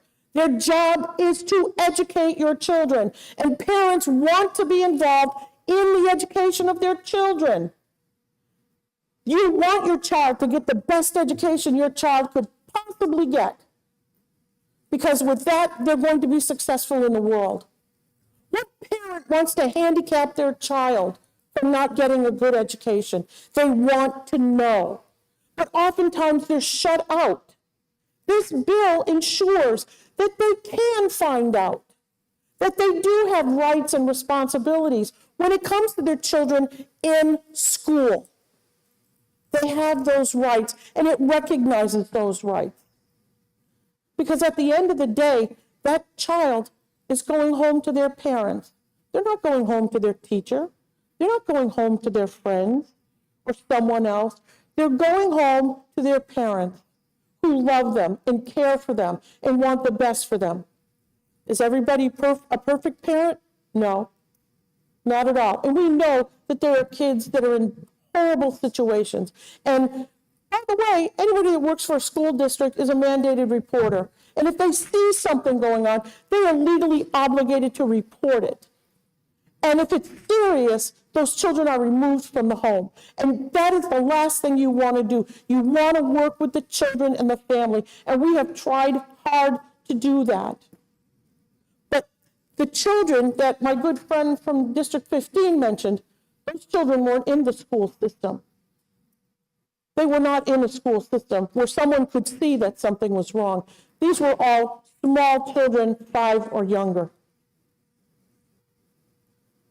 Let's give parents the right to be a part of their child's life, to direct them as they grow and become parents themselves or good citizens of this country. We want the best. They're going to take over for us when we're gone. Let the parents be parents and involve them in the school. They're going to have a voice and they're going to disagree. But look at this body. We don't always agree. But at the end, we end up doing some really good things. Don't shut parents out. Thank you very much, Mr. President. Thanks, Senator Carson. The question is on the adoption of the committee amendment. You ready for the question? Roll call has been requested by Senator Avite, seconded by Senator Daniels.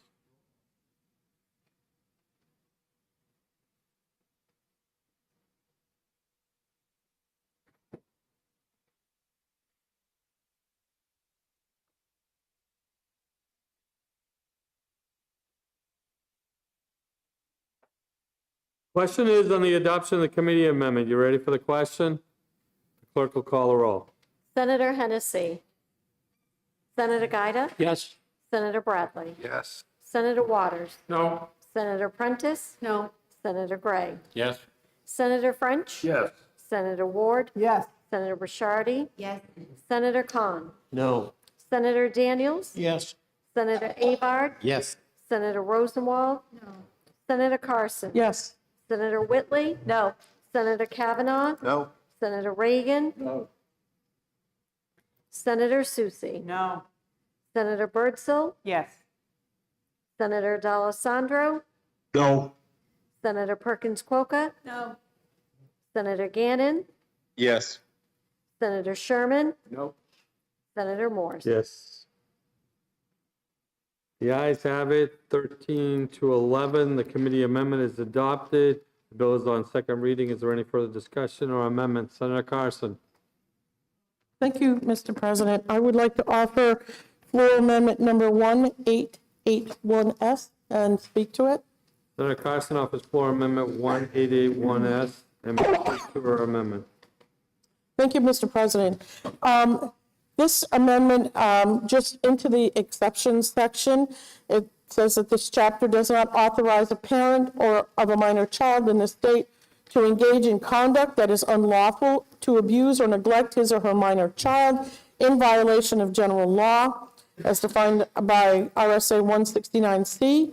And secondly, it does not prohibit a court of competent jurisdiction, law enforcement officer, or employees of a government agency that is responsible for child welfare from acting in his or her official capacity. Thank you, Mr. President. Senator Carson, the question is on the adoption of floor amendment 1881. Discussion? You ready for the question? All in favor say aye.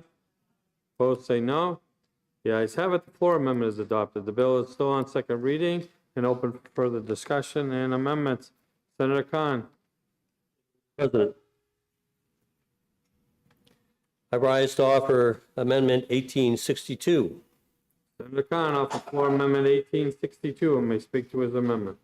Thank you, Mr. President. First off, I don't think anybody who has an interest in public education doesn't have an interest in wanting to see parents involved in that education. That's just wrong. It is a part of our Education Every Child Succeeds Act. It's a part of our reporting. Every school has an interest in wanting to make sure that parents are involved in the school and in the education of their child.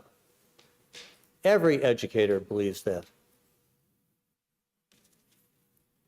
The question I really think that there is for this body, and I really wish the body would take this under consideration, it's whether we need to turn down the temperature of the heat that we want to blow in the direction of the schools.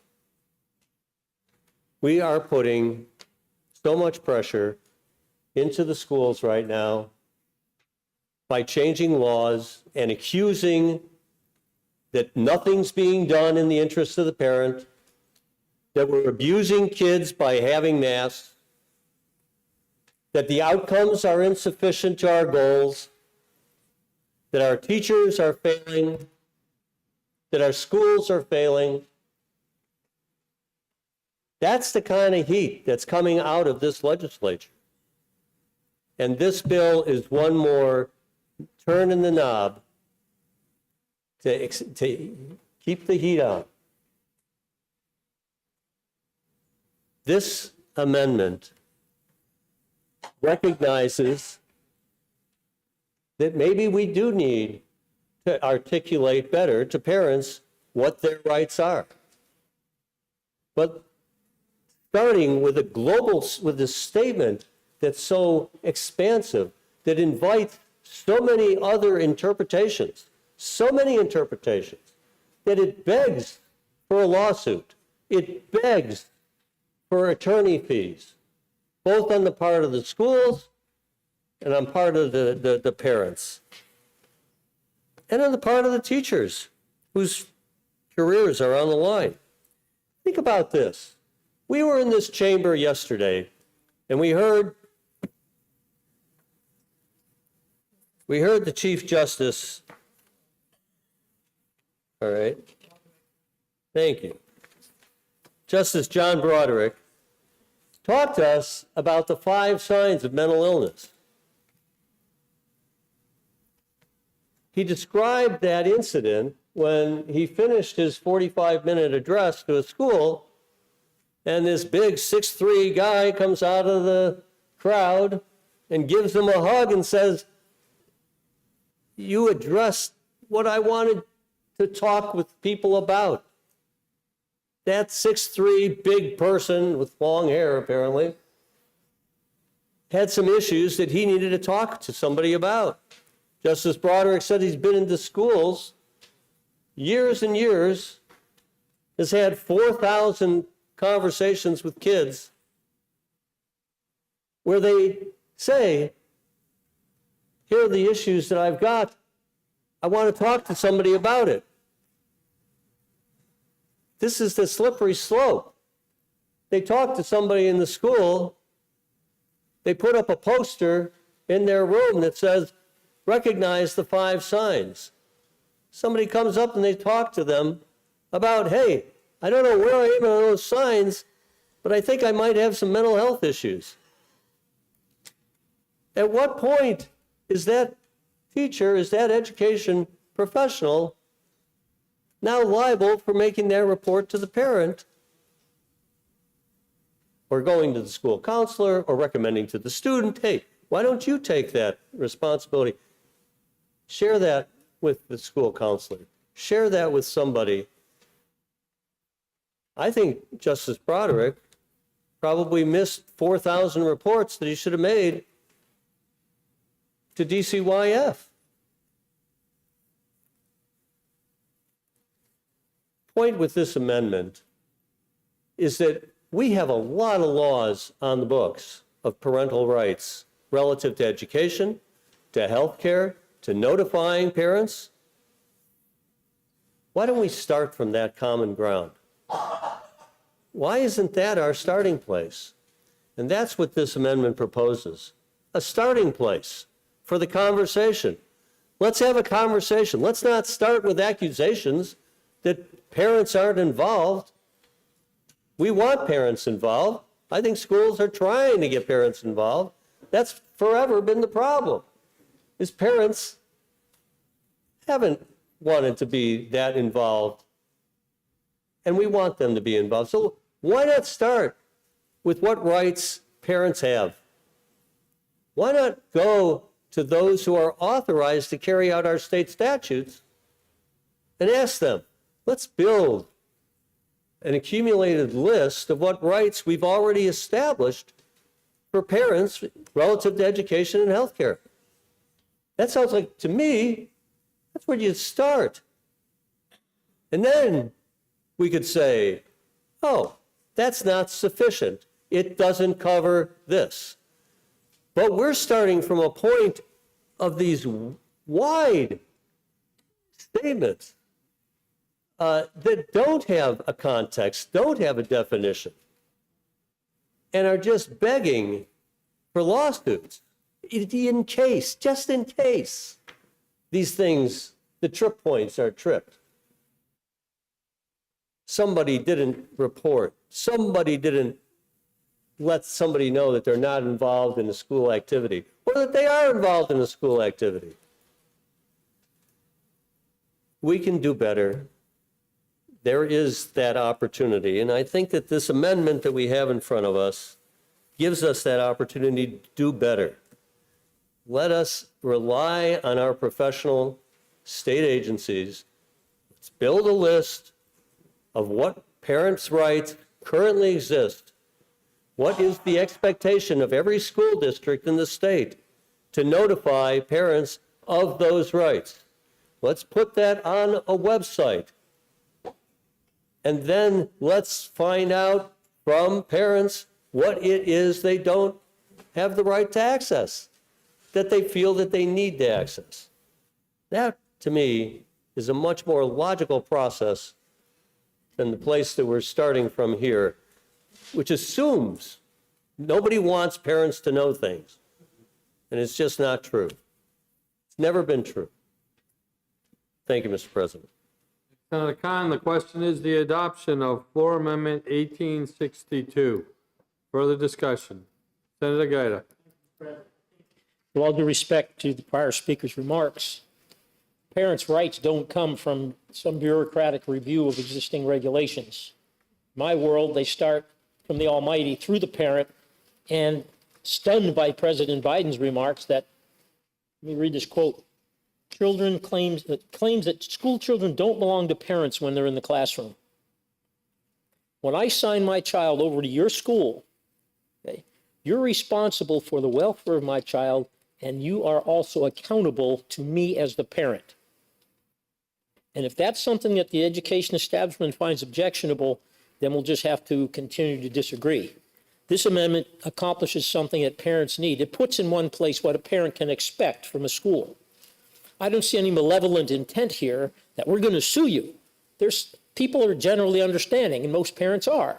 If you make an inadvertent non-admission or an inadvertent error, nobody's going to sue you because it costs money to do that. And I also believe parents live in communities where they want to be part of that community. But this is an outgrowth of the huge uprising of parents when they saw what was happening to their children in their schools. Now they're aware. A parent's Bill of Rights doesn't take anything away from the school. It merely codifies in law what I as a parent can expect from the schools to which I give my children my most precious asset in life. And this codifies it so I don't have to go through 600 pages of administrative rules and so forth. I have an expectation this very clearly accomplishes that. It doesn't take anything away from schools. It just returns to parents the right, and it returns to schools the obligation to provide parents with information about their students. Thank you. Question is on the adoption of floor amendment 1862. Further discussion. Senator Bradley. Thank you very much. Very briefly, we just passed the prior amendment, the committee amendment. While I respect the arguments that our friend from District 10 made, this amendment is a replace all. So everything else that we just voted for would be gone if we vote for this amendment. So, Mr. President, I urge a no vote on the amendment. Thank you. Thank you, Senator Bradley. The question is the adoption of floor amendment 1862. You ready for the question? Roll call by Senator Sherman, seconded by Senator Soucy. The clerk will call the roll. Senator Hennessy. Yes. Senator Gaida. No. Senator Bradley. No. Senator Waters. Yes. Senator Prentice. Yes. Senator Gray. No. Senator French. No. Senator Ward. No. Senator Rishardi. No. Senator Kahn. Yes. Senator Daniels. No. Senator Avard. No. Senator Rosenwald. Yes. Senator Carson. No. Senator Whitley. Yes. Senator Kavanaugh. Yes. Senator Reagan. Yes. Senator Soucy. Yes. Senator Birdsell. No. Senator D'Alessandro. Yes. Senator Perkins Quokka. Yes. Senator Gannon. No. Senator Sherman. Yes. Senator Morse. No. Floor amendments defeated 12-12. The bill is still on second reading and open for further discussion and/or amendments. Question is the adoption of ought to pass as amended on House Bill 1431. Are you ready for the question? All in favor say aye. Opposed say no. The ayes have it. The motion is adopted and it's forwarded to the Committee on Finance. Senate will be attentive to the clerk. Thank you, Mr. President. The Committee on Judiciary, to which was referred, House Bill 1476 FN, an act relative to persons arrested while out on bail. Having considered the same, the committee recommends that the bill is ought to pass with an amendment by a vote of 3-2. Senator Carson for the committee. Senator Carson. Thank you, Mr. President. I move House Bill 1476 FN ought to pass with amendment. This bill lists certain offenses which, if committed by the defendant, create a rebuttable presumption that a defendant is a danger to the public and shall be detained for up to 36 hours. Bail reform has been an effort that all members of the Senate have been engaged and invested in over the past 2 years to ensure that we are appropriately applying our statutes in a way that balances fairness and public safety. Although it is without question that certain aspects of implemented bail reform have been beneficial to the state and our citizens, the current process is not without flaw. It is vital that we reform bail reform to ensure public safety. We have all heard the stories of individuals who are let out of of personal recognizance payable time after time, who then go on to commit truly horrific acts. It is clear that this problem cannot remain unaddressed, and this bill will thread the needle of ensuring that individuals are not held simply because they cannot afford bail, while implementing a requirement that individuals who have committed these truly horrific crimes enumerated in the bill must go before a judge and not a bail commissioner to have bail set. We have already supported this measured and precise amendment to our bail system with Senate Bill 294, and therefore the majority of the Judiciary Committee asks for your support in the motion of ought to pass with amendment on House Bill 1476 FN. Thank you, Mr. President. Thank you, Senator Carson. The motion is ought to pass with amendment. The bill is now on second reading. The first order of business is the committee amendment. Is there any discussion on the committee amendment? The question is on the adoption of the committee amendment. You ready for the question? All in favor say aye. Opposed say no. The ayes have it. The committee amendment is adopted. The bill is on second reading. Is there any further discussion or amendments? The question is on the adoption of ought to pass as amended on House Bill 1476. You ready for the question? Roll call has been requested by Senator Avard. It's been requested by Senator Bradley, seconded by Senator Rabbi.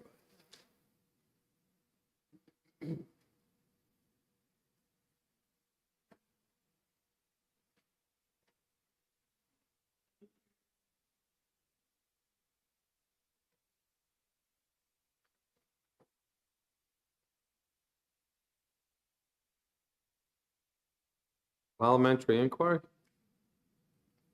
And if I wanted to make remarks on the motion of ought to pass as amended, would that still be permitted, or is it too late? You could do it in the form of a parliamentary inquiry.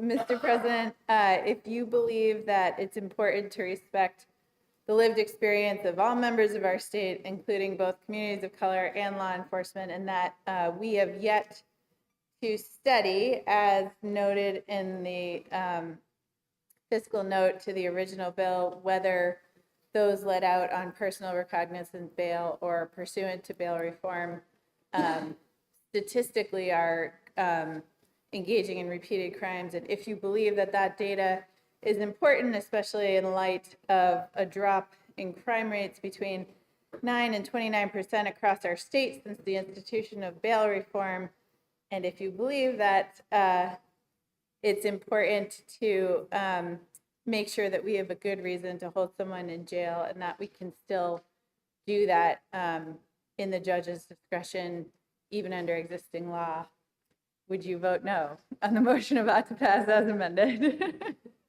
You're in favor of ought to pass as amended on House Bill 1476. You're going to say aye. If you're opposed, you're going to say no. Clerk will call the roll. Senator Hennessy. Yes. Senator Gaida. Aye. Senator Bradley. Yes. Senator Waters. Yes. Senator Prentice. Yes. Senator Gray. Yes. Senator French. Yes. Senator Ward. Yes. Senator Ricciardi. Yes. Senator Kahn. No. Senator Daniels. Yes. Senator Avard. Yay. Senator Rosenwald. Yes. Senator Carson. Yes. Senator Whitley. No. Senator Kavanaugh. Yes. Senator Reagan. Yes. Senator Soucy. Yes. Senator Bertzel. Yes. Senator D'Alessandro. Yes. Senator Perkins Coca. No. Senator Gannon. Aye. Senator Sherman. Yes. Senator Morse. Aye. The ayes have it. The motion of ought to pass as amended is adopted 21-3 and ordered to the Committee on Finance. Senate will be attentive to the clerk. Thank you, Mr. President. The Committee on Judiciary, to which was referred House Bill 1677 FN, an act relative to the administration and settlement of claims of abuse at the Youth Development Center, and making an appropriation therefore. Having considered the same, the committee recommends that the bill is ought to pass by a vote of 5-0. Senator Whitley for the committee. Senator Whitley. Thank you, Mr. President. I move House Bill 1677 FN ought to pass. This bill establishes a procedure for the administration and resolution of claims of abuse which may have occurred at the Youth Development Center. It also creates the Youth Development Center Settlement Fund and makes an appropriation to the fund for the settlement of founded abuse claims. It also creates an exemption from the right to know law for all records related to the administration and settlement of abuse claims at the Youth Development Center. What happened at the Youth Development Center and the Sununu Youth Services Center over multiple decades is unquestionably a stain upon our state's history that we must now face. The children in this facility are our most vulnerable, and the abuse that they endured while in state custody is unimaginable. This bill tries to reckon with this deeply complex and emotional issue. The committee believes the most appropriate next step for the bill at this point is for the Senate Finance Committee to examine the bill, conduct additional work, and allow it to move forward in the process. Therefore, the Judiciary Committee asks for your support in the motion of ought to pass on House Bill 1677 FN. Thank you, Mr. President. Thank you, Senator Whitley. The motion is ought to pass. The bill is now on second reading. Is there any discussion? Senator Soucy. Thank you, Mr. President. Mr. President, I do rise in support of the motion. However, I do so with the expectation that when this bill gets to finance, there will be a couple of important things considered. One is the cap on how much money can be allocated to the fund. I don't think it's enough. I don't think it will get enough people to engage in settlement. And further is the lack of the ability for someone who has suffered severe emotional abuse and trauma. We've talked a great deal about mental health in the last few weeks, and certainly the emotional abuse, though not physical in some cases, is as substantial, if not worse. And those children who were under state care should have the opportunity to have some justice, some ability to receive compensation for that. So, as I said, I will vote for the motion today, but I do hope that the Finance Committee will take a more careful look at those two issues. Thank you, Mr. President. Thank you, Senator Soucy. The question is the adoption of the committee recommendation of ought to pass on House Bill 1677. Are you ready for the question? All in favor say aye. Opposed say no. The ayes have it. The motion about to pass is adopted, and it's ordered to the Committee on Finance.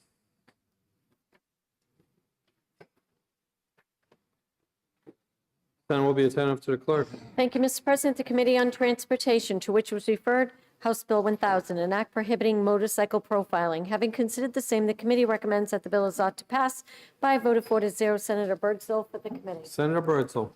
Thank you, Mr. President.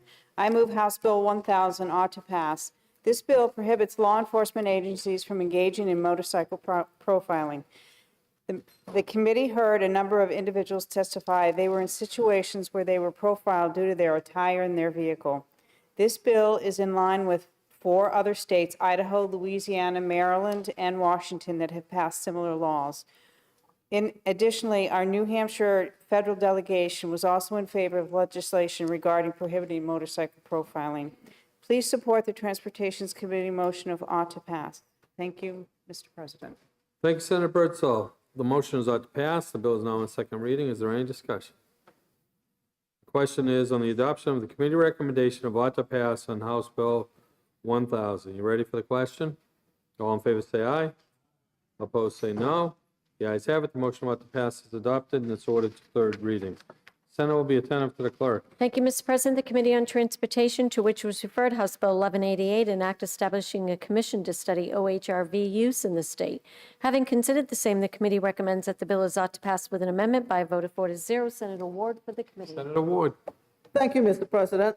I move House Bill 1188 ought to pass with amendment. This bill establishes a commission to study OHRV use in the state and requires the commission to submit annual reports and propose legislation. This commission would help to identify issues, if any, with OHRV use in the state, and would also be able to present some helpful guidelines regarding OHRV legislation in the future. The intent of the committee amendment is to clarify some language in the bill. The committee heard that abutters were not given a voice to speak on OHRV use in New Hampshire. The committee amendment states that an abutter will be appointed by the North Country Council to help alleviate those concerns. The committee amendment also calls for electric charging infrastructure near trailheads for electric OHRVs. Please support the Transportation Committee's motion of ought to pass with amendment. Thank you, Mr. President. Thank you, Senator Ward. The motion is ought to pass with amendment. The bill is now on second reading. The first order of business is the committee amendment. Is there any discussion on the committee amendment? The question is on the adoption of the committee amendment. You ready for the question? All in favor say aye. Opposed say no. The ayes have it. The committee amendment is adopted. The bill is on second reading. Is there any further discussion or amendments? The question is on the adoption of ought to pass as amended on House Bill 1188. You ready for the question? All in favor say aye. Opposed say no. The ayes have it. The motion of ought to pass as amended is adopted, and it's ordered to third reading. Senate will be attentive to the clerk. Thank you, Mr. President. The Committee on Transportation, to which was referred House Bill 1636, an act relative to prohibitions on carrying a loaded firearm on an OHRV or snowmobile. Having considered the same, the committee recommends that the bill is ought to pass by a vote of 4-0. Senator Rashadi for the committee. Senator Rashadi. Thank you, Mr. President. I move House Bill 1636 ought to pass. This bill repeals the requirement that a person who wishes to carry a loaded pistol or revolver on an OHRV or snowmobile first obtain a New Hampshire pistol revolver license. Due to a clerical oversight, when constitutional carry SB 12 was enacted in 2017, the General Court neglected to repeal the prohibition on carrying a loaded pistol or revolver on a snowmobile or ORHV unless the gun carrier first obtained a pistol revolver license pursuant to RSA 159-6. This bill is a simple clerical bill to make the firearms carry law for snowmobiles and OHRVs consistent with the laws for cars, motorcycles, pickup trucks, and boats. On February 22nd, New Hampshire observed the 5th anniversary of being a constitutional carry state, which means that a license or permit is not required to carry a gun. When SB 12 became law, many naysayers were predicting crime and violence, but none of that happened. New Hampshire is one of the safest places to live, work, and raise a family. People who ride snowmobiles and OHRVs should be able to freely exercise their Second Amendment rights, just as those who drive cars, pickup trucks, or boats. The majority of the committee recommends that this bill be voted ought to pass. The provisions of HB 1636 only apply to persons who are not prohibited from possessing a firearm by the New Hampshire statute. The committee heard testimony about people riding in the wilderness and would feel safer if they were able to carry a self-defense firearm without first having to obtain government permission. Please support the majority of Transportation's motion of ought to pass. Thank you. Thank you, Senator Rashadi. The motion is ought to pass. The bill is now on second reading. Is there any discussion? Question is the adoption of the committee recommendation of ought to pass on House Bill 1636. You ready for the question? All in favor say aye. All opposed say no. The ayes have it. The motion of ought to pass is adopted, and it's ordered to third reading. Senate will be attentive to the clerk. Thank you, Mr. President. The Committee on Transportation, to which was referred House Bill 2022, an act relative to the 10-year transportation plan. Having considered the same, the committee recommends that the bill is ought to pass with an amendment by a vote of 5-0. Senator Birdsall for the committee. Senator Birdsall. Thank you, Mr. President. I move House Bill 2022 ought to pass with amendment. This bill adopts the 10-year transportation highway plan for 2023 to 2032. The committee heard input from a number of the public members who testified on the 10-year plan. The bill was amended to address a few concerns that were brought up during the public hearing. The committee amendment consists of 3 parts. The first part addresses the transfer of Continental Boulevard in Merrimack. The amendment keeps Continental Boulevard with the New Hampshire DOT and does not transfer ownership to the town of Merrimack, so Continental Boulevard remains under DOT's jurisdiction. The second part of the committee amendment was requested by the DOT. It removes any mention of the Scenic Byways Council and replaces it with the Department of Transportation. The Scenic Byways Council, in essence, has been disbanded. However, the work recommended by the council will continue to be done by the New Hampshire DOT. This authorizes DOT to continue their work. This section was also requested, the next section was also requested by DOT, and it references the New Hampshire Transportation Council. With the surge of new electric vehicles and infrastructure coming in the near future, it was appropriate to add the commissioner from the Department of Energy or designee to the list. Additionally, UNH was removed as a member since they've never named anyone to the council. Please support the Transportation Committee's motion of ought to pass with amendment. Thank you, Mr. President.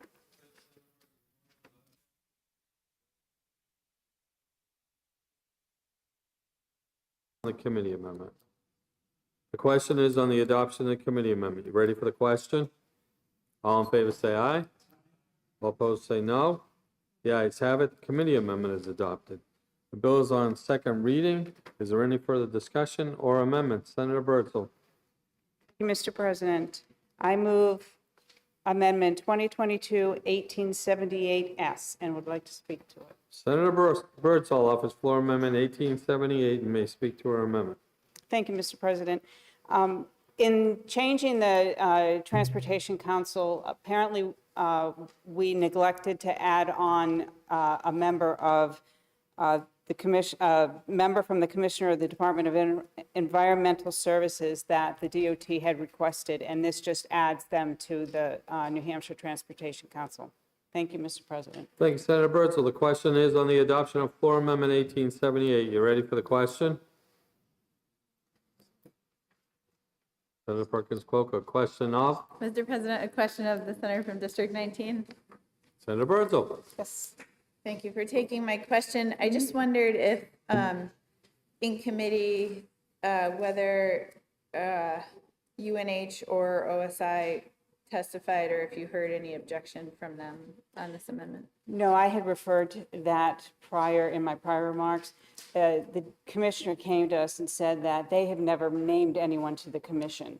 So they wanted to take them off and replace them with a member from the Department of Environmental Services. Okay, and just one follow-up, if I may, Mr. President.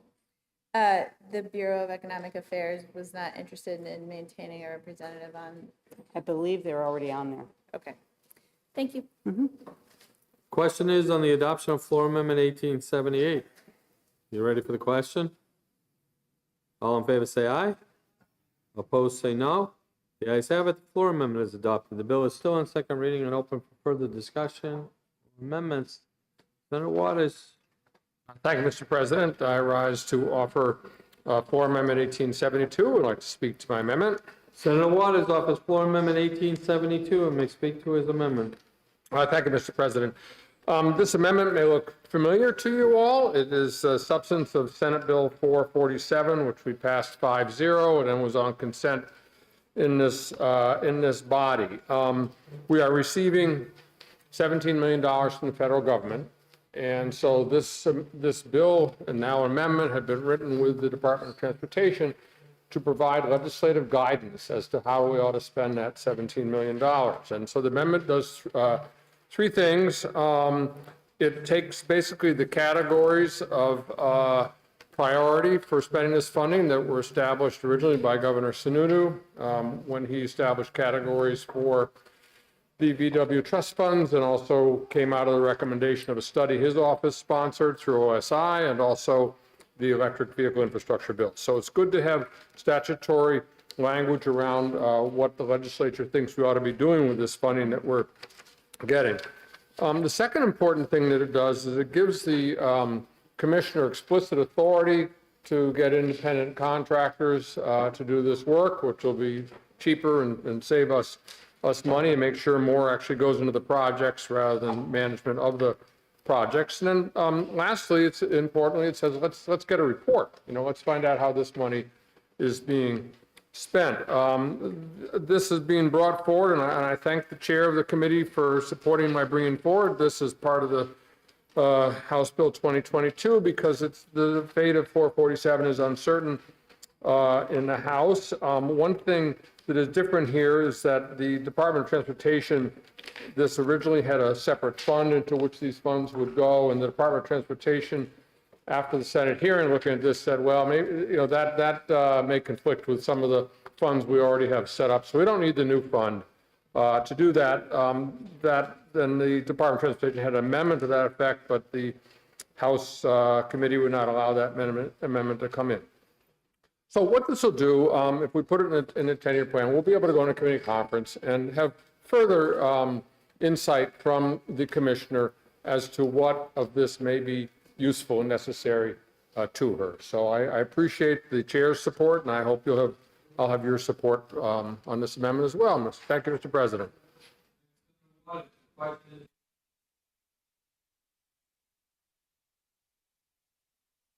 President?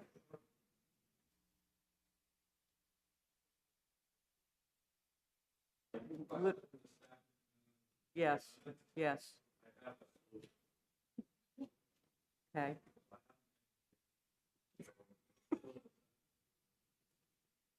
Could we have a 1-minute recess?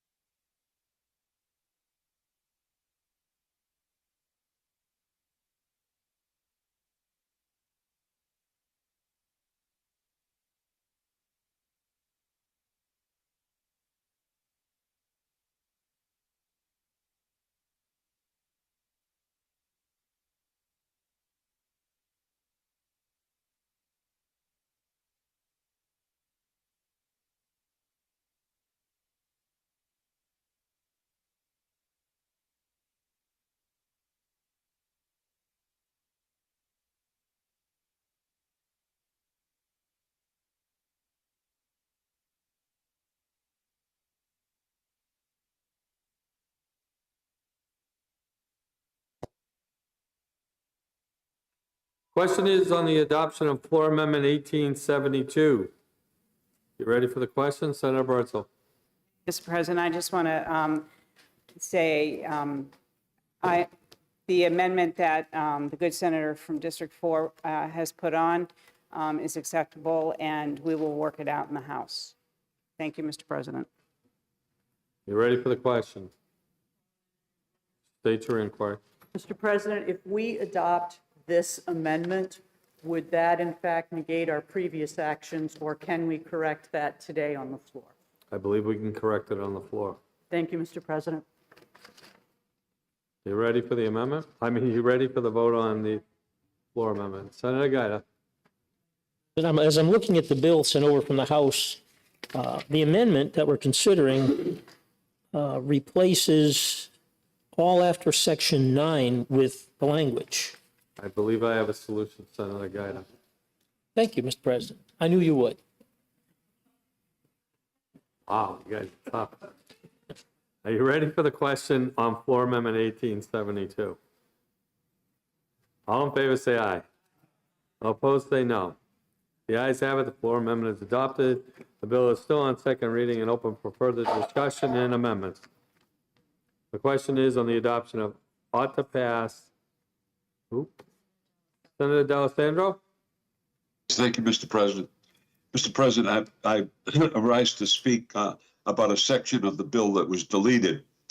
That section of the bill had to do with Camp Sargent Road. That was in the original piece of legislation as it came across. A deal was made years ago when tolls were put on the F.E. Everett Turnpike. Camp Sargent Road was constructed and maintained by the Highway Department, the Department of Transportation. As a result of that, that Camp Sargent Road was opened up and a number of businesses were located on that road. And certainly numerous property taxes were gained by the town of Merrimack. Digital equipment came in, and I was part of the discussions when I was on the Council for Digital Equipment. that access road was key to locating digital equipment. That property is now owned and operated by Fidelity. We also built an access road and paid $500,000 to do that so that the employees could get out without holding up the tolls. That's been a long time since that was done, and since then, all of the tolls have been removed from the FEF Turnpike. Loss of revenue, loss of some jobs. It seems to me that the change was to transfer the maintenance of Camp Sargent Road from the Department of Transportation to the town of Merrimack. That's been negated. So transportation still has the cost associated with maintaining the road, but the Turnpike Authority has lost the toll revenues that were taken away when you closed the 3 toll stations. We know the toll road is very important. From the Massachusetts line to the Hooksett toll, the FEF Turnpike is used predominantly by out-of-state people. About 48% of the tolls are paid by out-of-state people. The loss of those toll revenues is going to hurt us in the long run. By creating the bridge, the bridge across the Merrimack and the Ray-Wazurek Bridge, we lost $1 million in toll revenue on an annual basis. So, I mean, something's got to be done to equalize this situation. And I think pushing it on DOT and pushing it on the tolls, that's not the answer. Something has to be done. I thought one of the ways to do it was to give the responsibility of the maintenance of Camp Sargent Road where it belongs to the town of Merrimack. Obviously, that's not going to happen. But I think we should be cognizant of that fact that when we do these things, and when we negate the purpose, there's unintended consequences and intended consequences. We should be aware of those. Thank you, Mr. President. Thank you, Senator D'Alessandro. The question is the adoption of ought to pass as amended on House Bill 2022. You ready for the question? All in favor say aye. All opposed say no. The ayes have it. The motion is adopted and it's ordered to third reading. Without objection, the clerk is authorized to make technical and administrative corrections which are necessary to reflect the intent of the Senate. Sound good? Don't see any objections. Senate will be attentive to the clerk. Thank you, Mr. President. The Committee on Election Law and Municipal Affairs, to which was referred House Bill 1567 FN, an act relative to consequences resulting from election official misconduct. Having considered the same, the committee recommends that the bill ought to pass. You were there. And it's Senator Birdsell. So you're on the floor amendment. The bill is now on second reading. Is there any discussion or amendments? Senator Birdsell, I believe we had started to take up your amendment 1808. 2-minute recess.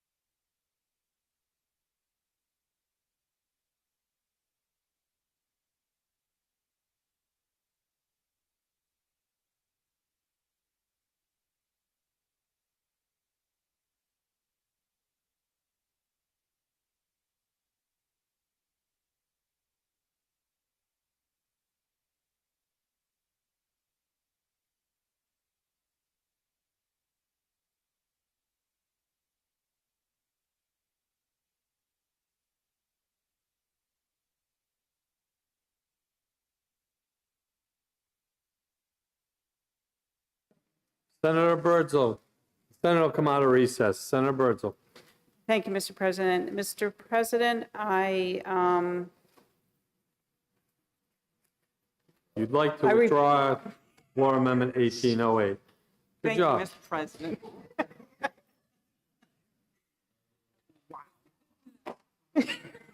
Senator Gaida for an amendment.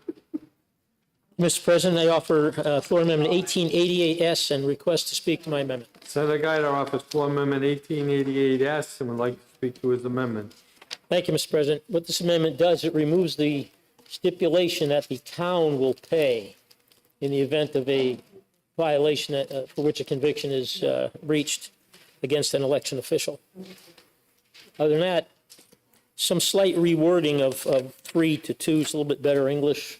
I worked with our Senate counsel to put this together. So I would ask your support for this amendment.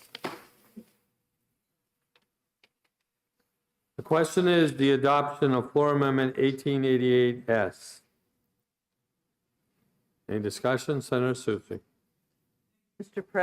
President, just quickly, I certainly believe that we should punish those who knowingly violate or fail to perform their duties as election officials. However, I believe that taking away someone's right to vote permanently because of the commission of a misdemeanor is a step too far. Even those that are convicted of felonies and incarcerated can resume voting once they've paid their penalty. So as I said, I do believe we need to perhaps enhance some of the penalties for the crimes committed, but I think this goes a bit too far. So for that reason, I will not be supporting the amendment. Further discussion? Senator Gaida. I'd like to quote from Article 11, Part 1st. No person shall have the right to vote under the Constitution of this state who has been convicted of treason, bribery, or any willful violation of the election laws of this state or the United States, but the Supreme Court may, on notice to the Attorney General, restore the privilege to vote to any person who may have forfeited it by conviction of such offenses. So it's not irremediable.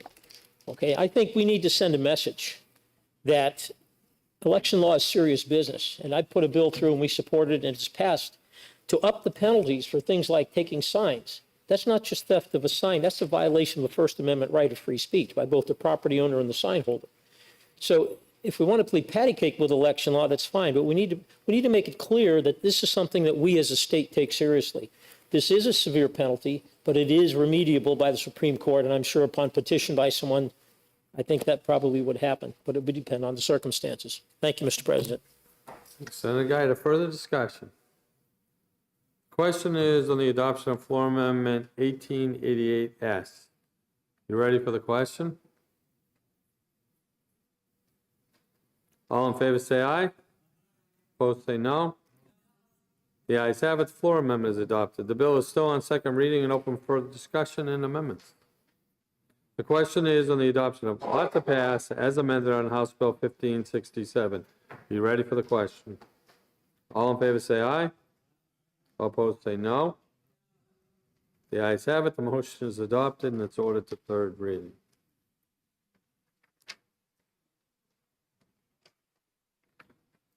Without objection, will special order House Bill 1099 to the next session day.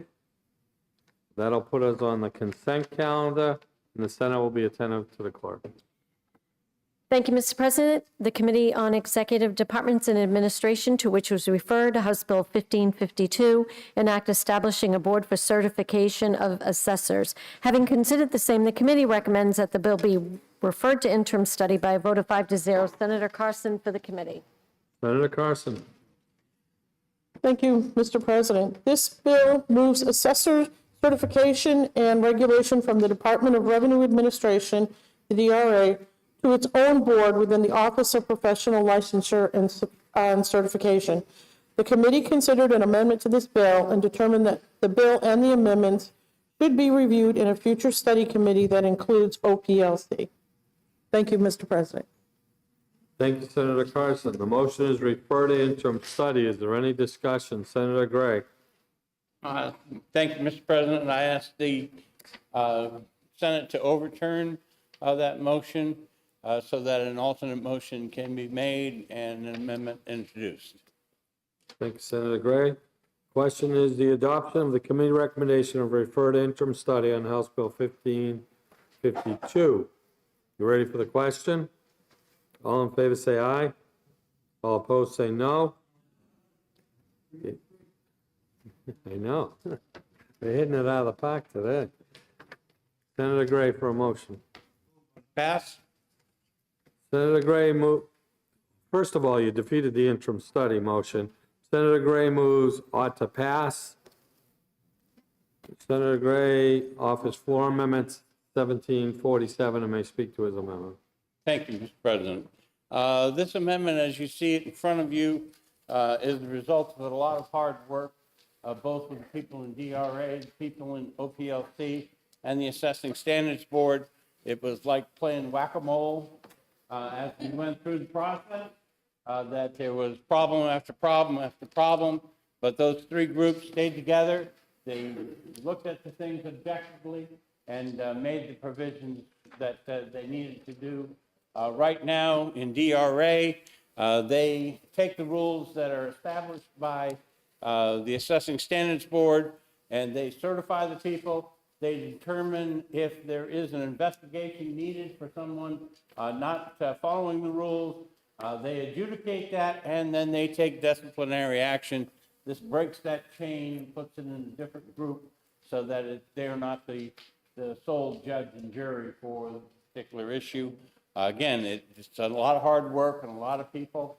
And both Lindsay's, the commissioner of DRA, and Lindsay, the director of OPLC, have concurred. The Assessing Standards Board has concurred. Thank you, Mr. President. Thank you, Senator Gray. The question is the adoption of floor amendment 1747. Discussion. Senator Carson. President, I rise to support the floor amendment.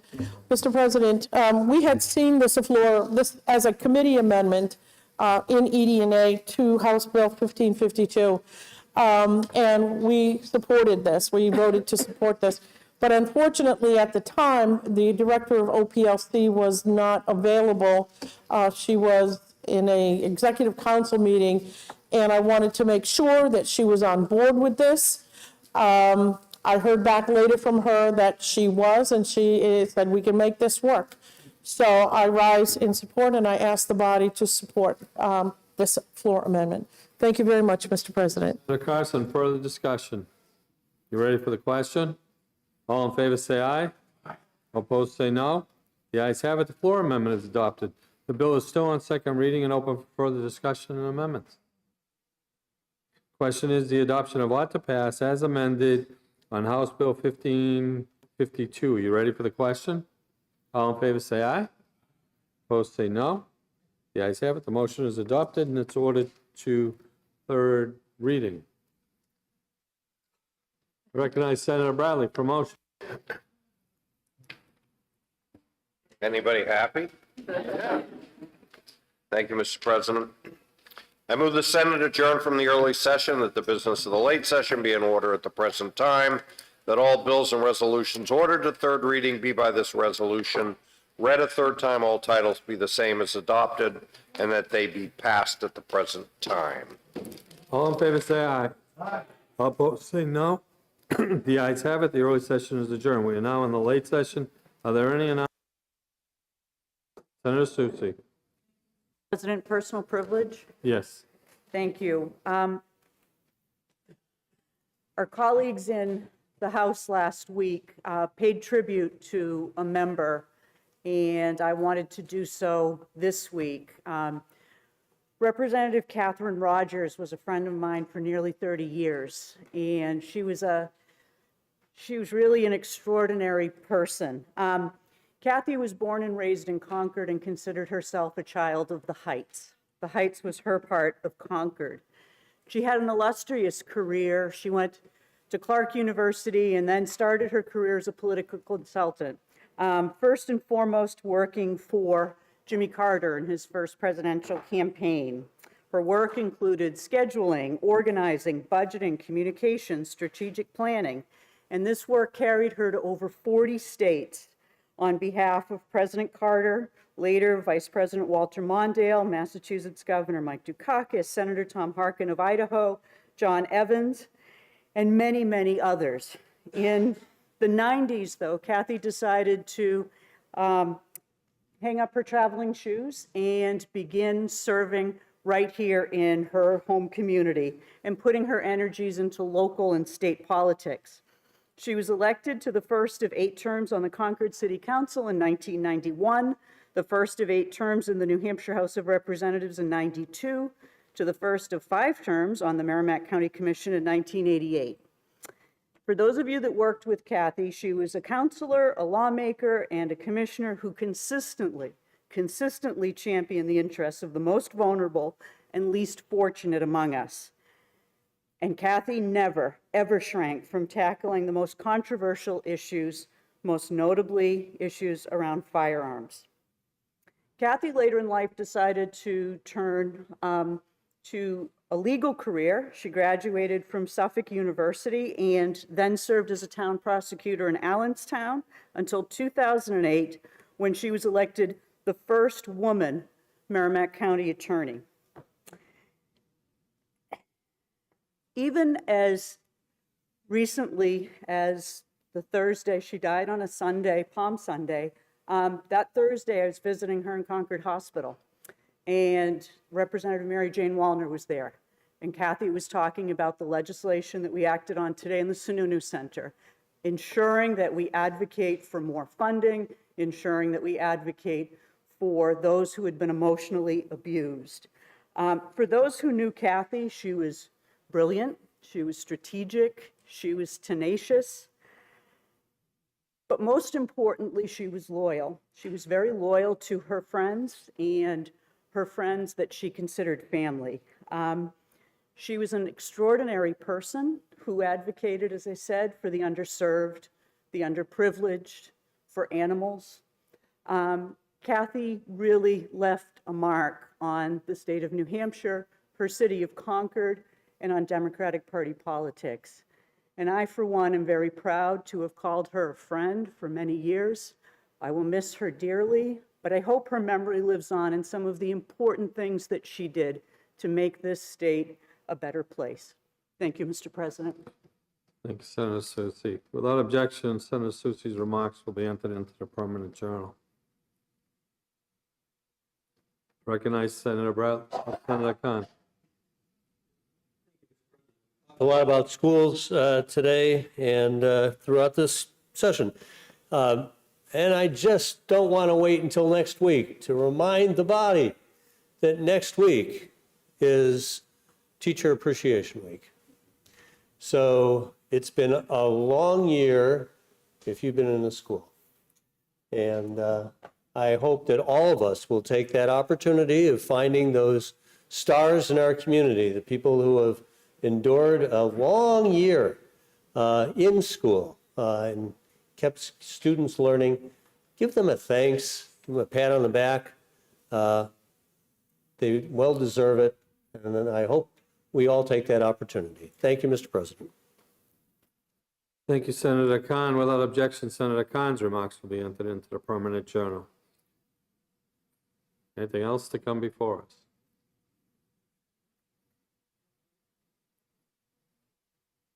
I recognize Senator Bradley for a motion. Thank you again, Mr. President.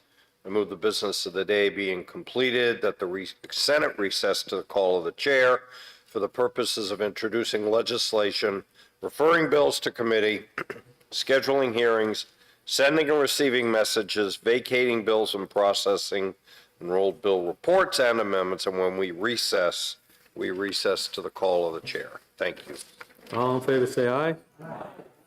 All opposed, say no. The ayes have it. The Senate is in recess to the call of the chair. Senator Gannon, Senator D'Alessandro.